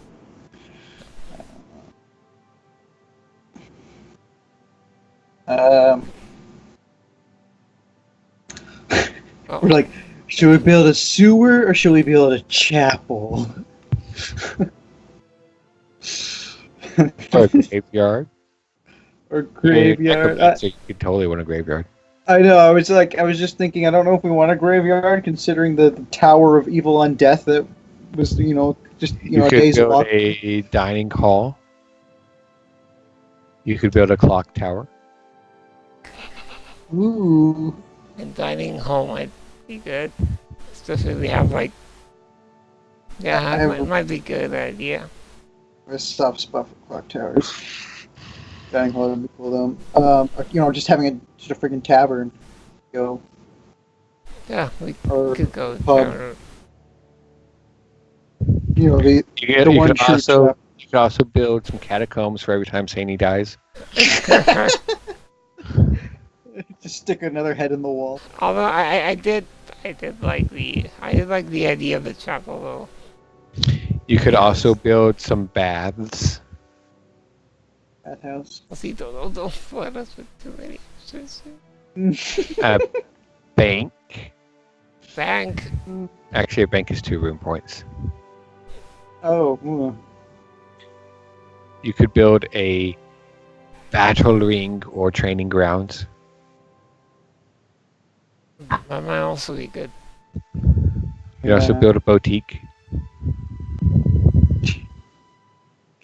I don't know. Do we want to just like focus on stuff that makes money and then just as we gain money build more stuff? Yeah. Yeah. So yeah. I mean, we got. I really think like a pub or something, or a tavern would actually be pretty good for this. Just the people traveling in and out of this, they're gonna want to drink, especially if there's dwarves coming in. But I don't know. I guess I don't know. You said something about dwarves. Did they tend to just stick to their city? Yeah, like the dwarves like to sit in their dwarven city and drink their dwarven beer. Yeah. You said. Yeah, I'm saying something. But there's more than just dwarves coming through. So I'm leaning more toward tavern, but if you want to chapel, I guess that. But again, at the chapel, I feel like the chapel would be nice for those for a select few who are coming here, and for Willow. The Reeve will tell you that that if you wish to build a chapel, parishioners who visit will provide tithes. Oh, Oh yeah.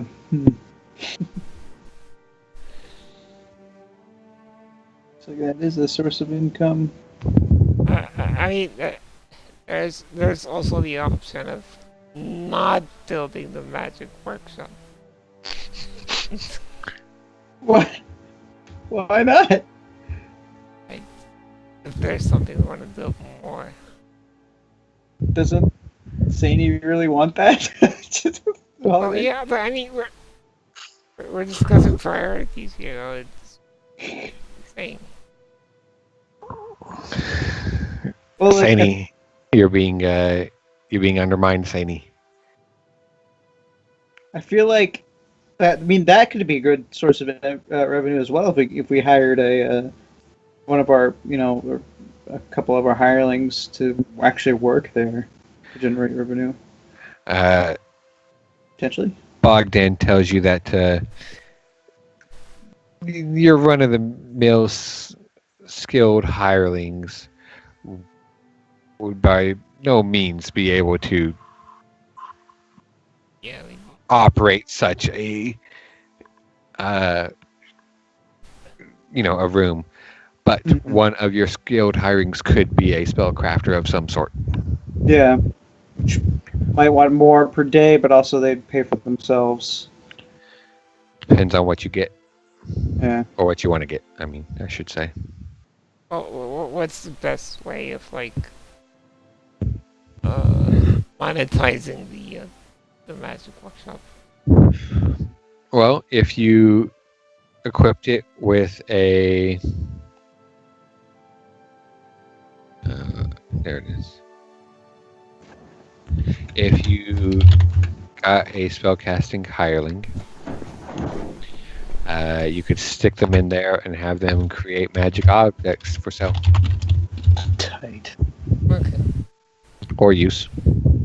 How much does a spellcaster hireling cost? Well, Per day? if you want an apprenticed wizard, that's 5 gold a day. Oh. If you want a mage, that's 100 gold a day. Oh, If you jeez. want a something like a transmuter, that's 75 gold a day. Sani, Well- are you here? Yes. Did you hear things? I heard something about 75 gold a day. Cookie's trying to get rid of your workshop. I wasn't. What did you say? Cookie's trying to get rid of your workshop. She's trying to get rid of it. I mean, if we're trying to see if things are coming up too expensive, I guess. Oh, I mean- we're kind of thinking of how to make a profit out of it. Mm-hmm. Holiday's probably gonna die. So, but it's Well, then the cemetery, I guess.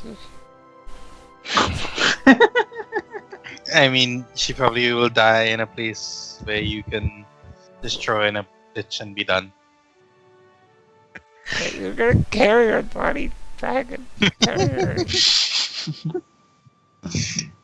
I'm sure you can you won't need a cemetery. You can just find a little place outside of the walls and just bury her outside of the walls, and then maybe later on turn that into a cemetery.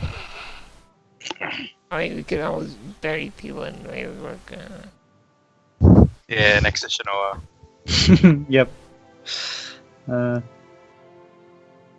Yeah, we don't need a graveyard. But we need to finalize this. Yeah. I'm sorry. I was just thinking of all these wizards and such. Okay, so, well, actually, I think that the main question is: do we want a chapel or do we want a pub? Uh, The pub would bring in more money though. I honestly think I'm it sure. would. Although the chapel would bring in tithe, as a house reminded us. It- But It I would don't- bring in some money, but I think the pub would make more money because it's Yeah. a pub. yeah. If you want to get rich, just open a bar. what would the Reeve Sure. have to say about this? Like, Let me double check. I mean, is this like a Protestant chapel or is this like a Catholic chapel? Like Roman Catholic. I don't need your. It's a chapel to cultist. Ravindra. it's a chapel to all deities. That should be one big. I mean, in terms of like how much of the tithe tithing here. Yeah. I think we can probably do the pub and then later on build a cathedral. Jeez. Just go full cathedral. With, Oh, with, gosh. little sections for all the gods. Wow, hold on. I think cathedrals is just gonna end up being more cost than. Well, that would like just draw like a lot of like. Yeah, but like, A lot of what kind of like Clerics and authority stuff. do we have to have a cathedral? I mean, we're a keep. Just We're build a not. cathedral. We're not a Yeah. city. we can become one for Yes. long. Just a random cathedral. Just like This big castle and it's got this marketplace and this eventually it's Yeah. got this awesome reinforced walls and everything. It's got this open market. It's gonna be this epic. It's got this epic image in my mind of this thing eventually. Just like it's this place people come in, they do their business, but also there's just this big powerful fortress behind them with archers on the walls and but it's place of business, and then also there's a big epic cathedral Yeah, just it's just like up among the other towers, there's like a like stained glass window. there's like a Notre Dame in the corner. Oh yeah, we have to expand so we can get that clock tower in there as well. Yep. Oh god. The big Raven Ben. Yeah, the bigger Ben. The Bigger Ben. Reeve Danford will tell you that, well, I think you might be surprised by what a chapel could bring in. A properly outfitted and staffed and maintained chapel is a valuable service to the community. Tithes tend to be fairly regular and constant for the pious. It is a And then again, a chapel could be a good idea because there would probably be some people wanting to thank the gods for their safe journey. And I mean, they do have that communion wine. that said, a tavern. I think it has a bit more. You're looking at a bit more variation in your profit there, but I think it perhaps has the potential for more earnings. As well, taking also into account the production of excess alcohol to sell by the barrel. Yes. But Also think of the potential siege weapon, makeshift siege weapons we could make with all of that booze. I do believe His Majesty might take issue were to start outfitting other regions with siege weapons. Booze-based siege weapons. I don't know. Because we're gonna sell booze as well. That's more skilled laborers to make the booze. I don't know. But we'll need skilled laborers to run the chapel as well. Well, I mean, they're not really laborers. Got like. Well, I guess if they're you don't really need a skilled laborer to run the chapel. Oh, really? I guess you could go with the fact that they're it's a charity obligation to. I don't know. Like your skilled laborers, unless you are like specifically hiring, someone specifically in mind to man the smithy, or man the brewery, or someone who's specifically skilled in some tool or skill set. Mm-hmm. Okay. They would go around and just maintain your keep. Right. And we just have Willow running the chapel anyway. I mean, whatever we're not there. To put it in other words, your chapel will generate 10 gold, or what do I say? 4d6 times 10 gold a month. Okay. And the tavern? A tavern will generate 2d10 kegs of alcohol worth 5 gold a month. Oh, I see what you meant by the variation. Or 10 gold each if it's staffed by hirelings proficient in brewers supplies.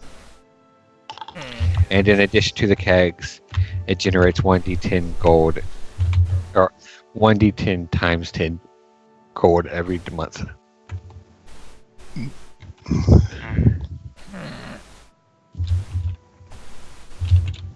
1d10 times 10 gold per keg? Per month. No, per month. The tavern generates 1d10 times 10 gold a month, as well as 2d10 kegs of alcohol that are worth either 5 or 10 gold each. Okay. The chapel generates 4d6 times 10 gold a month. But basically, the chapel is more consistent income. Yeah. It's I don't know. I personally feel like it's best to keep it as simple as possible to start with. So I don't know. I would chapel. I think. I Willow think, looks yeah, Willow looks think- at you with big puppy eye, dog eyes. I think holidays suggest that a more consistent outcome would be best to start us off. Yeah. So chapel. Sure. Yeah. I guess we're getting 40 through 60 a month. Yeah. With that, as opposed to 10 through I guess it'd be 10 through 100, but you know, I tend to err on the side of consistency over luck because Oh, there you you go. know, yeah. Consistent ones in every perception check. Oh, yeah, I guess we're sold then. Yeah. In that case, he will pull out a large chest and ask you to deposit your coinage. Right. Now let me. All right. Wait. I had it. Should I bring- So do you so we'll double check. Wait, this. Well, I don't know. Quark, are you writing it all down? Yeah. All the building materials would be 24,900 gold, which is what he needs now. And then for paying. Actually, I didn't separate that cost, but paying the hirelings is. Yeah. Oh, actually, yeah. Paying the hirelings is 3,010. Okay. Well, I was gonna say that. I mean, until the stuff are built, then we're not really gonna hire anyone because they wouldn't have anywhere to work for now. Right.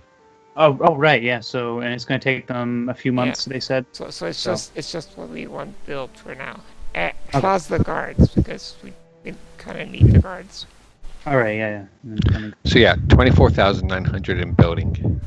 Mhm.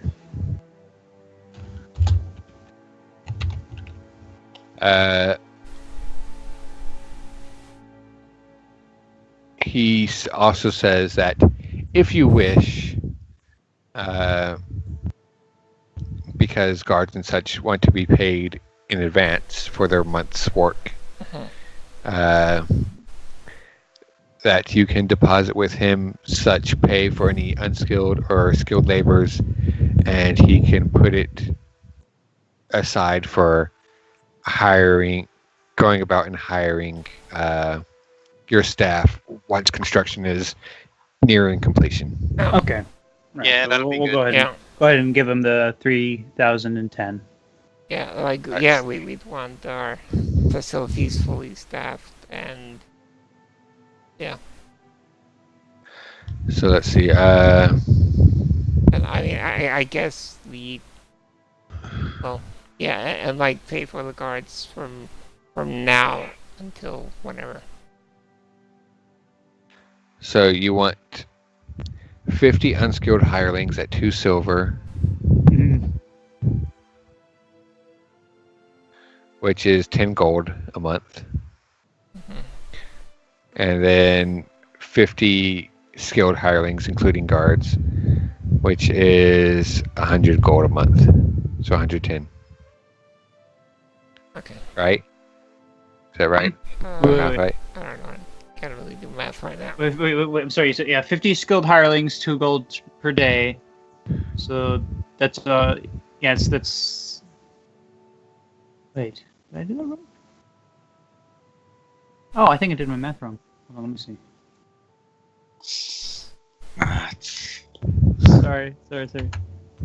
Maths. Maths. Yeah, just maths in general. The core of every D&D game. Yeah. It's math. Can't be buffered with maths, mate.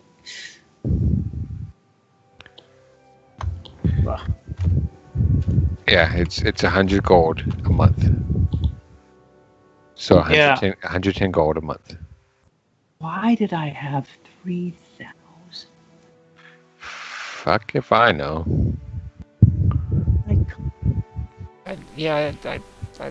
I was worried about some of your calculations 50 too. times 2 is 100. Wait, because that's 100 gold per day, right? 110 for both. Yeah, wait, 100. Yeah, and then times 30 for the whole month. So that's 3,000. So I'm right with that. Oh wait, hold on. Yeah, you're right. Okay, yeah, and then unskilled laborers was 10 gold for the whole month. Yeah, 3,300 a month. Okay. Wait, 3,300. Yeah. 110 times 30. Because it's 10 gold a day for the unskilled ones. Oh, yeah, wait, yeah, you're right. Yeah. So 24,900 plus 3,300. Mm-hmm.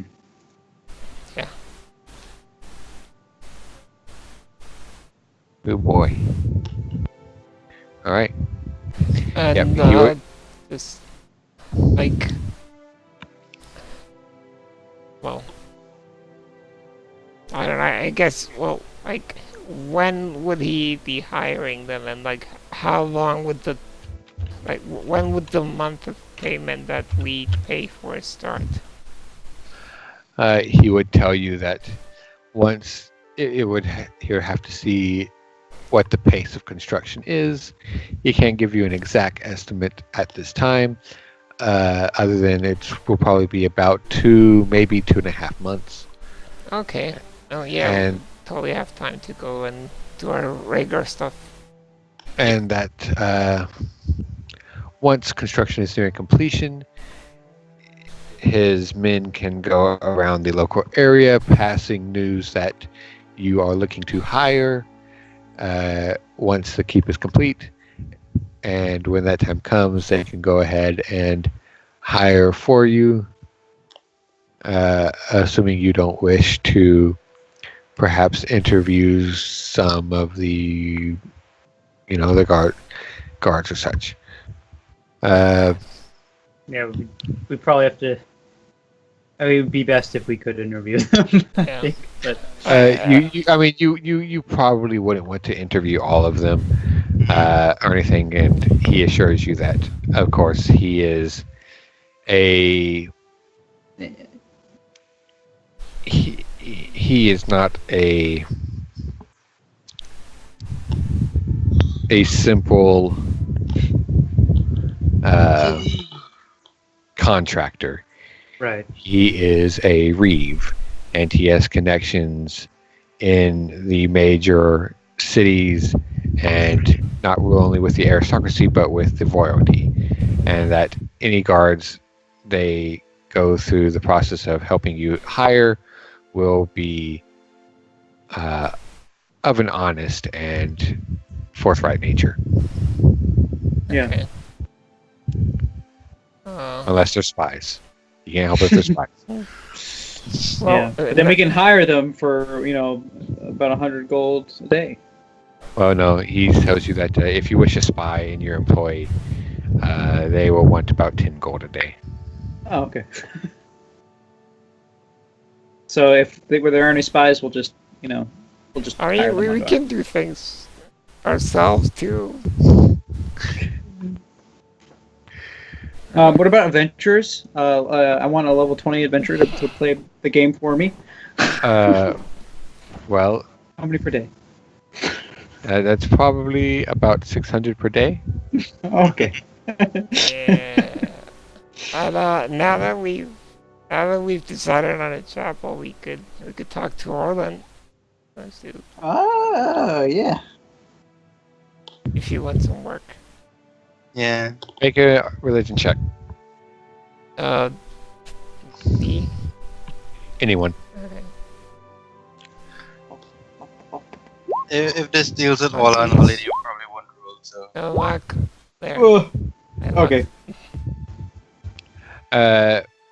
Based on what Orlan told you, which wasn't very much because you didn't ask him jack shit. Look, people were dying left and right. Okay. You know at the very least that he is a priest of the god of like commerce and travel. Ooh, perfect. Oh wow, yeah. If he wanted to, I mean, that'd be great because Yeah. that went through. Unless they Wait. required him to travel. Wait, you know, you, I mean, you don't really know much about it in particular.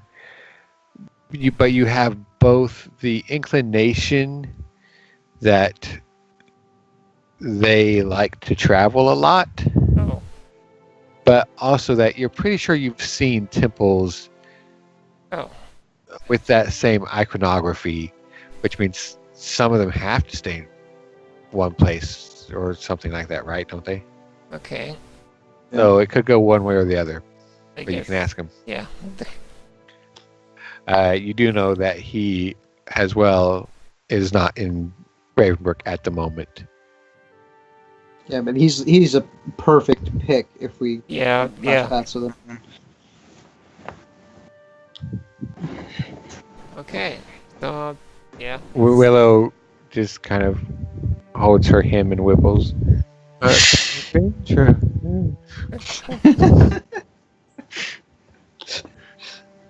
We'll talk about it later, Willow. In the car. in the car. Maybe Uh, someday we'll expand and just have a whole manner of chapels. it can't be a chapel with smaller enclosures to different gods. I mean, you can do that. Potentially. I mean, potentially, but that might hurt some things, maybe. I don't know. Can you guys keep down your hymns? I'm trying to sing my hymn to Ravindra over here. For the most part, people like their iconography in separate doses. Fine. Yeah, it's not like Skyrim where you can just like touch every little symbol, get all the blessings.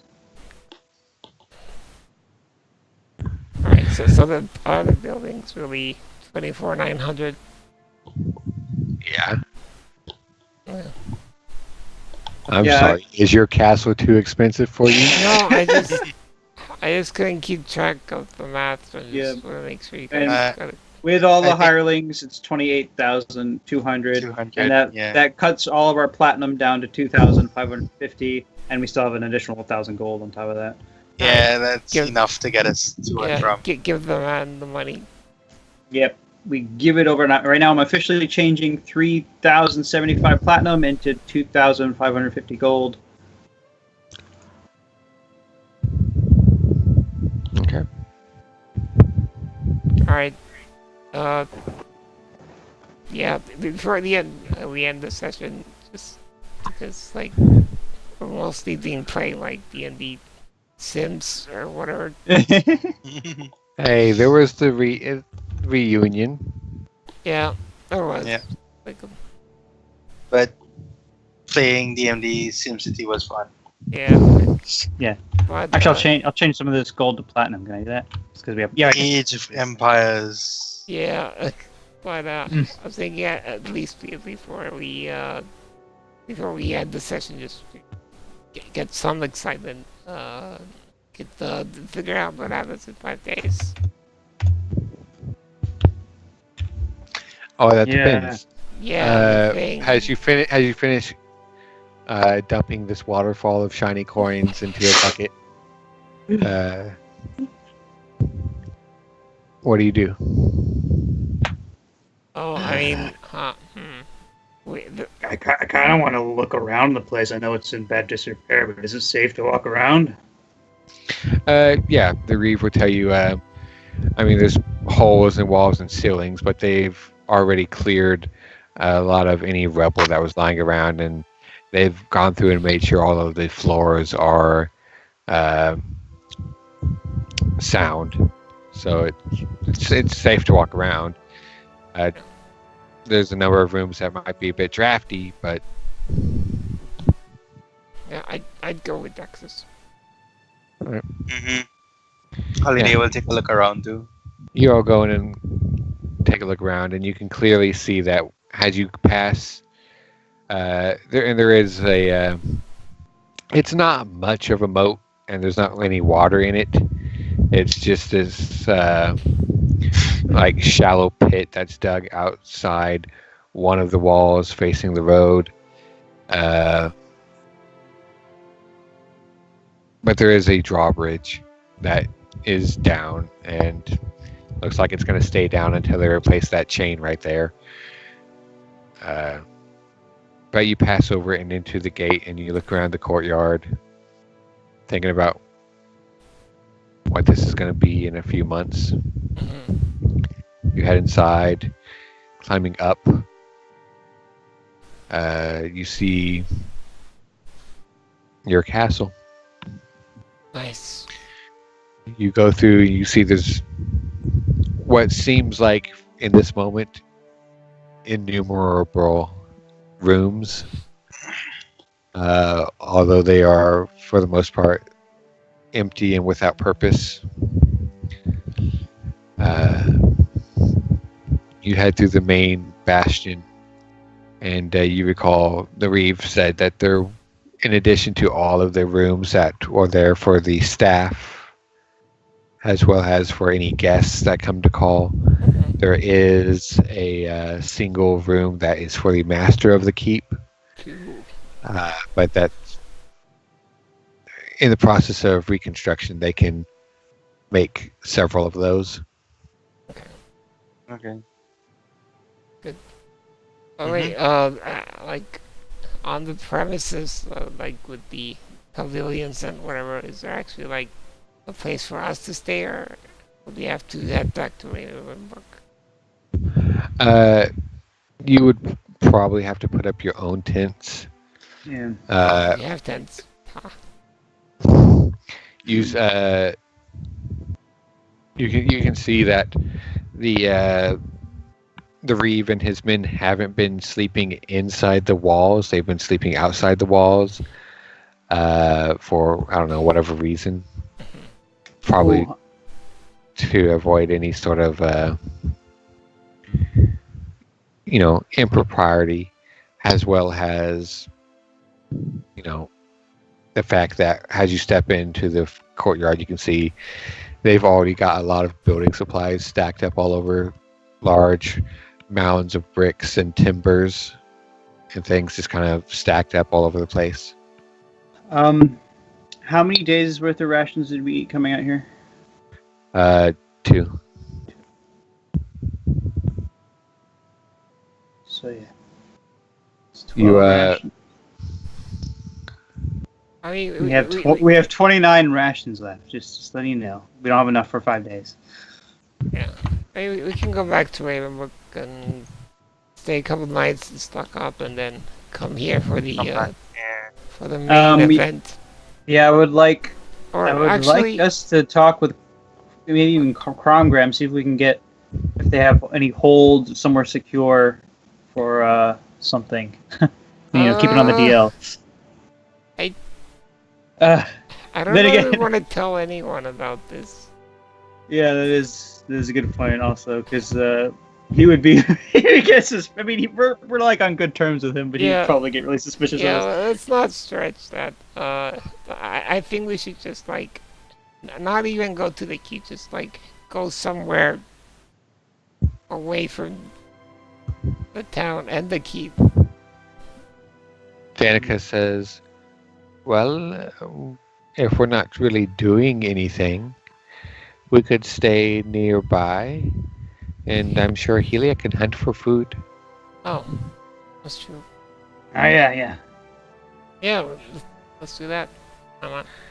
And then, if we're nearby, we can talk with the Reeve some more and oversee some of this beginning construction. That's true. Oh yes. Oh yeah. Holiday I got like how shown you the think, symbol Danica. that and Oh, worked yeah. it in as a motif. All right, we should. You should show the Reavers a little.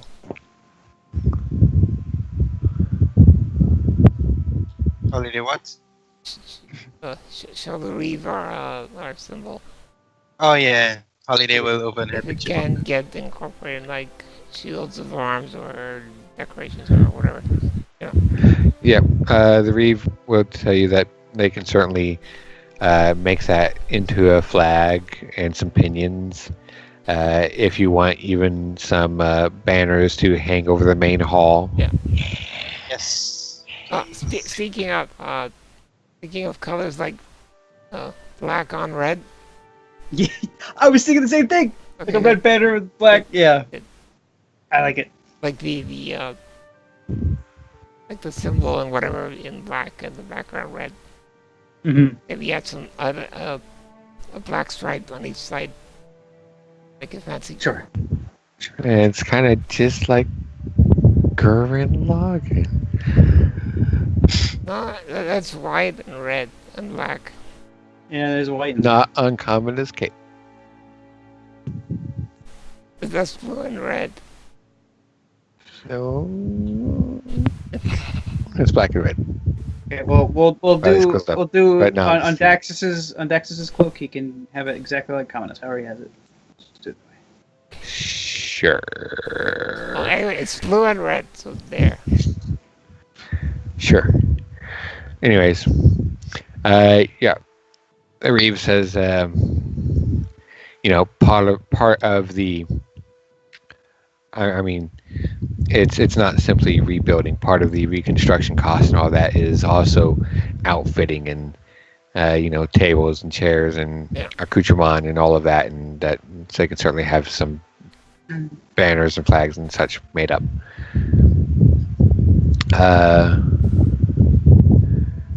They can even get some big hay bales and paint them.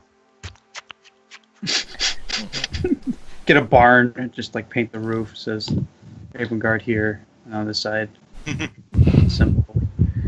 Dragon bomb here. I know. Yeah. So yeah, you spend the next several days camping out nearby the keep. You distance yourselves a bit from the Reeve and his men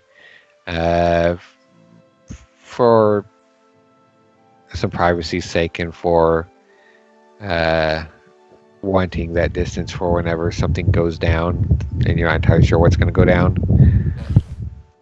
But you do spend these days here, Helia hunting for food in the nearby wilderness, coming back to sustain all of you. You don't have to use any rations.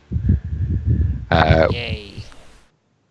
Hunting is by no means a quick affair, but with nothing else to do with the day, she can feed all of you.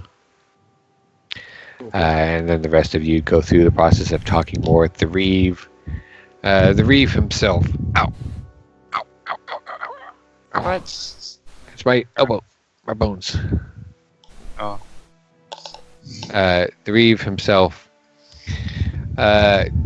through these next several days interacting with him, he seems like a simple man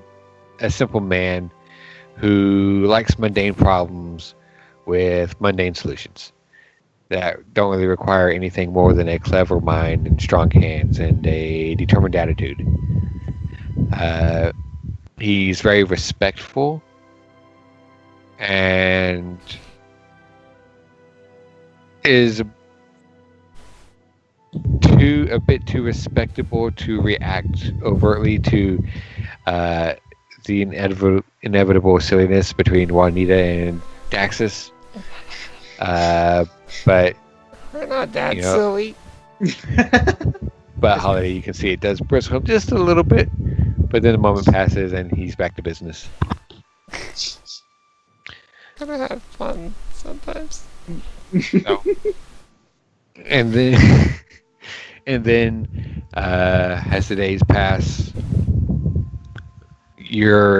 if your calculations that you should take care of instead of having me do it for you are correct, then you think it is about time for some hairy showdown. Alright, let the Bring BDSM out the begin. Yeah. Yeah. So tell me what you do. We All right, get yeah. Who? shackled onto trees, I guess. Who? Ilya. Holiday, Ilya, Willow, Juanita. Hello. Juanita. Dax, are you sure you didn't get... I'm sure. I remember the scars I get mostly. I don't remember where I got this one, but I'm pretty sure it wasn't Hilya. She squints very closely at it. Are we chained to one tree or one person per tree? I think keep us separate. Yes, that would be best. Because next thing you know, we're chained. Holiday doesn't change, and she's chained to Ilya. Yeah, at least like let us sit down and chain ourselves to the trees. So we're like, yeah. Yeah. Night quickly falls with all of you there, chained to your trees, off on the opposite side of the keep from where Bogdan and the rest are.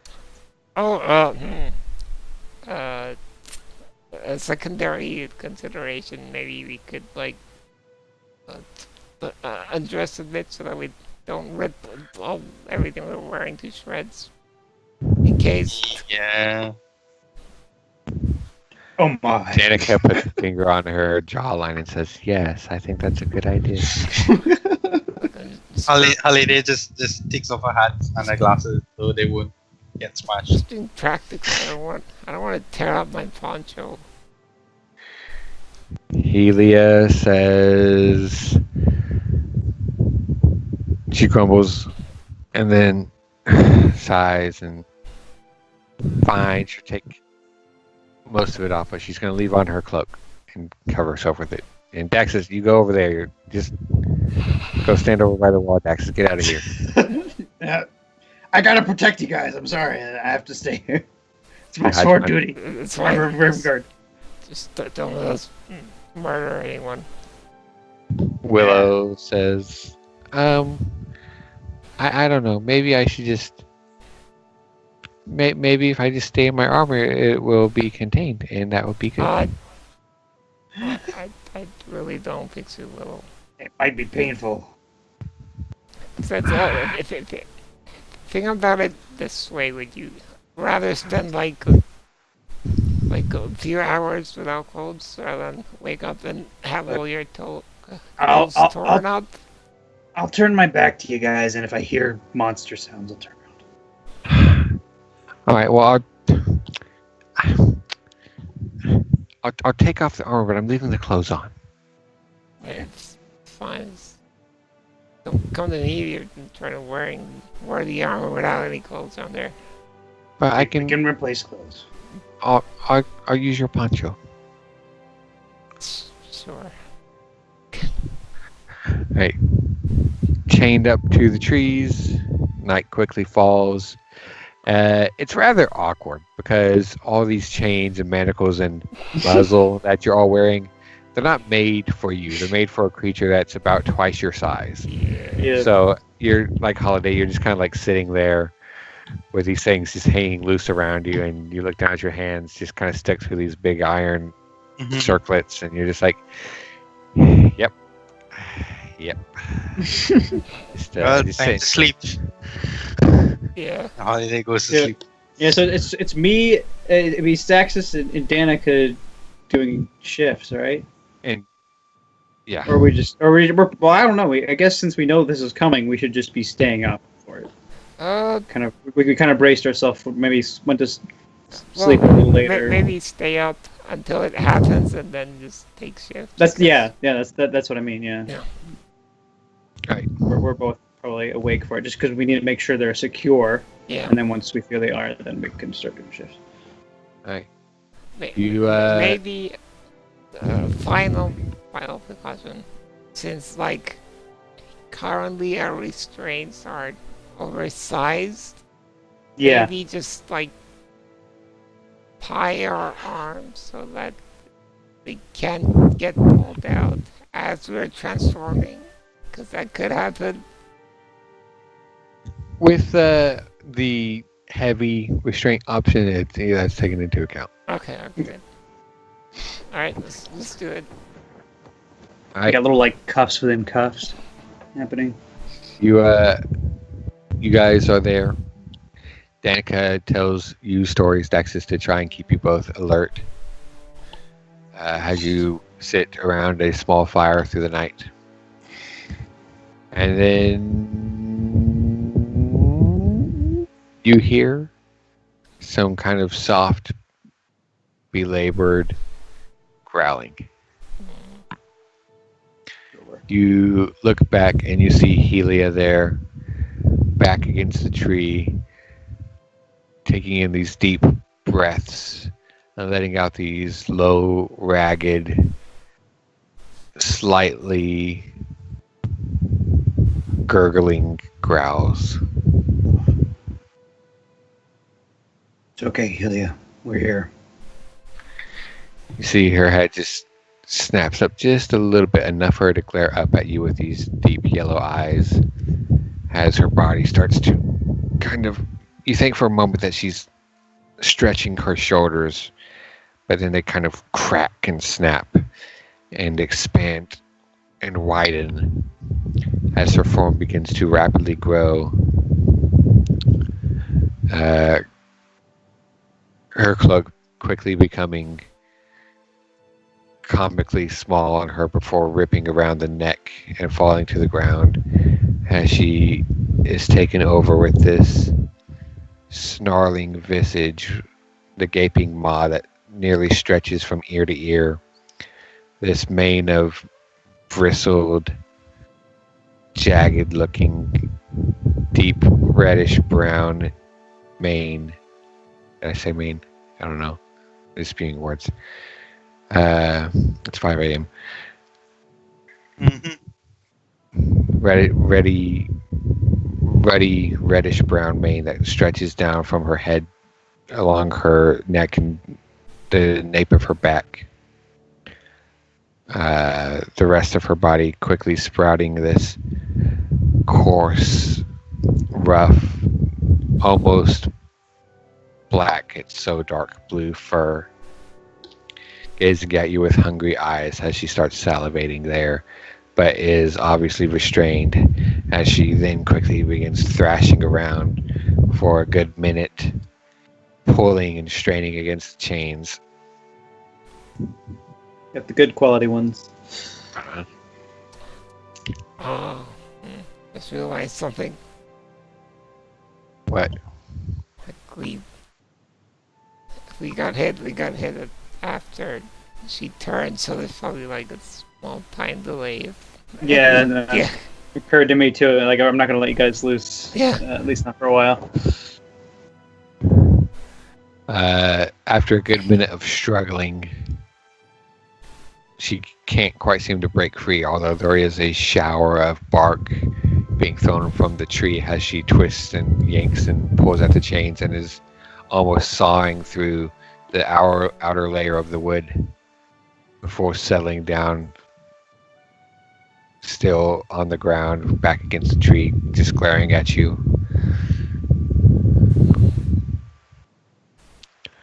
Holiday and Juanita, you were both drifting off and were in a very kind of uncomfortable, fitful sleep as you consider the possibilities of your transformation. You awaken to this commotion and are looking off to the sides, watching this. At the moment, nothing seems to be happening to you. Okay. What about Willow? Same. Okay. Although she does look a bit, well, she looks considerably more fearful. Yeah.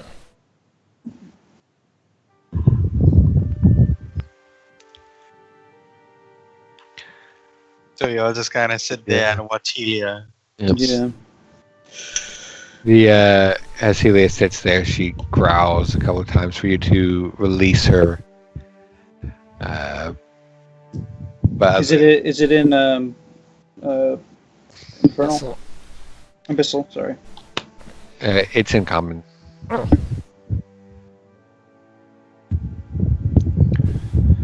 And it is Helia's voice, although it does have a heavily altered cadence and tone and reverb to it in a very demonic kind of tint. Or actually, can it speak to the muzzle? Barely. Okay. Just muffled. Although there is just long, thick, goopy strands of saliva just pouring from it.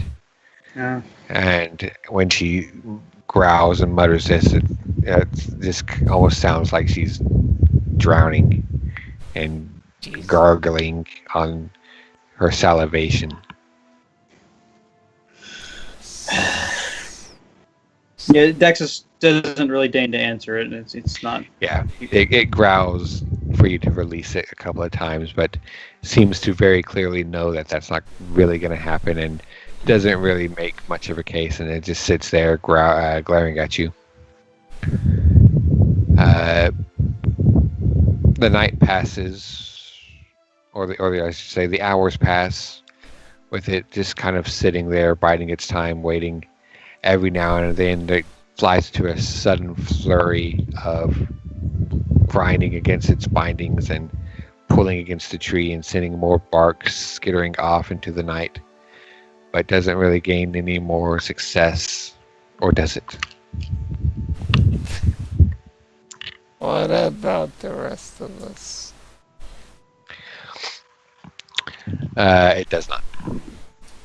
The rest of you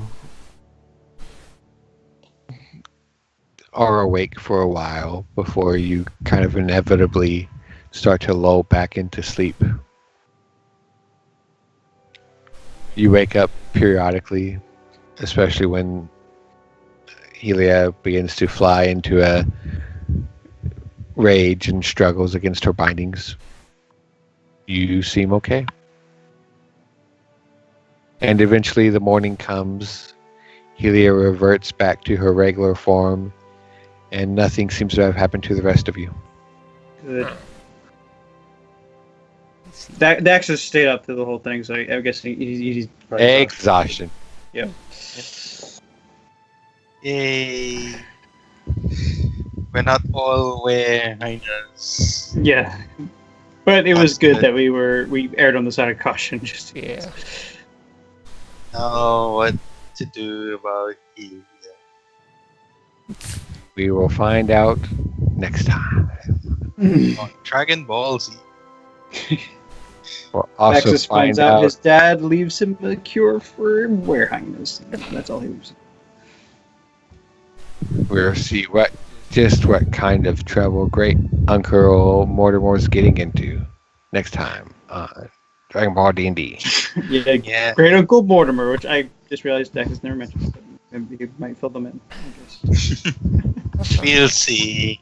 I mean, I guess Just you could a- make that letter public if you want. He might, if they ask about it, he'd talk You could about it. just read it. Jesus God, man. Wow. Okay, fine. The Then holiday's don't make not it gonna public. pry. I'll read it next time.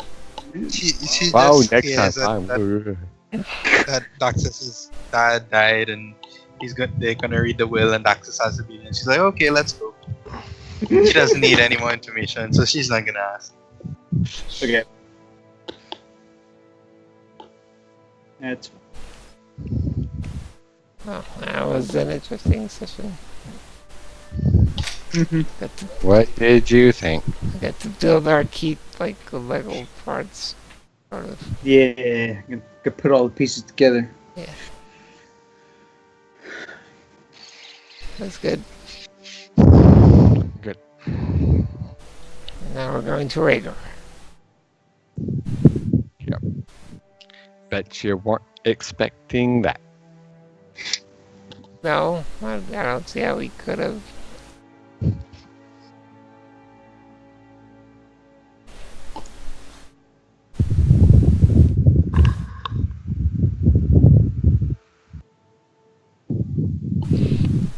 Banished. Oh yeah, city buildings. I yeah. haven't tried it. I heard it's very hard. Yeah, I heard like at least early on in its creation, like there was kind of like an optimal way to play it, but they could have patched it since then. And pray what?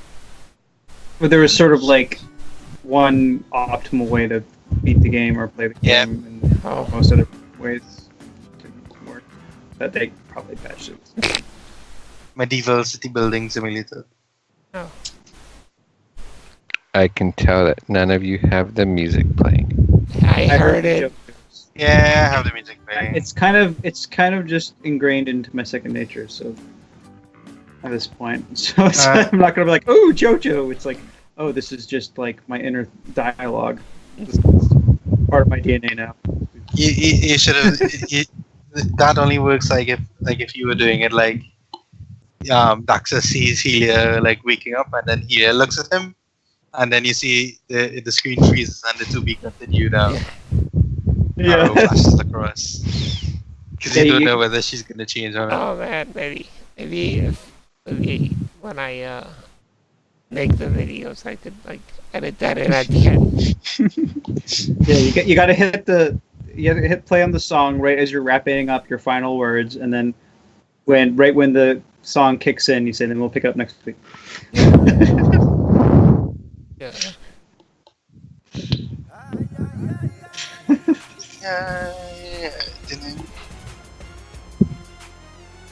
Kelsey's just like rocking out right now. Don't play it too loudly. It's 5 a.m. most. It's fine, he's got headphones. 5:40. Oh Y'all yeah, should sleep. we're gonna go. Alright. Bye bye.